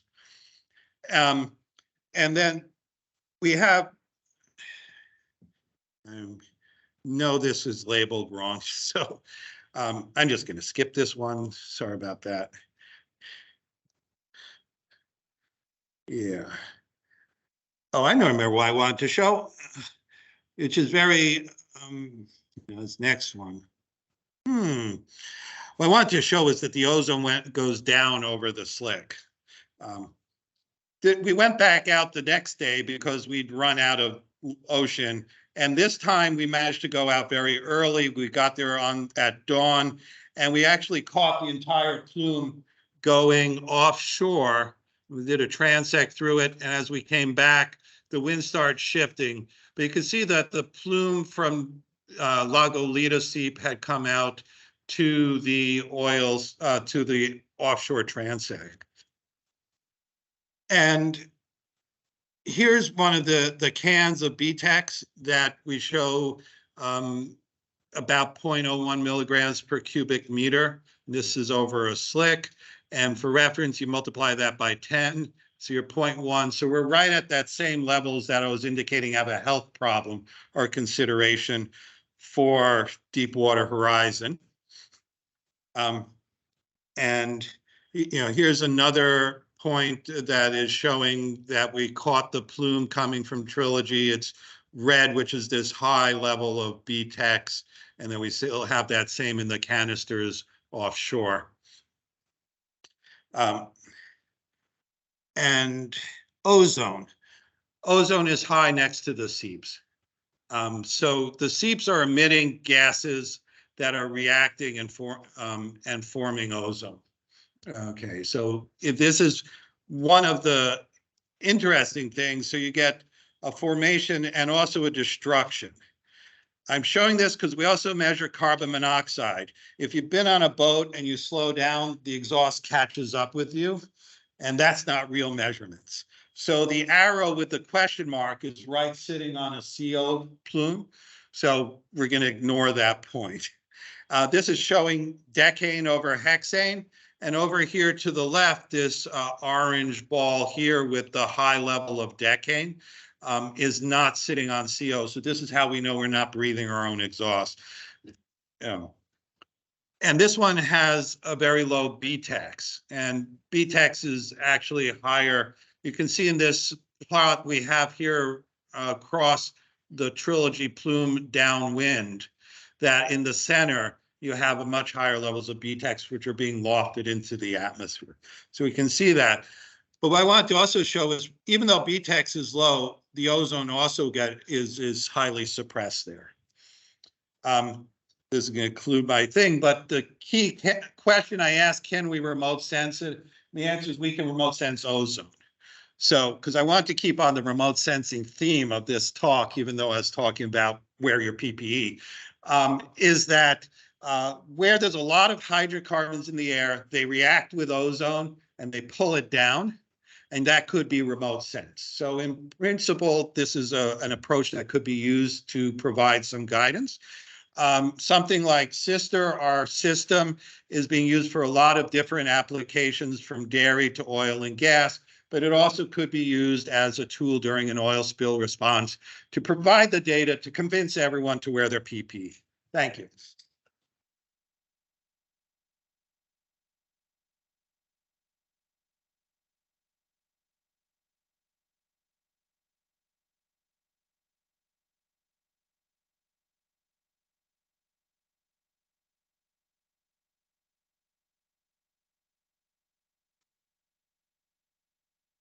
Can you test for dioxins and acrylate in the air? So, I mean, the way we work is we have our real-time sensors. We have 14 different ones. And then we look for a signature in those gases that says, this is where we want to take a sample. Then we collect an air sample there, and then that can be sent off for a lab for analysis. We work with a lot with UCI, the Blake lab, and they do about 60 or 70 gases to a few parts per trillion. I don't think they do dioxin, but other labs certainly do. But what we try to do is relate the gas of interest like dioxin that we can't continuously monitor with some gas that we can monitor. And that gives us the context. So we know we collected the dioxin, in this case, in the center of the plume, because we might look for some other signature like humidity that might be related to it, or methane, depending on what the source is. If it's being sprayed with crops, there might be fertilizer and ammonia. I'm just spitballing here, probably completely wrong. But the idea is still the same. You find one gas related to the one you can't easily measure, but you can get a sample of and use that to provide the spatial context. EPA Region 5 needs your lease fallacy if they can't figure it out. Okay. And then we're getting a question from online as well. Was I hearing something? Yes. Hi, Ira. Nancy Kinner here. I think there has been some work done recently with aerosols related to not humans, but certainly marine mammals in water columns or in air columns under slicks. So I know that Joe Katz has done some work on that, and some others in the marine mammal world actually. And I think Joe Katz did oil and dispersant work on aerosolization, but I don't know if he was looking at the chemical constituents as much, but just. Yeah, well, I'll write you later, Nancy, and maybe you can send me a reference citation or something. I certainly am very interested. Yeah, and he did GCMS on that work, I think, that you're talking about, that you referenced there, so for him. Excellent. Thanks. Any other questions? No. Oh, one more. Just wait one moment. We're just going to get the mic to you. Based on what you mapped off Santa Barbara coast there, would you hesitate to surf the waves or recreate in that area? Yes. Plus, it depends what time of year, but especially now, because all of the sewage just went into the coastal oceans. So, yeah, yes. Excellent. Well, thank you so much. It was very interesting. I must admit that I popped out over lunch to go grab a cup of tea, and I saw your truck parked in the car park, and I was like, oh my God, it's that thing from Twister. You know, the movie. I was like, it's Toto. I was like, I was so excited. They were laughing at me, and then now I find out it's still cool, but I was just like, I did think I was like, it's from the movie. Well, yes. Yeah. Since our flux capacitor broke down, we're stuck here doing it. Excellent. Well, thank you. We're going to get, we're just preparing for our next speaker. We've got Benjamin Hart, and he's going to be talking about uncrewed aerial systems or small uncrewed aerial systems, borne oil spill detector using fluorescence. Sorry, I'm tongue-tied. I need more tea. We're just going to bring it up. And after this, we'll be having a bit of a break. No pressure, Benjamin, on time for this. That's all right. If you guys, if you want to stand up a little bit while you're listening to this, please do so. Forward, backwards, backwards. All right. And there's a laser pointer. Laser pointer if I need it, but I might use the mouse if I do, so. All right, hello, my name's Ben Hart. Adjust you a little, adjust me, it's on your shoulder, uh-oh. All right, well, that's louder. So my name's Ben Hart, I work for Michigan Tech Research Institute. We are part of Michigan Tech University. And we are a remote sensing facility part of the university. So we know by now that you can use that oil fluoresces under UV light. We've seen some examples of that. And with everything being miniaturized and made smaller, we're looking at, well, how could we do this as it goes on a small UAS platform? So this project, we've got funding from the Oil Spill Response Institute up in Prince William Sound. That's Scott Pagao, who I think many folks in here may know. He's not here, but I know he's online. And if I ever get up to see him, I'm going to have him let me play with his flamethrower jet ski, because that looked kind of cool. So let's begin.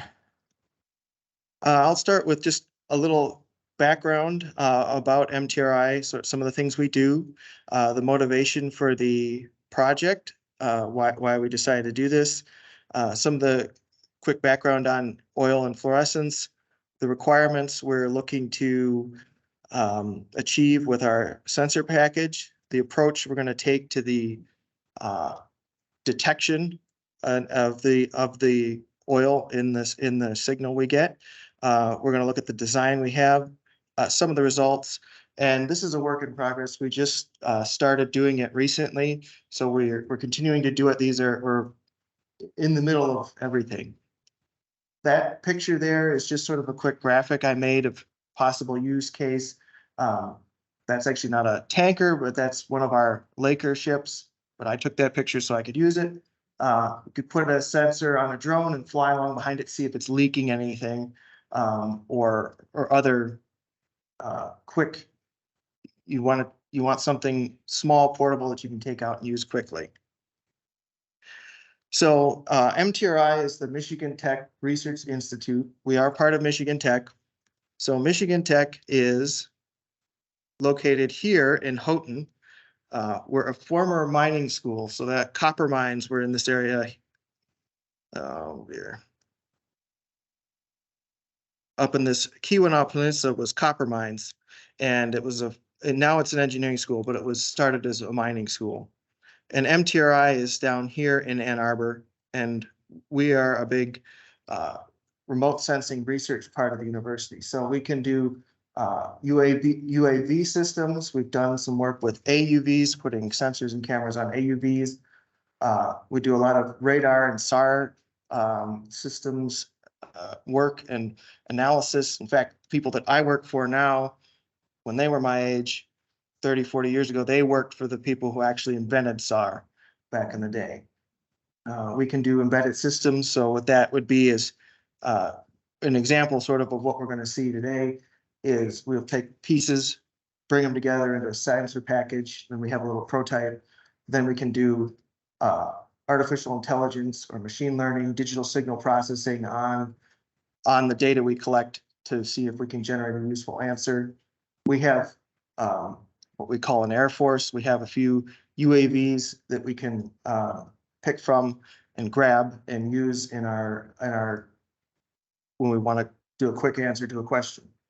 And we can bring all these together and do different systems and sensor packages.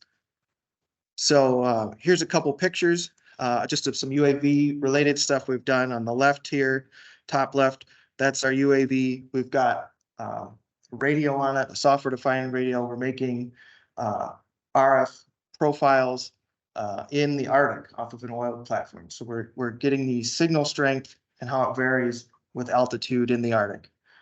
On the bottom left over here, we've got UAV. We've put a small radar on it. We're out at the beach.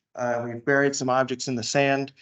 The idea is, can we use this small little thing to fly along and detect them? We've also done, this is closest to what we have at the moment, but we've got a camera on the UAV, high resolution camera. We take pictures of unstable slopes, or we've also done it of roadways, and we can make a three-dimensional model of that, and we use that, and we develop software and technologies with GIS and things to do unstable slope monitoring of slopes where they're having trouble with the rocks. I don't remember where that particular one was taken, but we've done stuff in Nevada, and we've even flown along well, we weren't allowed to fly the UAV along the pipeline in Alaska. That was too dangerous. So it was much safer to get a real helicopter with 4 guys and the door off, hanging out the window, than a 30-pound drone. And then we've also put we've got a couple little miniature spectrometers. They're commercially available little things, but we've glued them together into a little box here, and we can fly it around and make measurements. So that's some of the types of things we do that are UAV related. Again, there's a lot of other Great Lakes analysis, defense-based sensing, and we're getting into transportation. But UAVs are what we've looking at today. So this is just background. We've already saw Nancy's images of oil under UV light. So basically what this says is the different oils are going to have fluorescence when they excite. Diesel fuel is this one. There's the lighter the crude, the more it seems to fluoresce, the brighter it is. And the heavier it is, the lower the intensity. So that's going to be something that we wanted to consider and think about when we were designing our sensor, because we didn't want, we wanted something that was going to be sensitive if we were going to detect heavier oils. Although I've been here, this is our first time here, and I'm learning that the heavier oils don't necessarily float on the surface, so I may not care if I can see them or not. This is an example of that. This is some measurements we made ourselves. We grabbed a camera, we got some oil samples. A colleague of ours up on Michigan Tech's campus had some small crude samples from, I believe, something to do with biology and bacteria eating the oil. And he loaned us some of his oil samples. We were able to get diesel fuel and put it in a vial. And then it's really difficult to see here, but over here there is a little vial, same thing, full of chlorophyll. So we were expecting that there's other things that might interfere with our fluorescence measurements, and we wanted to be able to exclude those from the measurement. And also hard to see is the heavy crude here on the left. It doesn't fluoresce as much as the medium crude, and not as much as the lighter crude, and then the diesel fuel, the refined stuff, is really bright.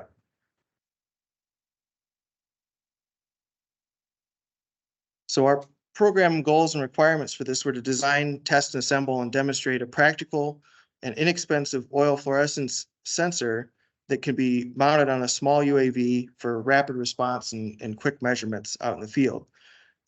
So we wanted to be able to operate sort of between 50 and 100 feet, collect data for 30 minutes. We wanted this to be 4 pounds or smaller so that it could be carried by a lot of the available platforms out there. We want wide field of view so we can map as large an area as we can.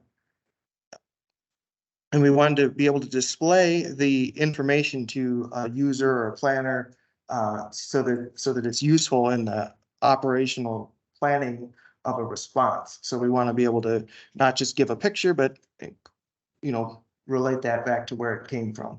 And we wanted to do this with inexpensive parts. So we were looking at COTS components that we can just go out and grab. We identified a couple challenges that we might run into. One might be that the signal is weak. They don't fluoresce all that bright in depending on your reference and what other ambient light is there, because there might be ambient light in this environment messing with your measurement.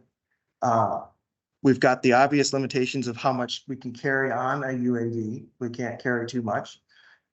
We also want to match the field of view to the sensor field of view. We don't want to light too much or collect more data than is necessary if we're only illuminating a small spot in the sensor. And then we also expect that if there's chlorophyll in the scene that we're looking at, we would get fluorescence from the chlorophyll, and we don't want to see that and call it oil. We've already seen some of the algae and the plankton and other images that might look like oil until you look at them more closely. So we decided to mitigate some of these risks. We are going to illuminate with UV, and then we are going to use filters to cut out the the wavelengths of light that we don't want. So we're going to use a filter to cut out the fluorescence that the chlorophyll will give off so that we don't get that in our measurement. And also by using the filters, we are not going to get the UV light that's coming off of our illumination source, and we're not going to record that in the measurement. We're also, to deal with oils and things that have a weak fluorescent response, we're going to get the most sensitive sensor we can get. So the off-the-shelf cameras and things, the most sensitive you can get is called a backlit CMOS sensor. That's a type of sensor, and when you're buying a camera, you can select that. Field of view might be too large to illuminate. Well, we'll just change our focal length. We'll just get a lens that we can adjust, or perhaps even change the lens. So, and then ambient illumination causing interference with our measurement. Again, that's basically sunlight swamping our measurement, or the fluorescence that's coming off the oil. So we're just going to operate when it's dark. So at night, or when there's not a lot of ambient light around. So here's the prototype sensor package that we came up with. We've got all stuff that you can go online and buy from the store. We have high-powered UV lights. These are basically just UV flashlights. A lot of folks use them for geology, rock hunting and stuff, or you can use them to see how clean your hotel room is. There's filters here. These are the filters we're using so that we're only looking at the visible spectrum. So that's going to cut out the chlorophyll, fluorescence, and the UV light source. And then this is the main camera. It's just a Nikon camera, and it's got a lens on it, and it's off the shelf. And then we've also got a little laser altimeter, and what that does is that tells us our altitude off of our scene, so that then we know what our field of view is, so we can use that to calculate and make a map of what we're looking at. So this particular Nikon camera has a low light sensor, that's the backlit CMOS, and the ISO is 200,000. And just for comparison, that's about 200 times more sensitive than your eye in the dark. So it's pretty sensitive to make measurements that we want to do.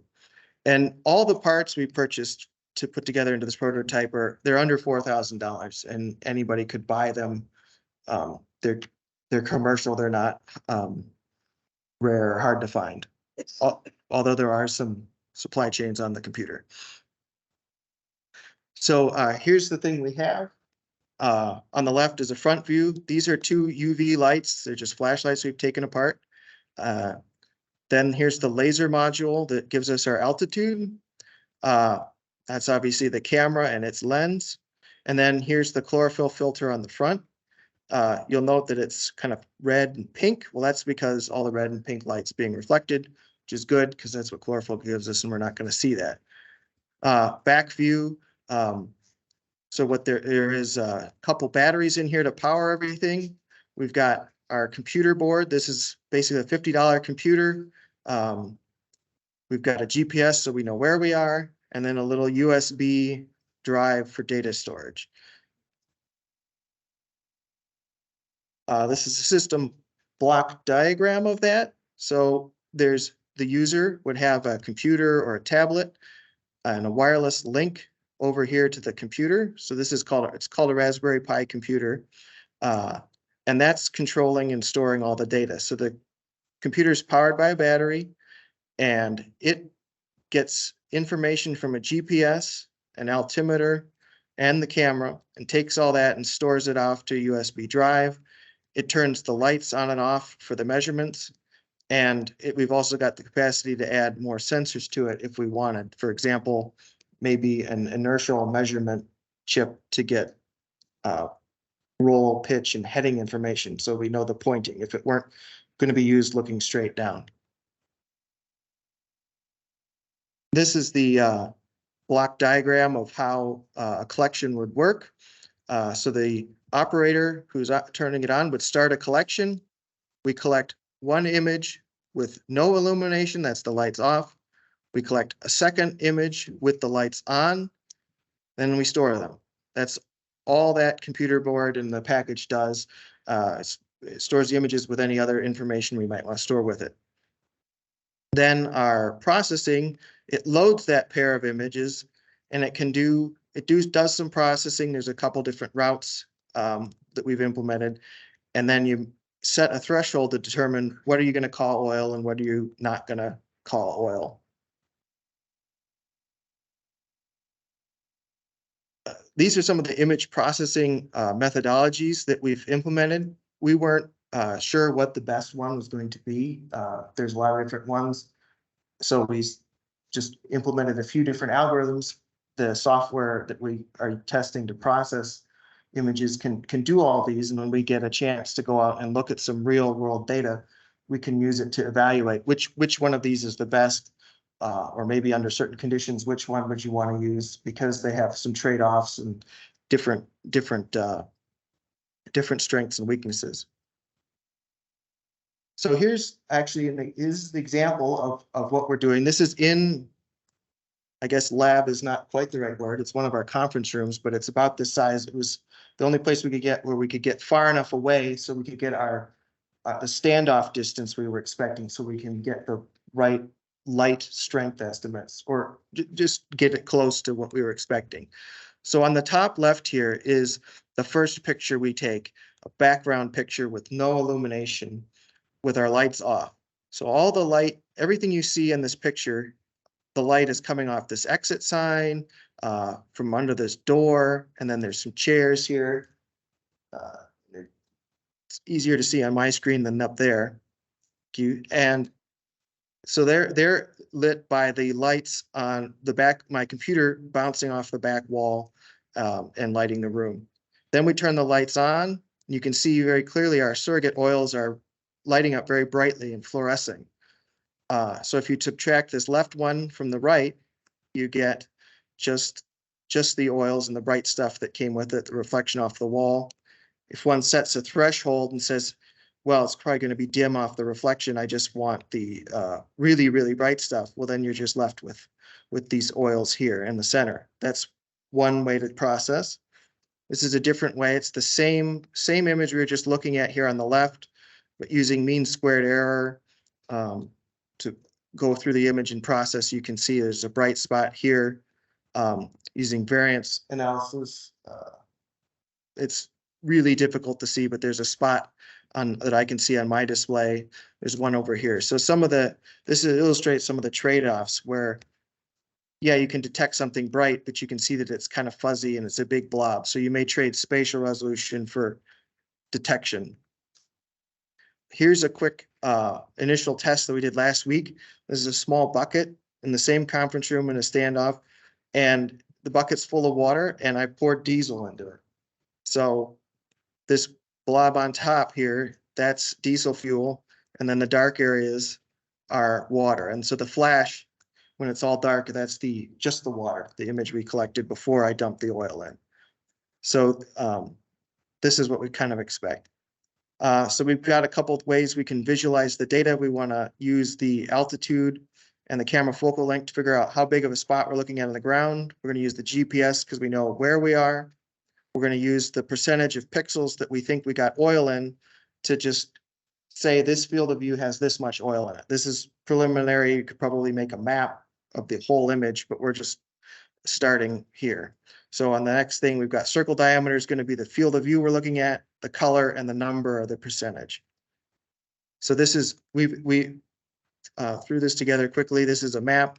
This is simulating a drone taking off, say, from the deck of a ship with a small field of view, but not much oil, flying over a slick as it's moving. And here we are gaining altitude. We're looking at a bigger area and bigger area and bigger area, but we're getting more oil, and then we're going to go and get less oil. So that's the simulation. One would take your drone and mow the lawn and then generate a map of this whole area. So we've our current prototype that we've put together, and I have in a case, it's 3.5 pounds. We've got high signal to noise ratio. We're going to do some real tests on outdoor data. We We've run it for 50 minutes before it ran out of battery. We have a really wide field of view with the lens and the sensor that we have.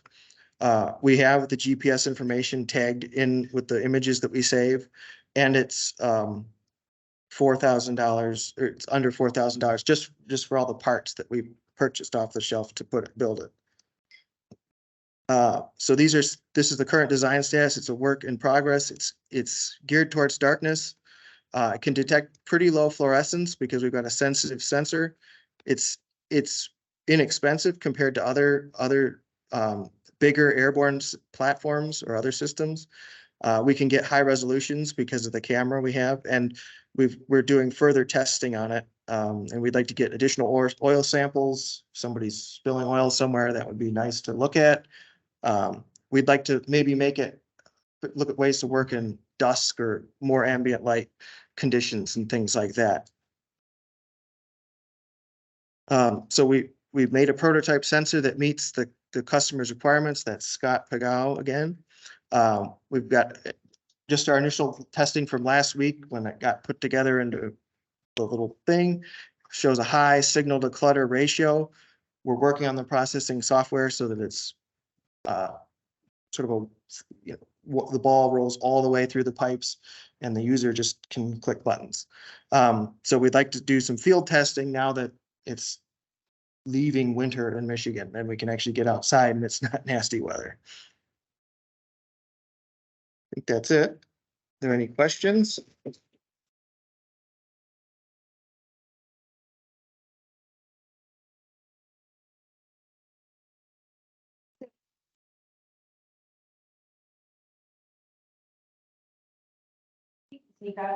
We will be back in 10 minutes time, so that is at 2:40 PST, Pacific Standard Time. And then we will be doing the last session, which will be planning and organization and tools.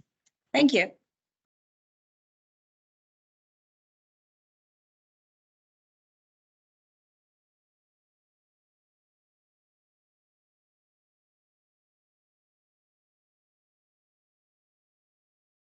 Stop presenting. Yes. All right. There's Nancy again. There's Nancy. You're on mute, Nancy. Put it in the chat.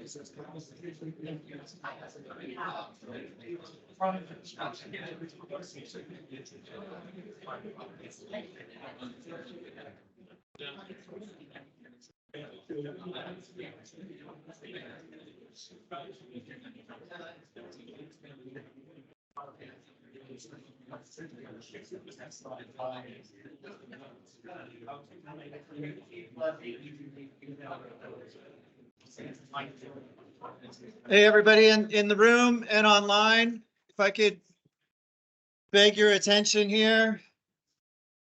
So you can remain standing or sort of make your way back to the seat. As long as you're doing it quietly. Yeah. All right, if you guys could bring it down for a minute, we're going to get started again. They're not giving me any chance. Oh, no one's listening to the government. I know. All right, so before we get started here again, I just want to say we've got 4 more presentations. They're all terrific. They're great. So enjoy those. I wanted to say personally, thank you to everybody who's here. There are a lot of people, Annie, Ellen, Maria, I'm thinking Steph, Kitty, Christian, there's Meg. A lot of people have worked really hard over the last few months to make this thing happen. And to the participants, those who presented and those who have not, and who are just listening, we've got some globally recognized experts that are being part of this. We've got college students inventing new awesome ideas with a coffee filter in their microwave. We've got a lot of great, amazing things going on. I think all of the organizers are thrilled to have this kind of organic thing that came up about collaboration, that it's been a theme. You know, we didn't intend that to be a theme. It's just, it is a theme because we are all working together to do this. So I just want to say thank you on behalf of OSPR. Thank you to my team for sure for all their work and for all the stuff you're doing. And let's keep taking this forward, keep working together. It doesn't always happen overnight, but through integration, through working together, take the time, especially in peacetime when we're not in the middle of an emergency, to try and let's keep advancing the cause. Let's keep pushing technology forward. We have so many, obviously, really, really smart people, passionate, committed, hardworking, big heart people that are trying to do the right thing out here. So let's keep doing this together, and we'll see you at drills, not spills, and back here in 2025. Cool, thanks, Greg. And I'd also like to echo what Greg said. I'll just say ditto, just kidding. But seriously, thank you also to the people online. I know, you've been dialing in for the last couple of days, so we certainly appreciate that. We do hope tomorrow that there will be an opportunity to see some to be a part of it as well. So if you're online, I think Annie, you're sending something out. I think it's for 10 o'clock tomorrow, and there's going to be an opportunity to dial in online. And we've got a HoloLens, so we'll be reporting live from San Francisco Bay. Hopefully we'll have an hour to get things together, and it'll be working smoothly at that point, and you'll get all the highlights of all the cool technologies and see it on the ground. So we'll try and give you a bit of a walk around so you can see that. Yeah, and thank you everyone for your time and patience. And thank you for the great event. I mean, OSPR, you guys put in so much effort and time and expertise, and I know we have a long history of doing this. I certainly appreciate it. So thank you so much, and thank you to all our Chevron people as well for all their hard work. One more day, and this afternoon. Cool. All right, so we've got our last few talks. We've got Kenny. Kenny, are you on? Yes, I am. Excellent. Do you want to share? We're just going to see if we can bring it up. We can see you. Excellent. So Kenny's going to be talking about managing your performance qualification standard program. So I guess this is around training and how we do documentation for training. So thank you, Kenny. And 20 minutes, Kenny. Okay. All right. Thanks, everyone. So as Maria said, what we're going to talk about today is kind of best practices on managing a PQS program. And a PQS, of course, another acronym for us, is Performance Qualification Standard. Now, some agencies have a little bit different acronym. I think FEMA actually calls it a National Qualification System. but we use the term performance qualification standard. And what we're going to talk about is setting some qualification standards for your personnel. Now, you can do this for equipment as well. There are kind of qualification systems for that. But what we're really focused on today is having this system for personnel and being qualified in specific positions or training requirements. Abstract here. So like I said, just basically going to talk about what a PQS program is. For those that are familiar with it, you know it can be time consuming to track your entire teams depending on their size, all of their training records, their certifications, hours spent at exercises and specific positions, and how are they being qualified for that position that they're supporting for your team. So we're going to talk about how to establish that framework of a program to make this easier for you, and then how to capture and build all of your documentation. And of course, how do you use software to help you manage that so that you're not just dumping a lot of documents into a folder. You're able to look at the information, make decisions, and provide reporting so it's a beneficial program to you. So, of course, just the agenda, like I said, we're going to talk about the framework, kind of steps on implementation. So identifying a program manager who's going to manage this for you, because it is something that takes time and takes some dedicated hours to make it work well. And then establishing who's going to help you manage that on your team. And then how are you going to train your users once you put this program in place? Is it just a new SOP that you put in place of how training records are going to come together in this organized fashion, and then all of your qualification documents? And then how are you going to document it? There's all kind of different ways. You can see on the picture here, most people are probably used to this, of having a bunch of training records. If it's not on a file server in a folder, they're in folders on a shelf of every training certificate you've had. So there's a bunch of different ways that you can document it. And then at the end, once you have your program in place, how are you going to monitor and evaluate to make sure that you're continuously being successful with the implementation of your program?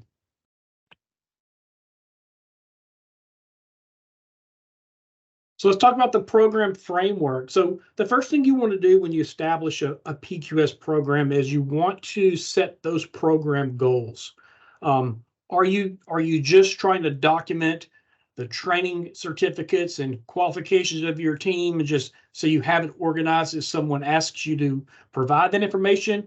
Or is it something that you're looking more to have like a proactive system, right? Something that you can identify capability gaps with your users or with your training, and see where are you meeting those qualification standards, and are you doing it more than just for a single team? If you're maybe an oil and gas industry client that has multiple facilities, you might not only be thinking about your incident command system, ICS corporate staff, but maybe each of those facilities.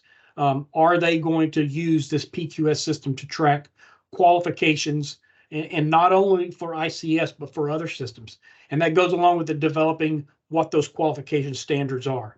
Again, we talk about ICS a lot, and those are the books that I have on the slide here. You can see some examples from everywhere from Chevron and Phillips 66 and other industry partners that have systems that they developed, as far as there's the California Department of Fish and Game book for an environmental unit, and then FEMA, Coast Guard, Fire Service, and the All Hazards IMT. So there are a lot of different standards when we think about ICS for qualification standards are already out there and that can be used. Or maybe you're looking to build your own. Maybe, and of course, we have to think outside of just ICS when we're thinking about oil spill response. If you're going to be a trainer for your organization, maybe you're going to provide ICS training or firefighting training. What are your qualifications that you need to be a trainer? So that's something that you could track in a PQS system. And then we just had a couple of presentations about UAS. So when you think about if you have a UAS program at your organization, the pilots, the observers, there's some criteria that they have to meet to be a pilot. And then there's maintenance of flying certain hours on each of the different birds That's other qualifications that you can build into your program so you can track those effectively. Now, once you have that program, you then have what we call position task books, or PTBs. And that's what you're seeing on the screen here. So for each of these qualification positions, what are the standards that you're going to have? Are you tracking which training courses that position is required to have? Are you going to make them meet specific competencies or tasks? And then do they have specific hours that they need to fill that position? So if we're thinking again, back to ICS, because it's something we know, you think about a planning section chief. So to be a planning section chief for your organization, not only do they need training requirements and to be able to facilitate meetings, and there's a lot of other competencies they need, but maybe you have some requirement that they're going to need to fill that position for X amount of hours, maybe every year or every 3 years. So you want to think about that when you're building your position task books for each of these positions. And then defining those metrics. What are the metrics that you're going to use to evaluate and make sure that you're meeting all of the qualifications that you have for your different positions? Once you have obtained one of the qualifications, are you going to require not only that person fill that position maybe every X amount of years, but also do they have some renewal training courses so they're always continuously learning to be able to meet that position's needs? So when you're ready to implement your program, you're going to want to identify first who's going to be your program manager or your response, kind of your support team for this, and what are their expectations? What standards are you going to use? Again, are you going to adopt one of these for ICS? There's a lot of programs out there that you can adopt and maybe do some slight modification to, or maybe it's completely customized. Like I said, maybe for your UAS programs, what do your pilots and observers need? Maybe if you have a facility and you have firefighters, what does a firefighter level 1 or 2 need to meet that qualification? So you can branch out more than just ICS. You're also going to want to develop how and define how you're going to do reporting. So again, if you're going to take this more than just documenting everything that you have now, but make it a proactive program that you use, you're going to want to be able to have some kind of reporting so you can see where's my program at on a monthly status. I've assigned training to specific team members. I want to make sure that they're taking that training in the time that's allowed. And then part of the implementation that you want to make sure you think about, because this is probably going to spend a lot of time depending on your team size, is gathering that historical information so you can get that documented.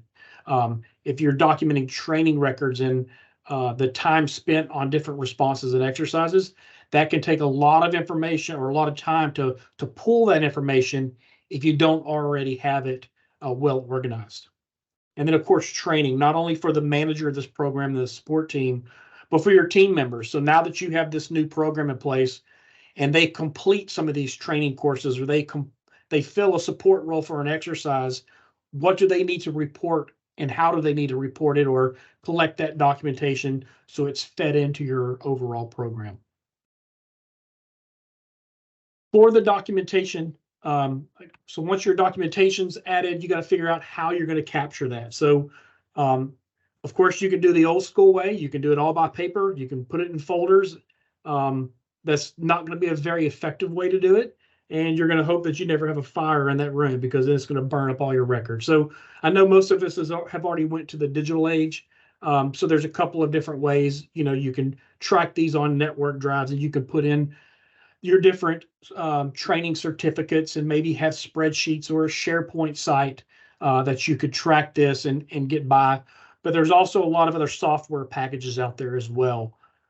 Some of your LMS systems may give you some of this. And again, it's going to depend on what you need out of your program. But your LMS will let you track who's completed trainings and maybe also have access to those certifications for those trainings. But will it let you build more than just a group of trainings for a qualification? Again, going back to specific competencies or time that you need someone to fill that position. There are some specific software applications out there. Of course, TRG has one of them that allows you to build that interface a little easier so that you can gather all that information for your different qualifications.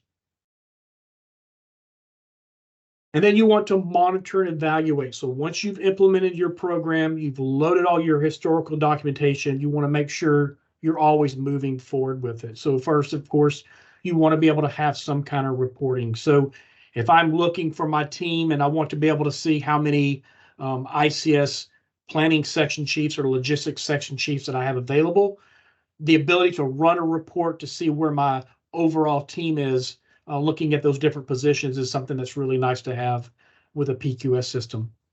You're also going to want to have notifications. So we think about a software system that's managing this, the ability to send out notifications to managers. If I have one of my team members that's supposed to be taking training this year and they haven't completed it by the end of the year, the ability to notify not only that team member, but maybe a manager to say, you really need to take this training. We're 90 days from you not being qualified in this position. And then also for the reporting, having that notification sent on a scheduled basis. And then scheduling the training courses. So not only training courses, but exercise support. If you need to fill that role to meet some of the competencies based on your qualification, the ability to schedule you for an exercise support to fill that specific role. And then, of course, the thing that we all love with software now is dashboards. And again, for this example here on the screen, you can see how we're looking at across our program, all of those key ICS officers, section chiefs, incident commanders, and trying to see how many people we have qualified in each position, so I can get a quick glance and see where my program is if I need to staff a support role for one of our clients. Kind of a summary, best practices here. So if you are going to put in a PQS program, the first thing, of course, understand what your initial goals are. So if you're just looking to really document what you have in place, just make sure you have that clearly identified, knowing that once you get it implemented, it may change, but kind of have your goal set up before you start, because you don't want to start changing how you're implementing it in the middle of it. It's going to cause you a lot of headache when you put that together. Understanding based on the size of your team and the amount of information, that documenting historical information can take a while. For some of the clients that we've helped establish PQS systems, we've looked at history over the last 10 years of their team members filling specific positions in exercises or events, and that takes a lot of time to pull that data together. And then also to upload training records and course, completion for the last 10 years. If you're looking at, 400 or 500 people on a corporate-wide team and multiple facilities, you're looking at a lot of time to put that together. And then, like I said before, knowing that the PQS management software out there's a lot of good programs that can make this a lot more efficient than loading it on and into a spreadsheet, give you a lot of that dashboard and reporting capabilities. And that's going to help you, again, monitor and evaluate, make sure not only once you get everybody qualified, are you still keeping everyone qualified if there's anything that you need to maintain currency of that qualification. And then last but not least, something to think about when you implement a program, you initially have to kind of get some of your team members. If you do not have anyone that's already qualified, you have to get a core set of team members qualified in those positions. So you have someone that can start evaluating and signing off on your other team members that are meeting those position quals. You want to make sure you get those, either use a third-party agency, or if someone already has qualifications from being with the Coast Guard or with a state agency, that you can adopt those in, so that person can still then start helping you meet evaluation any of your team members for the quals. And that's it.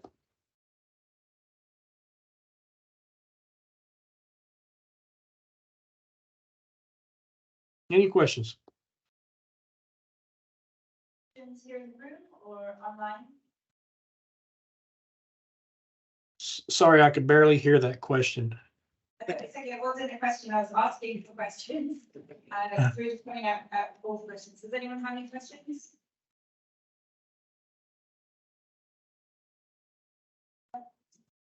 Okay, so thank you very much. Thanks, Kenny. I definitely think documentation, as you said, of qualifications is really, really important. I know in California, there's a move now to having a more a system that reflects that. So you know, that capability when the increase is more important. It's what If anyone has any questions online, they have the questions that they missed and they have regrets, they can use the chat to ask a question, and I'm sure Kenny will be there at the meeting. So we're going to move on to our next presentation, Kesabalu, also known as Dr. Doss, if I read your abstract correctly, yes. He's going to be talking about identification of spill oil using alky pH isomer ratios from the MV maritime. And so I think this is something Canada, it's a case study of a spill, and also trying to contract an aquarium. So thank you.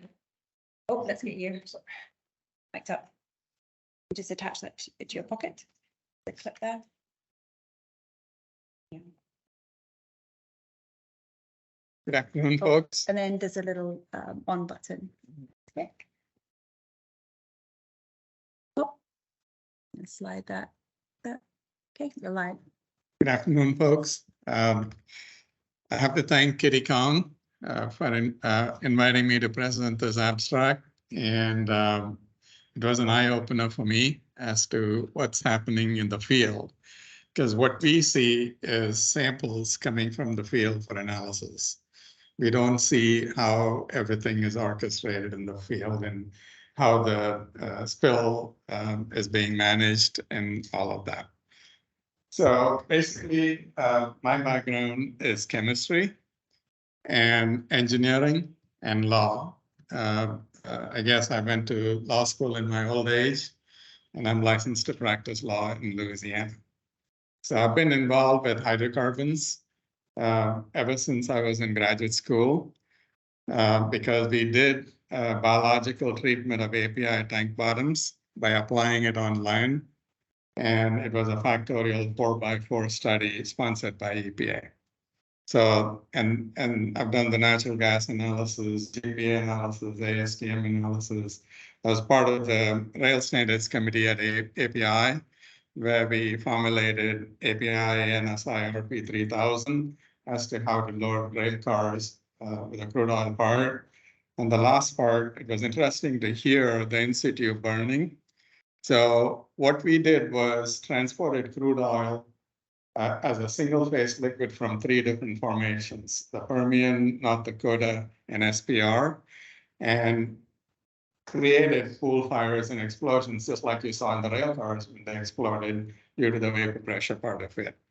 So I would suggest that the in situ burning folks who are contemplating on that, look at that data. It was sponsored by DOE, DOT, PHMSA, and Transport Canada.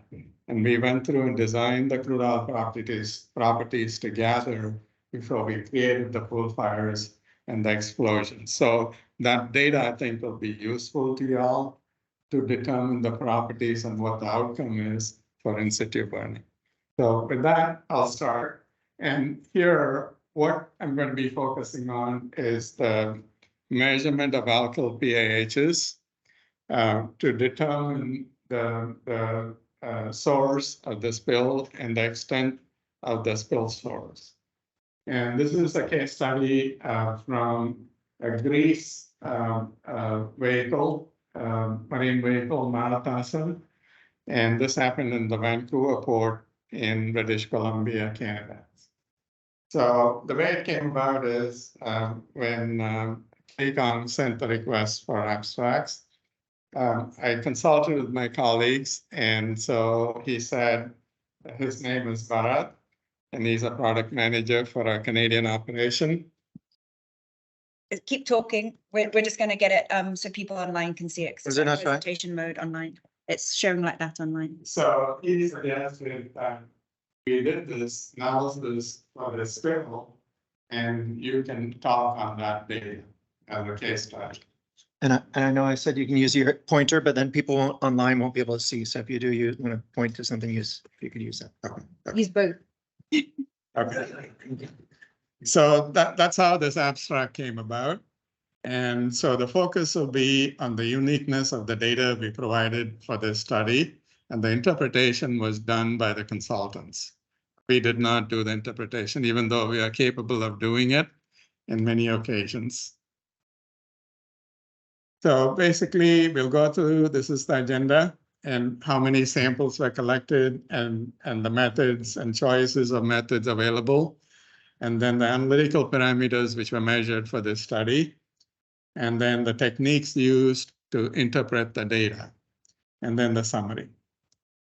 So choice of methods. So when you look at the measuring what kind of source you have and what kind of product was spilled, what type of crude and which formation, you don't have any specific prescribed methods.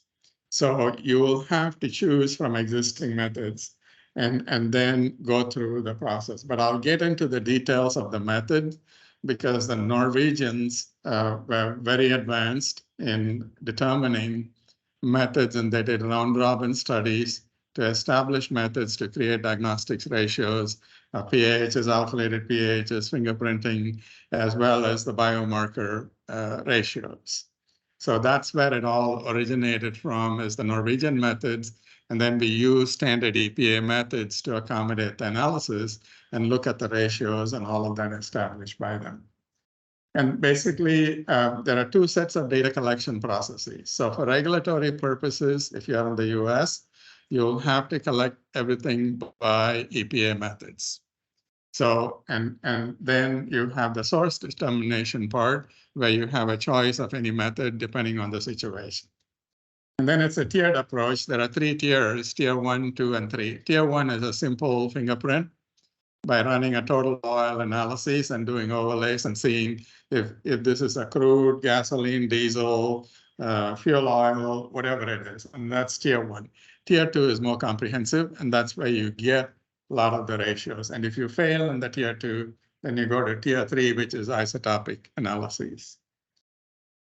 And then the study techniques will be focused on here in the data generated for this study. So the oil was spilled in the English Bay in Vancouver, Canada on April 8th, and approximately 2,700 liters of bunker C fuel oil was spilled. Samples were collected for a stretch of 14 miles along the shore to determine if the source persisted throughout the area. And then samples were provided to Axis, SCS Axis for analyses. And SCS Axis performed alkanes, pHs, alkylated pHs, and biomarkers. So basically, the alkylated pH measurements were the ones used because it distinguished it from all other spills in that area, because it's Alberta crude oil is where that formation came from, or the fuel came from. So basically, they also try to confirm that the source is from the spill, and then what are the combined effects of other spills in that region, because there were multiple spills in the port. So now you have to accommodate, assess the damage impacts from this spill, and how do you differentiate it? And also the analytical data, again, came from Axis. And the following were the samples collected. There were other samples collected too, but these were the samples used for the evaluation and the assessment and what happened along the shore. And it was like sediment samples, subtidal sediment samples, oils, mussels, and samples were collected from April 9th through 23rd. So, and before we get into the methods, one other thing I failed to mention, the ship which spilled the oil was only 3 weeks old. It was a brand new ship. And the reason for the failure or the leak is because there was a valve which was leaking and the alarm system didn't go off on the ship. So what I learned later on is that in 2019, the ship's owners were acquitted by the judges based on the lawsuit filed by the Canadians. and that they were not at fault. They had all the protocols, spill response protocols, everything was in place. It's the valve that leaked because of the people who built the ship is where the liability lay. And it's all published in the document. So, and then methods wise, ASTM methods are there and EPA methods are there. So ASTM whole oil analyses, that's the tier 1 part, where you run through the entire spectrum to see what type of product you have in your matrix. And then you have another SPE method, D7363 and ASTM D5739. When we had the BP spill, a lot of the people resorted to those methods instead of going over in the SINTEF method. SINTEF is the NORD test method. In fact, if you look at the EPA documentation during the BP spill, they'll ask you to reference the Falkness method, which is the NORD test method. Urey and Falkness are the ones who are the authors for that. So, and then we had performance evaluation samples, which EPA submitted to the different labs when they analyzed those samples from the BP spill. And then the EPA methods, GCFID, which is the normal total petroleum hydrocarbons method, which is used to do the total whole oil analysis part. And then the GCMS methods, SW846, 8270. And a lot of people are unaware that there's a method 8270, which is still in, 8272, which is still in draft mode, which was never published as an official method. Then if you're looking at metals and nickel chromium ratios based on the crude and everything like that, you can use the ICP 6010 method. And then if you're looking at like the leaded content in gasoline and finished products, then you can use 8270 and also 8260. So basically the method choices for this study was 8270, but GCMS and SIM mode is how it was analyzed. And then the prep methods were SOx-led extractions. And then after the SOx-led extraction, we went through the cleanup methods.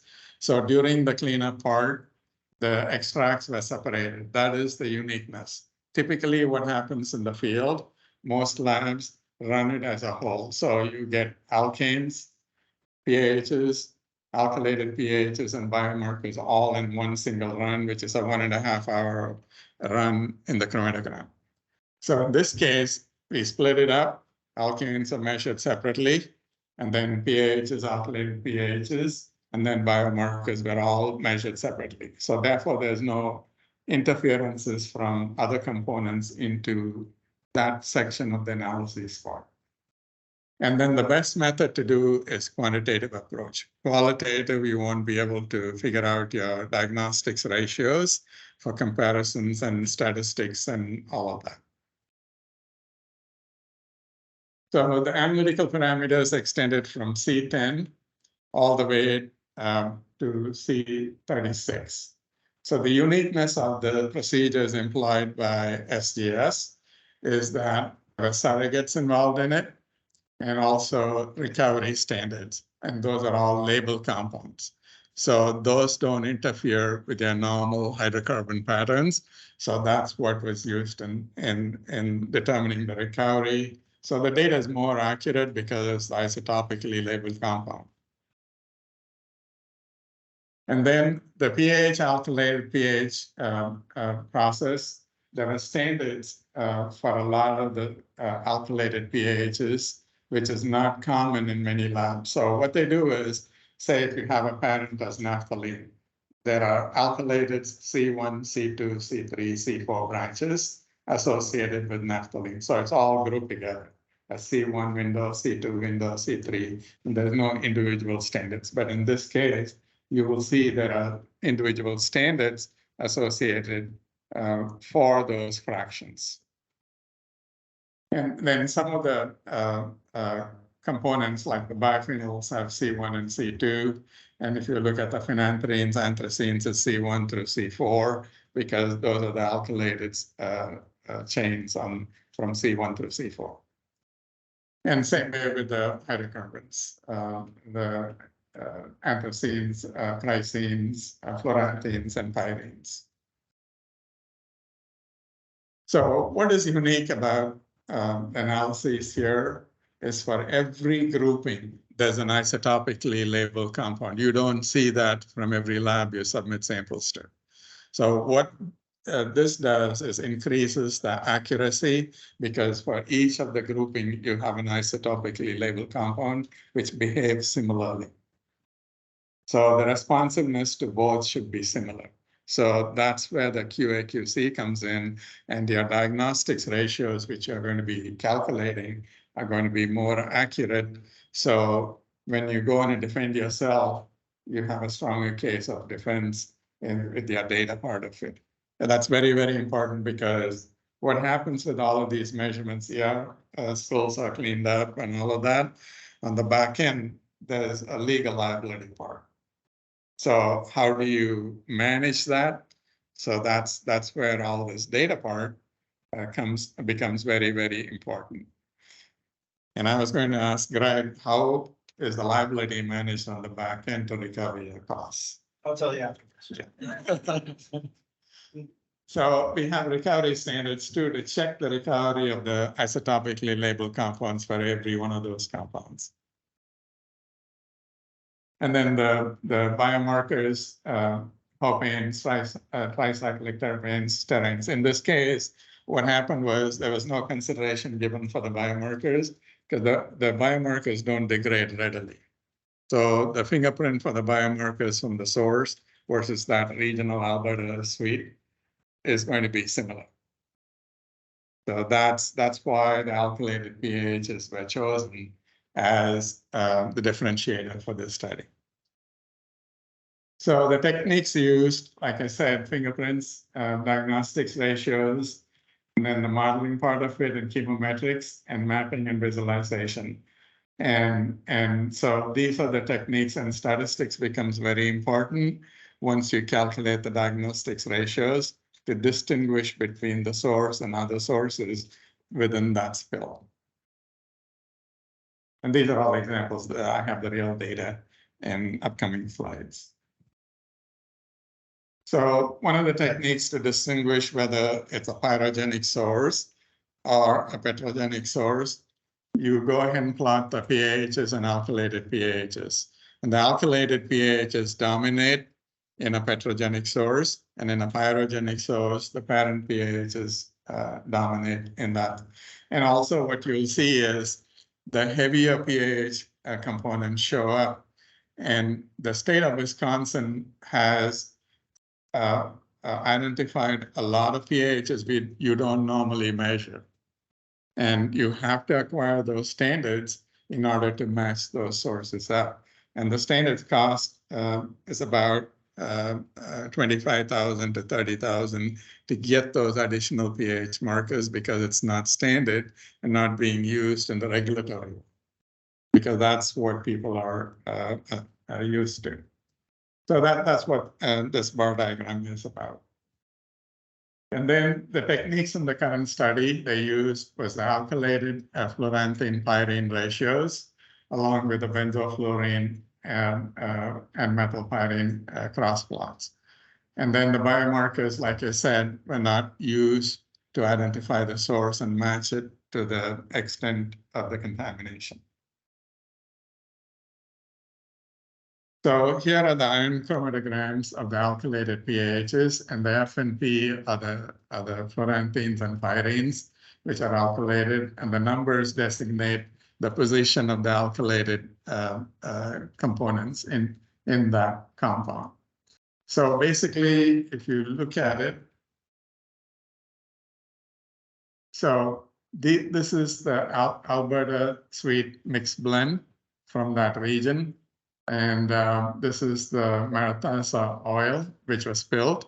Lucky they collected the sample of oil from the ship as well. So that makes it easier once you have a source sample to tackle the source and the extent of the contamination. So if you look at this oil versus the Alberta sweet, it's completely different, even in the ratios and how the fluoranthines and pyrines are situated. In fact, in the Maratasa oil, the fluoranthine pyrene signatures were lower than the Alberta sweet crude. So if you look at the three patterns of the iron chromatograms here, these are all different sample points. And if you look at the muscles here on these two sides, they are all aligned and matches up with the Maratasa oil, whereas these guys collected at different points do not match. And then the red iron chromatograms are pyrogenic sources, contribution from pyrogenic. And the cyan and also this blue are all petrogenic. And this was all determined by the plotting of the pHs and alkylate pH histograms, and there you can tell. So then they use the cross plots, and so here the targeting of what ratios you use is based on the data analysis as you go through the process. So you calculate all of the diagnostics ratios. And then when you go through and think about how and what you're going to use based on the distinguishing factors as an interpreter, it'll come to your mind as to what you're going to use to determine the source and distinguish it from other sources. And that's what was done by the consultants. And basically, if you look at it, this is where the Maratasa oil spill samples fell in. Some of the samples are outside this zone because there's contribution. Use the mouse so people online can see. What's that? Use the mouse so people online can see. Okay, so the Maratasa spill comes to the bottom of this plot. And then some of these are also from the Maratasa oil here, but it's overlaid by some of the spills from previous times. And then this is from previous times is what it is. And if you look at it, that's from the 2007 data and ASMB oil. So the key is if you can get data from previous spills and fill it in your library, it's a lot easier to do the comparisons and rule out the possibilities as you go through. It's a complex process. It doesn't happen overnight. You just go through and create your ratios and look through them and think about it, sleep on it, come back, reanalyze. So it won't happen immediately. Unless if it's a single source, yeah, this all came from here, it matches, you go on your way. So, so that's how that part works. And then it's a summary, complex analyses in the current case study, pH, APH, ratios used for identification and matches to the source. And also the cross plots were used as well as the diagnostics ratios were compared. And then must choose an appropriate method based on matrix to go through the analytical scheme. And you have to have a good partner in your lab. So that makes a difference. And forensics analysis labs are very few in this country. So, so that's what you have to be aware of. And you have to get hold of them. And a lot of the forensics labs do not produce the data like you want. So when I was working at Environmental Standards, we wrote a technical specification manual just for forensics and what the lab needs to deliver as an outcome. Otherwise, we'll be calculating for days based on, and it'll be a back and forth constantly with the laboratory. And also, we have had experiences taking the raw data files from the instrumentation and using that data and applying specialized software to manipulate the data like you want, and then do the overlays and the fingerprints and also ratio calculations and all of that.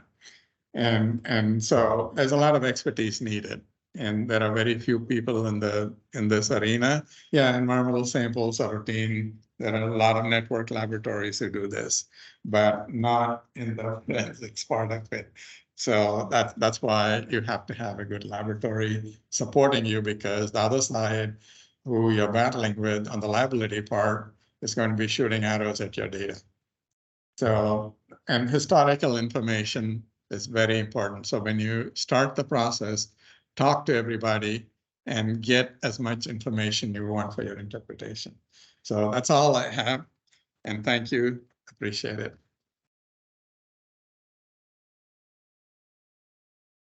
And I have a lot of references in this presentation too. So.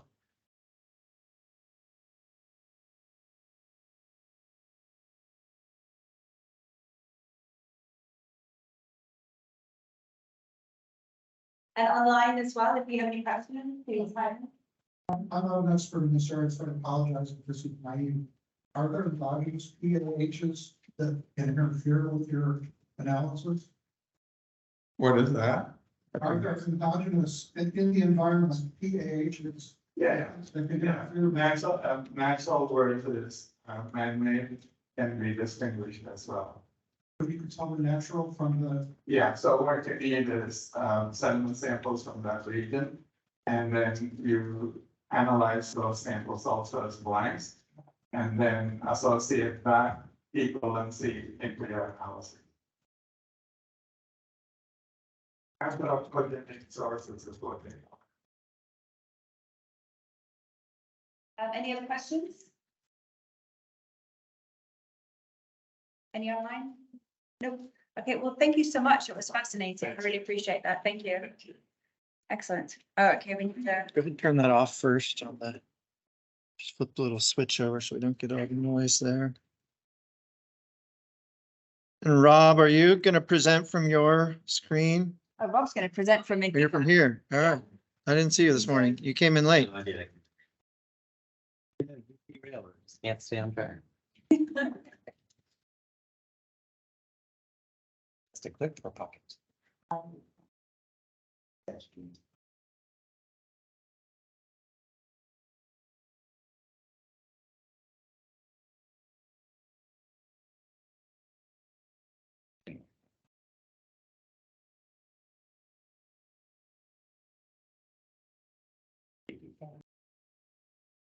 right, you're live.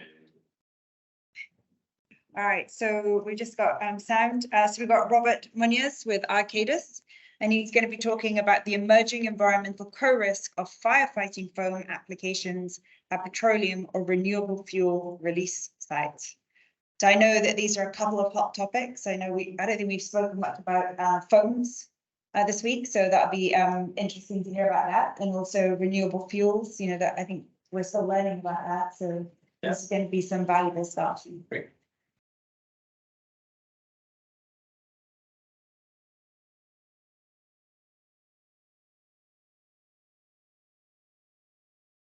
All right, cool. Yes, sir. Left, right, and if you use this, do you have any videos in there? Okay. You got 20 minutes. Okay, I think we'll be good. Well, great. Thanks, everybody. Yeah, I think this one hopefully be fairly quick. We didn't put a lot of data in, just really just hitting on the main points of this. But thanks again. I know we're getting towards the end of the day, so thanks everybody. Thanks for San Francisco State University also, because it's a beautiful place. I mean, even with the rain today, it's just it's fitting for the Pacific, sort of Northwest where we are. Maybe, or let's see. There he goes. Okay, so brief agenda. I won't get a lot into it, but just basically what are thanks. Keep talking. Okay, gotta get the nose shot. Yeah. Thanks. What are PFAS and what are AFFF? So what is it? Why do we even have it? Where do we have it? So just some quick background for you. I'm sure some of you guys are probably somewhat experts. Others hopefully just have heard about it. Some examples basically, and why it's like a problem, why it's an additional contaminant to manage when we're dealing with fuel oil spills. And then basically just why we fit into this section. It comes down to planning and preparing, just so you guys have that basic understanding of the background, so that if this does come up, you are better prepared when the real life situation occurs. Okay, so what is it? PFAS, per and polyfluoroalkyl substances. They've been around since about the 40s. They can take 1,000+ years to break down. They're using coatings to make things waterproof or grease proof. They're like, Chipotle wrappers, Teflon pans, waterproof gear. A lot of our clothes that we're wearing right now, like when we're sampling out in the field, we have to be very careful like what you're wearing. You got to even take off your high-vis vests because some of the plastics have PFAS in them. You're not supposed to shower that day. You're not supposed to use lotions or sunscreens. All of that has potential PFAS in it. So basically it's everywhere. One of the biggest contributors is in the AFFF, as I mentioned, and there it is, this aqueous film forming foam. It's kind of the older generation of firefighting foam that's been around a long time. And then that scary, alarming bullet there, it's found almost everywhere in almost everyone. Because it lives so long and because it hasn't really been tracked that well, it's gotten into our groundwater, our drinking water, and because it's on our food wrappers and stuff. So basically when they test folks from around the world, they can find it in their blood. So it's there, it's everywhere. Be prepared for it. It's getting stricter and stricter, which this kind of goes into. We've been tracking on kind of a dashboard which states have AFFF restrictions or bans, and whether they're enacted, which is the darker colors, or they're proposed, which is the lighter version, the same color. So on that map, you can see there's a good chunk of 12+ states that have either enacted bans or some form of restriction in that aqueous film forming foam, the firefighting foam. And there's a lot of other states that are proposed, and they're probably coming out soon. So it's coming. And then also the more we know, the lower the threshold goes. And just a couple of weeks ago, EPA proposed this new drinking water standard with a maximum contaminant level of 4 parts per trillion for PFOA and PFOS. Those are just 2 of the many, many substances that make up PFOS. Lots of acronyms here. And then I had to look it up because I've been doing a lot of simple oil and gas remediation work too much lately. But benzene right now is 5 parts per billion. So this is 4 parts per trillion. So we're talking obviously orders of magnitude lower is what it needs to be for drinking water. So you can see, you have a release of something, and if they spray a little foam on it, that's going to be potentially your cleanup remedy, and your cleanup goal is going to be for now the PFAS related, maybe not the fuel that's spilled. So it sounds simple. Well, let's just transition all the systems to the fluorine-free version, more acronyms. So now this is just FFF versus AFFF. But I'll try to use fluorine-free foam. I'll say that just to help clarify. And you could do this really only as of recently with mil-spec, like military spec sheets coming out with all the research, as we've talked about. It takes a lot of research to get some of these things approved. So even though these have been out for a long time, it takes lots and lots of data to be able to prove to like FAA here, the Federal Aviation Administration, that these will still put out jet fuel fires. So that's getting there, but right now the FAA is only saying that you can change out your AFFF at airports, but it's at their discretion. The DoD is phasing it out at all their facilities by late 2024, and there's a Senate bill in California to phase it out in all terminals in California by 2026. And I know that's happening a lot. We've done a lot of work with Chevron, Kinder Morgan, stuff like that to go around and to start do some of these PFAS investigations and work plans. And where was there a fire 40, 50 years ago that you may have used AFFF? You got to go poke some holes and see how bad it is. Is it still in the ground? So they're really chasing it, even going back in the history. So, but unfortunately, it's not as simple as just like, well, let's just get rid of the old stuff and swap it out with the new stuff.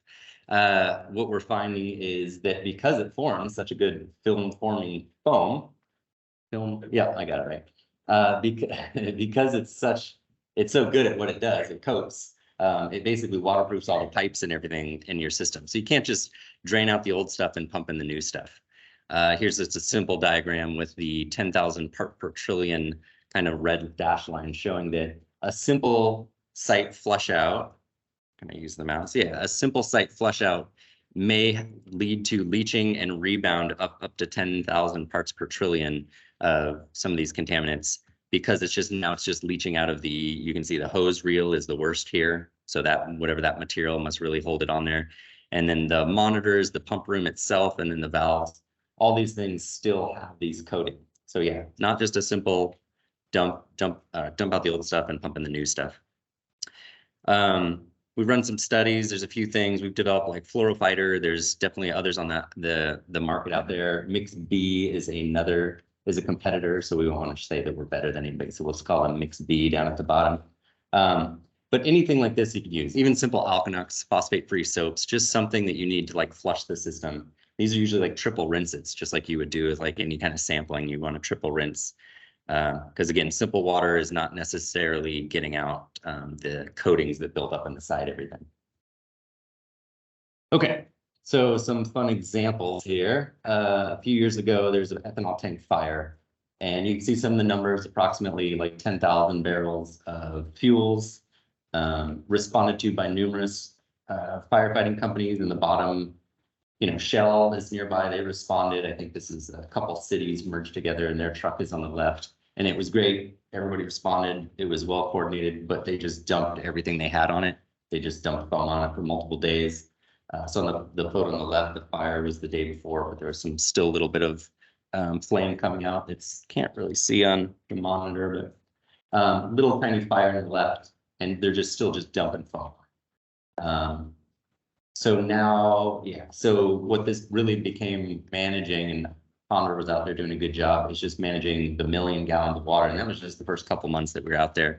And then, rainy season really hit. So then it became millions of gallons of water that they just had to keep containing because it just keep getting impacted by the PFAS now, the AFFF foam. So some quick lessons learned, because I know this is a technology workshop. So although I don't get a lot into that, really, this is just more like high level. But what we have found is, of course, there's defoaming agents, and you can call the spec or the company that makes your AFFF at any facility and ask them, what is the best anti-foaming agent you have? What's going to work on your product? But in the meantime, you can get pallets, like literal pallets of salt, jugs of vinegar from Costco's, from Home Depot's, stuff like that. So if you're in a real emergency, you just need to look for where can I get a pallet of vinegar? So as you're filling up these Baker tanks, they're just going to foam up. They might be 1/10 full, but the foam is just blowing out the top. So you need to be dumping in gallons of vinegar as you're vac trucking up all this foam water, because it really, really wants to foam. Salt also helps, and there's a few other things that we've tried. But yeah, in a pinch, I think we did do Home Depot, like cleaning vinegar, or Sam's Club, Costco, something like that for food grade vinegar. I just looked on GeoTracker. We did mostly air monitoring and a couple other things for the site, so we're not running the groundwater remediation on this one. But I did just look at GeoTracker last week just to see what they're dealing with currently.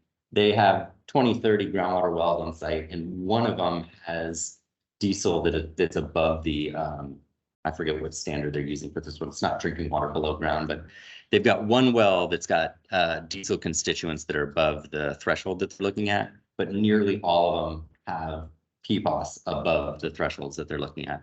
So now, again, this was great. They put out the fire, but now for decades, potentially, they'll be dealing with PFAS at the site. This is one of those things that's like, hindsight, we probably should just let the ethanol burn off, but you can't. Firefighters not going to just sit there and let a fire rage. That's not what they do. That goes against their core being. So of course they come out and hit it with everything they have, but it was, ethanol, and it was burning pretty well before we got there. And but yeah, so now it'll be a PFAS problem for years to come. Okay, this is a warehouse fire, and we use this example because just right off the bat, they knew that there was AFFF stored on site. They had the old stuff, and they were containing the concentrate in totes, like 1,000-gallon totes. And so as soon as the fire broke out, the on-site personnel knew that this was going to be a very big problem. Yeah, there were some paper products, and it was mostly just a giant, like it's a 1/4-mile long warehouse in Michigan. But because they knew they had totes of AFFF, as soon as the fire broke out, they communicated that, and they worked with local contractors to get soil on site. So while there's firefighters battling the fire, there was crews spreading soil around to create berms.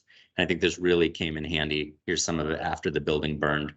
And you can see it's kind of containerizing most of the water that they did. And this was critical because this was a massive warehouse fire. They did dump 1 million+ gallons of water and foam onto it. And they were able to manage it mostly and keep it out of the nearby waterway. Here's the building where it's still burning. Here, I'll use the mouse. Hard to see potentially, but all these little, you know, coppery. These are kind of like a clay, sandy soil, berms everywhere. You can see they've built little berms over the hose. They had to keep continuously moving the berms, and they worked really well with the firefighters on this because they understood the potential. So it was a good display. You can even see these little tiny courts, these little inlets that the firefighters are working in. And if they needed to move, then the, you know, the rubber tire dozer would come in, the loader would come in there and move them around for them. So it worked really well. We were able to contain multi-million gallons of water doing it this way, because we knew from the beginning that was going to be a problem and we planned for it. And then we had to treat the water on site. You know, 5 million gallons is a lot of water to deal with. So, and this is often the case when we're dealing with this. It's just easier. And that ethanol fire that I mentioned in the last slide, same thing. They've got an on-site treatment system now just to deal with the PFAS water. They processed, or they still are in the middle of processing 5 million gallons of water. And they do have to filter it out with sand and do some pH adjustments, but then it goes through GAC filter, granular activated carbon, with a resin polish. And due to the amount of fluid, the volume there, I think they were up to 400,000 pounds of carbon that they've gone through. And it's start to finish. So then it's like, but we got to decon everything. So it's like you build it up and then everything gets decon on the way out to the very last tank and the very last holding pond. All that gets put through the system, and you're breaking down the system once the very, very, very last thing has been kind of flushed through. So again, some quick lessons learned or things that went well, which actually I didn't really talk about, but the know your stormwater drainage system design. It seems simple, but like in all planning documents, like just have that. We've been to SFO and we've helped them, and then you've got to call the retired guy that helped put the system in 40 years ago. Like, do you remember where it is? Like, there's some buried catch basements and catch basins, and we found a T, but it doesn't go anywhere. And like this happens often. So at any terminal, facility, airport, anything you have, just like spend a little bit of time, especially in the drills, pull up those system maps, and they don't, you know, do you have a way to plug them? Do you have like pigs or plugs to put in? Do you have plastic covers?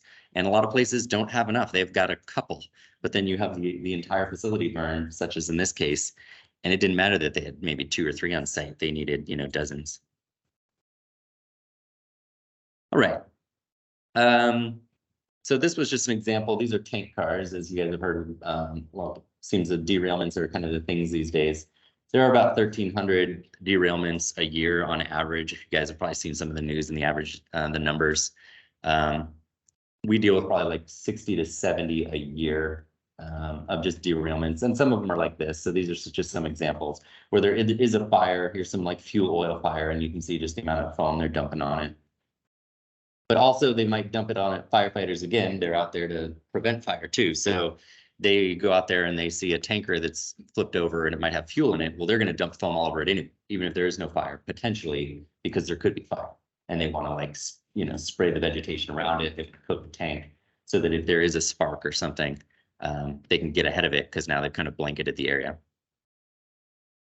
But as I mentioned, you know, these PFAS could be, they're more persistent than the fuels, and also they're more mobile on the ground and groundwater and soils than the fuels. So kind of as mentioned before, you just need to, like, if you can plan. Whoa.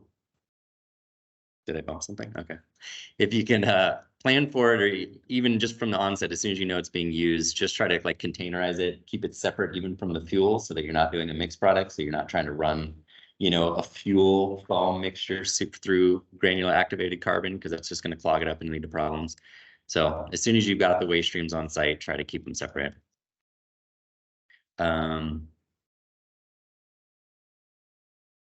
Yeah, and then kind of this is leading into the next slide. But so you've got folks out there. No, what I didn't touch on is just, you know, like, especially these derailments, or to get a pipeline release, it could be in the middle of nowhere. You've got a volunteer fire department coming out to help, and they're spraying a bunch of stuff on it that you don't know what it is either. Like some of the older AFFF is out there. So it's really just kind of being prepared. You can do what you can in your facilities, but you're not always going to be able to do that. You might be out in more of a remote area where you're working collaboratively, which is great, and people come out to assist you, but you don't know what they're bringing. They could be bringing the old AFFF stuff, and that's going to cause you potentially some headaches. And then, yeah, really the segregation and characterization of your waste is key. This was an example from one of our colleagues over on the East Coast, where This is one of those examples where the train derailed. There was no fire, but they dumped a bunch of foam on it. There was no problem, but then somebody was doing like a phase 1 or 2 in the area, and they realized that there's PFAS now down to 70 feet 10 years later. So this train derailment was not that big of a deal. They cleaned it up. There was really not much of a release. There was no fire. However, it is currently now a remediation site because of the foam that they dumped 10 years ago. So yeah, like I said, they're looking back to figure out what's out there. Okay. We do have some data, but I'm not going to talk too much into it. But similar to the PAHs, or if you think about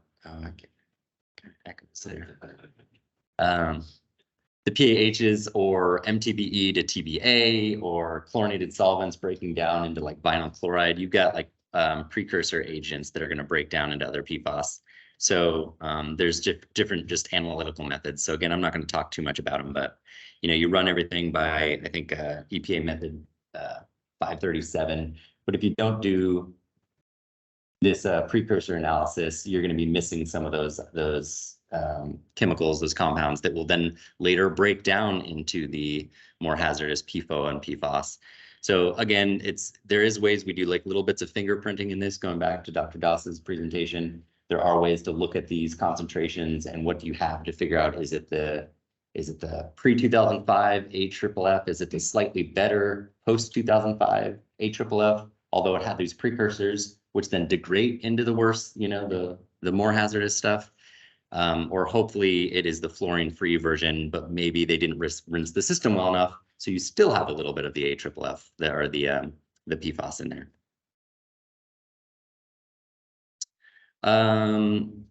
I'll kind of skip through this one. This is like waste management, but it is also very complicated, unfortunately, because these compounds are still considered fairly new. They're emergent contaminants on the list, just like, they've been around as we've known about them, but just like dioxins and furans, they're still fairly new, even though they've been around for a decade or more that we've known about them, we've been studying them, but in the world of what we do, that's still new. So this example here on the left, this is just from a little EPA snip, hard to read, I know, but this is like, well, all right, a landfill, a subtitle D landfill is a pretty good way to do it. It's got liners and leachate collection systems, but then they're finding like, well, here's the 4 main ways PFAS escape from these systems. And if it's we've also done studies, if it's an arid climate, it's slightly better. If it's a wet climate, it's obviously worse because you're getting more leachates coming through. So almost no matter what you do, the PFAS are going to stick around long enough that they're going to get through your system. Okay, summary. So they're everywhere. What can we do? Really, I just think it takes back, and we fit perfectly in this planning section discussion here at the end of the workshop, because just plan ahead for these. Understand what your facility has, even maybe what your local fire department is using. Did they make the switch?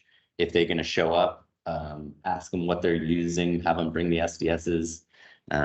Hopefully they made the switch. Did they treat their system when they did it, or did they just flush it? Add it to ephemeral data collection, because just like we do, we go out and collect. Watch the echo. We take the background samples of what are the pHs in the soil or the muds, what are the hydrocarbons in the bay, so that if there is a spill, we're not cleaning it down to 0, because there's some backgrounds with all the road runoff. Well, we should probably be doing that with PFAS also. Understand what's there, because it's in all of our storm drains, it's in the bay, it's in everything. So know what the background level is so that you don't have a cleanup endpoint that's unreasonable.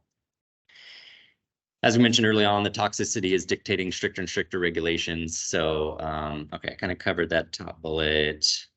Yeah, understand the stormwater drainage systems, as I mentioned, plan for those. So in your drills, I would recommend, do you have enough plugs and pigs to cover everything on site? Do you know where the valves are? Send somebody out in the field to go actually turn the valve, shut the pump off, make that part of your drill. Don't just talk about it. Make sure everybody knows where it is and can physically do it. It's not rusted shut or something. And then, yeah, the regulations, the treatment, like EPA just came out, like I said, 2 weeks ago, just with that recommended or that proposed drinking water level that's now 4 parts per trillion for a couple of those PFAS compounds. Waste guidances are always changing, landfills, how they accept things, incinerators, the permitting for that. It's very complicated.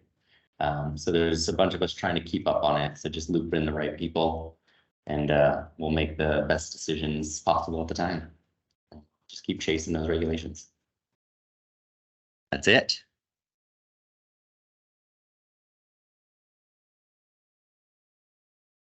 make it.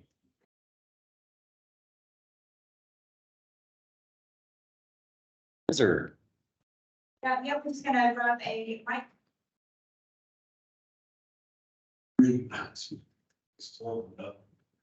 Very interesting talk. It's a good subject that has a lot considered. So the 4 parts per trillion, what is a typical backfill you might apply for the industrial? I know the defining the artist defining 4 pairs. It is everywhere, so it's what is it back? Yeah, and I think they really can't even sample too much lower than 4 parts per trillion. So that's a good question. I'm not even sure what a good number would be. Yeah, and whether you're, close to a metropolitan area or not too, would vary, of course. I should know about that. It's a good challenge. Yeah. But your detection limits you. Right. If it's detectable, then that's it. Yeah. I'd like to make a comment on the background level. Some of the thinking more the dividing bottles, they contain levels above the California standards. So, yeah. One of the commentators, we were the ones who developed the method of 1633 WPA, BRB, that are validated and now validated. So prior to that, the methods used for 537 modified. And every lab was making up their own methods to support this happening. So the consistency on data comparisons is not there. Yeah. From the past data going forward, it's a different story.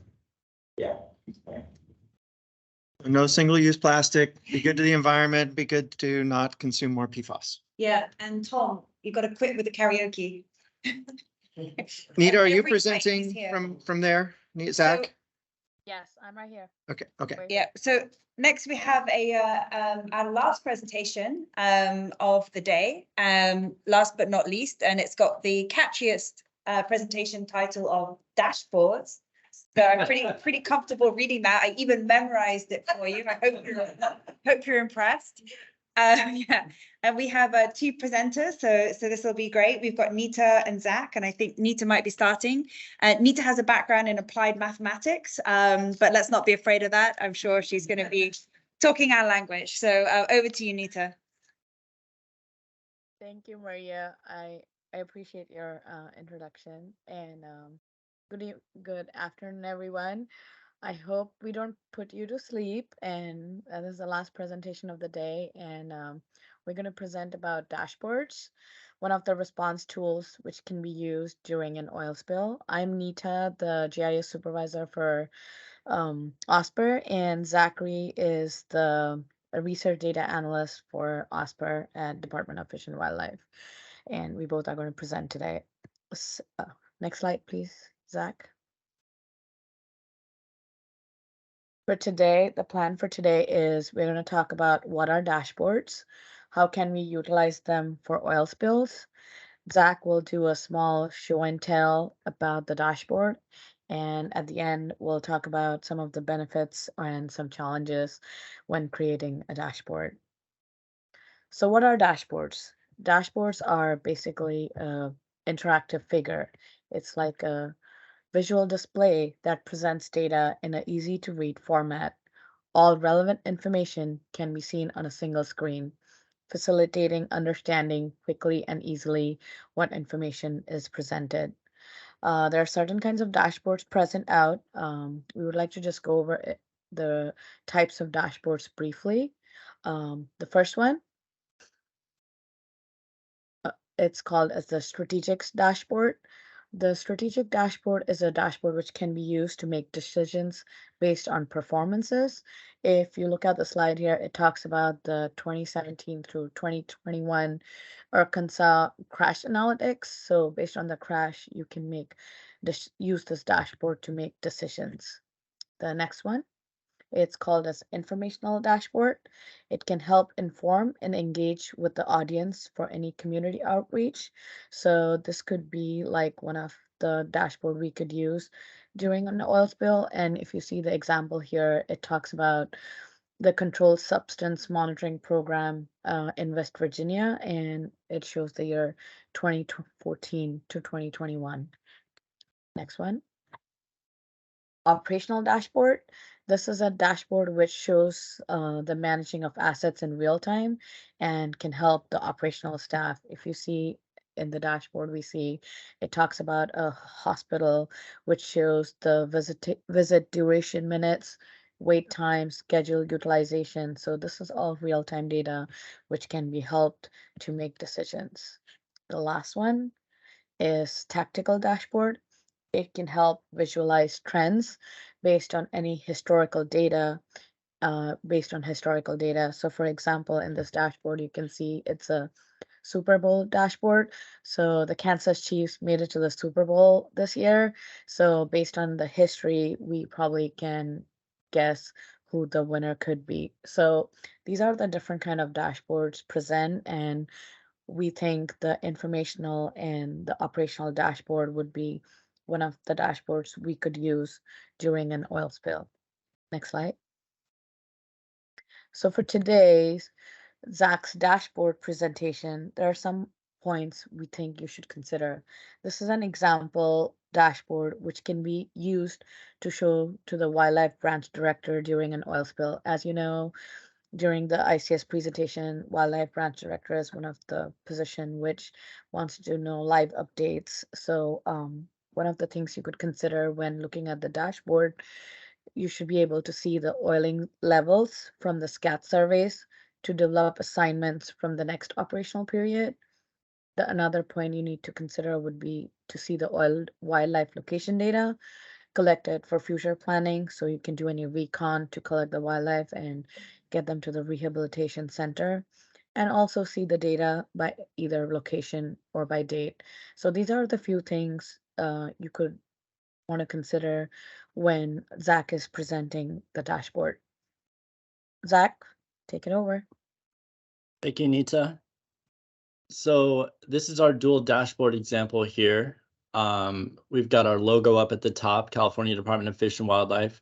This can be configured to be a hyperlink as well, so it can be put into our website or directed to the public, which is not what this one is for. This is for demonstrative purposes, using simulated data, I should mention. There have been oil spills in this area, but we're using simulated data at this time.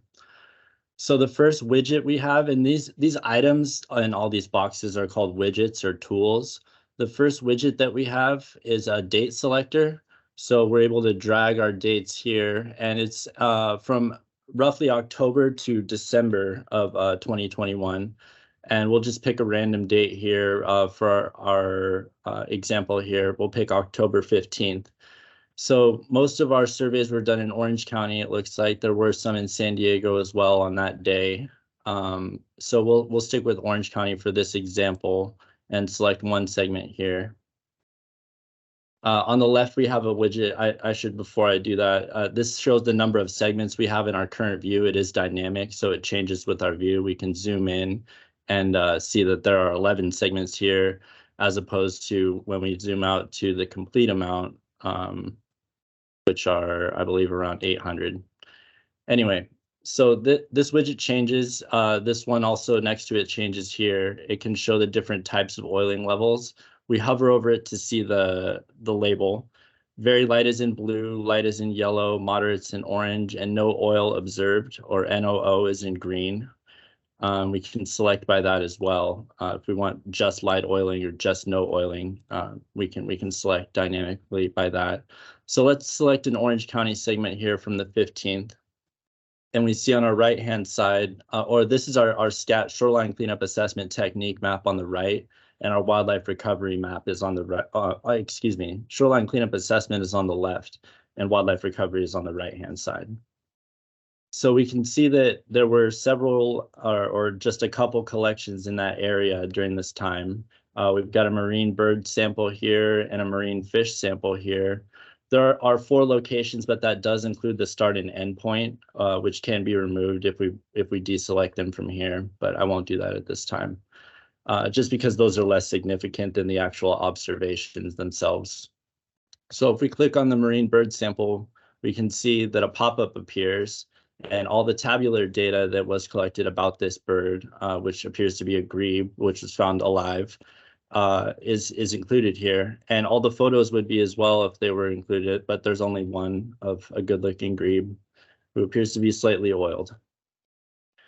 So this also changes. There are multiple selections here. If we just wanted to select the start and end points, we could do that. If we wanted to deselect the start and end points, we could also do that and select only the observations here. So this is our dual dashboard example. Dashboards, we try to put as much data as we can in one area, but we don't want to overdo things. So I think this is approaching a good limit with 2 maps of how much we can put on one dashboard. And with that, we'll bring it back to Nita to talk about some benefits and challenges.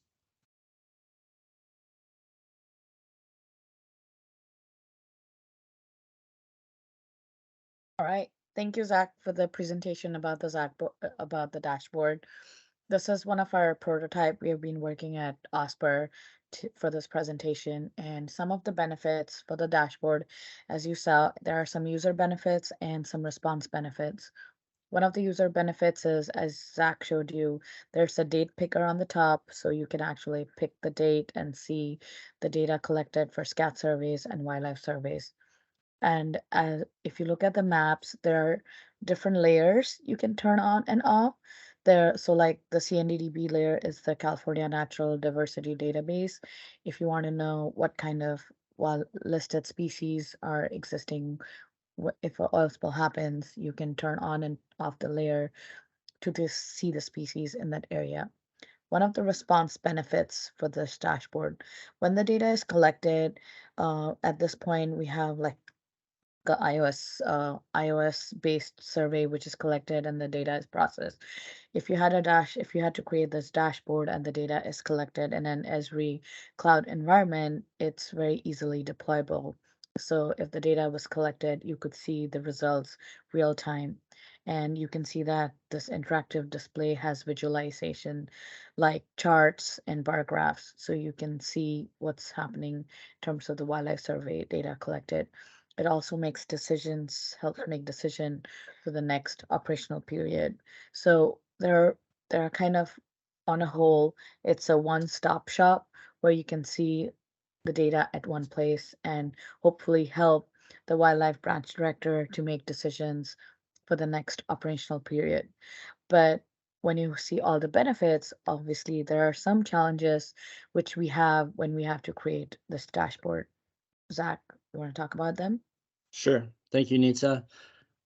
So some challenges that we face when creating dashboards are that data can be very difficult to harvest from multiple data sources offline, as anyone who deals with data probably knows. Downloading individual zip files for each of these individual surveys and then agglomerating them into a giant database or geodatabase to be put into a dashboard can take a lot of time. So it can be time consuming and fairly technically intensive. Some different applications can be difficult to integrate. So the Esri environment is very good in being able to handle all these different data types and put them into a dashboard. But if you don't have the Esri environment, that can be difficult. So dealing with an iOS system can also be challenging when something is on Android, but that's less of a problem nowadays. Also, it requires a significant amount of training, which can be done online. So this isn't so much of a huge challenge. There's also training modules that can be done through Esri as well, that can show how to make a dashboard fairly easily, and show you all the different components necessary to produce one. So thank you very much. I'll bring it back to Nita. You're muted, Nita.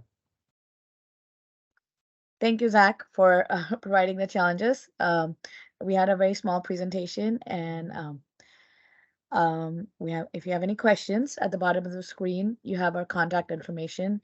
So if you have any questions, we'll be happy to answer them. And you can also reach out to us with any questions. And I wanted to just circle back. We had a great dashboard overview on the first presentation on day 2. So we hope to be able to provide something like that in a oil spill situation. So that's the goal. So thank you. Thank you. I think we had a question. I'm just going to read it out for the people in the room. The dashboard was created in Esri software. It's created on web-based application through Esri's ArcGIS Online. Yep. Are there any other questions on the dashboard? So okay, this one over here. Sorry, there's a question coming to you in a minute. Okay. Thanks. That's it for now.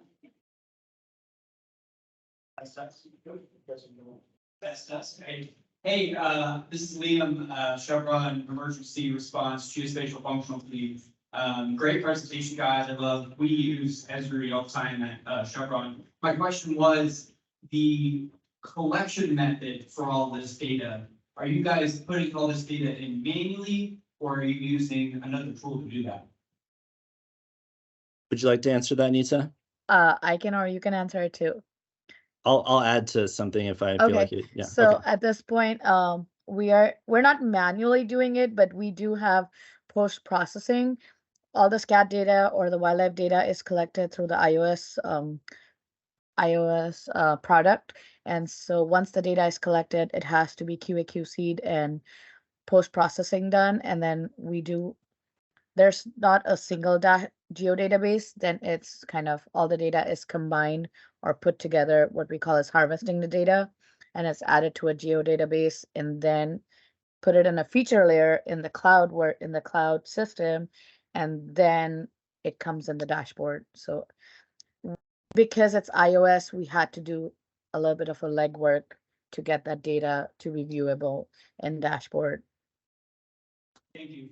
Also, I'd like to add it would be easier if we could use Survey 123 to have that data directly input into Yes. the Esri cloud, because it's much more compatible with all of these online feature layers that we would want to use for a dashboard that are updated in real time. And to piggyback on Zach, if I would add field maps too. It's real time, and if we have like connectivity, it can be seen right away instead of waiting for a couple of hours before it comes to the dashboard. Thanks. And shameless plug for tomorrow. Chevron showing their Survey 123 implementation of this. So if you guys are here tomorrow for the demo, come check it out. No, Cool. Yeah. Chair, say that. We would love to see that. Okay. Okay, any other questions? There was a question in the chat, Maria. Okay, do you want to read that, Nita? And then there's another one in the room. What was that? Are you able to read that? Go ahead, Nita. Go ahead and read it. Okay, so the question is, did you only use ArcGIS Online to create your dashboard, or also other libraries, utilities such as Leaflet? Zach, you want to answer that? For this, I just used AGOL. I haven't used Leaflet previously, but that's something that I'm going to look into after this, because I'm unfamiliar with it at this time. Yep. We have a question here in the room.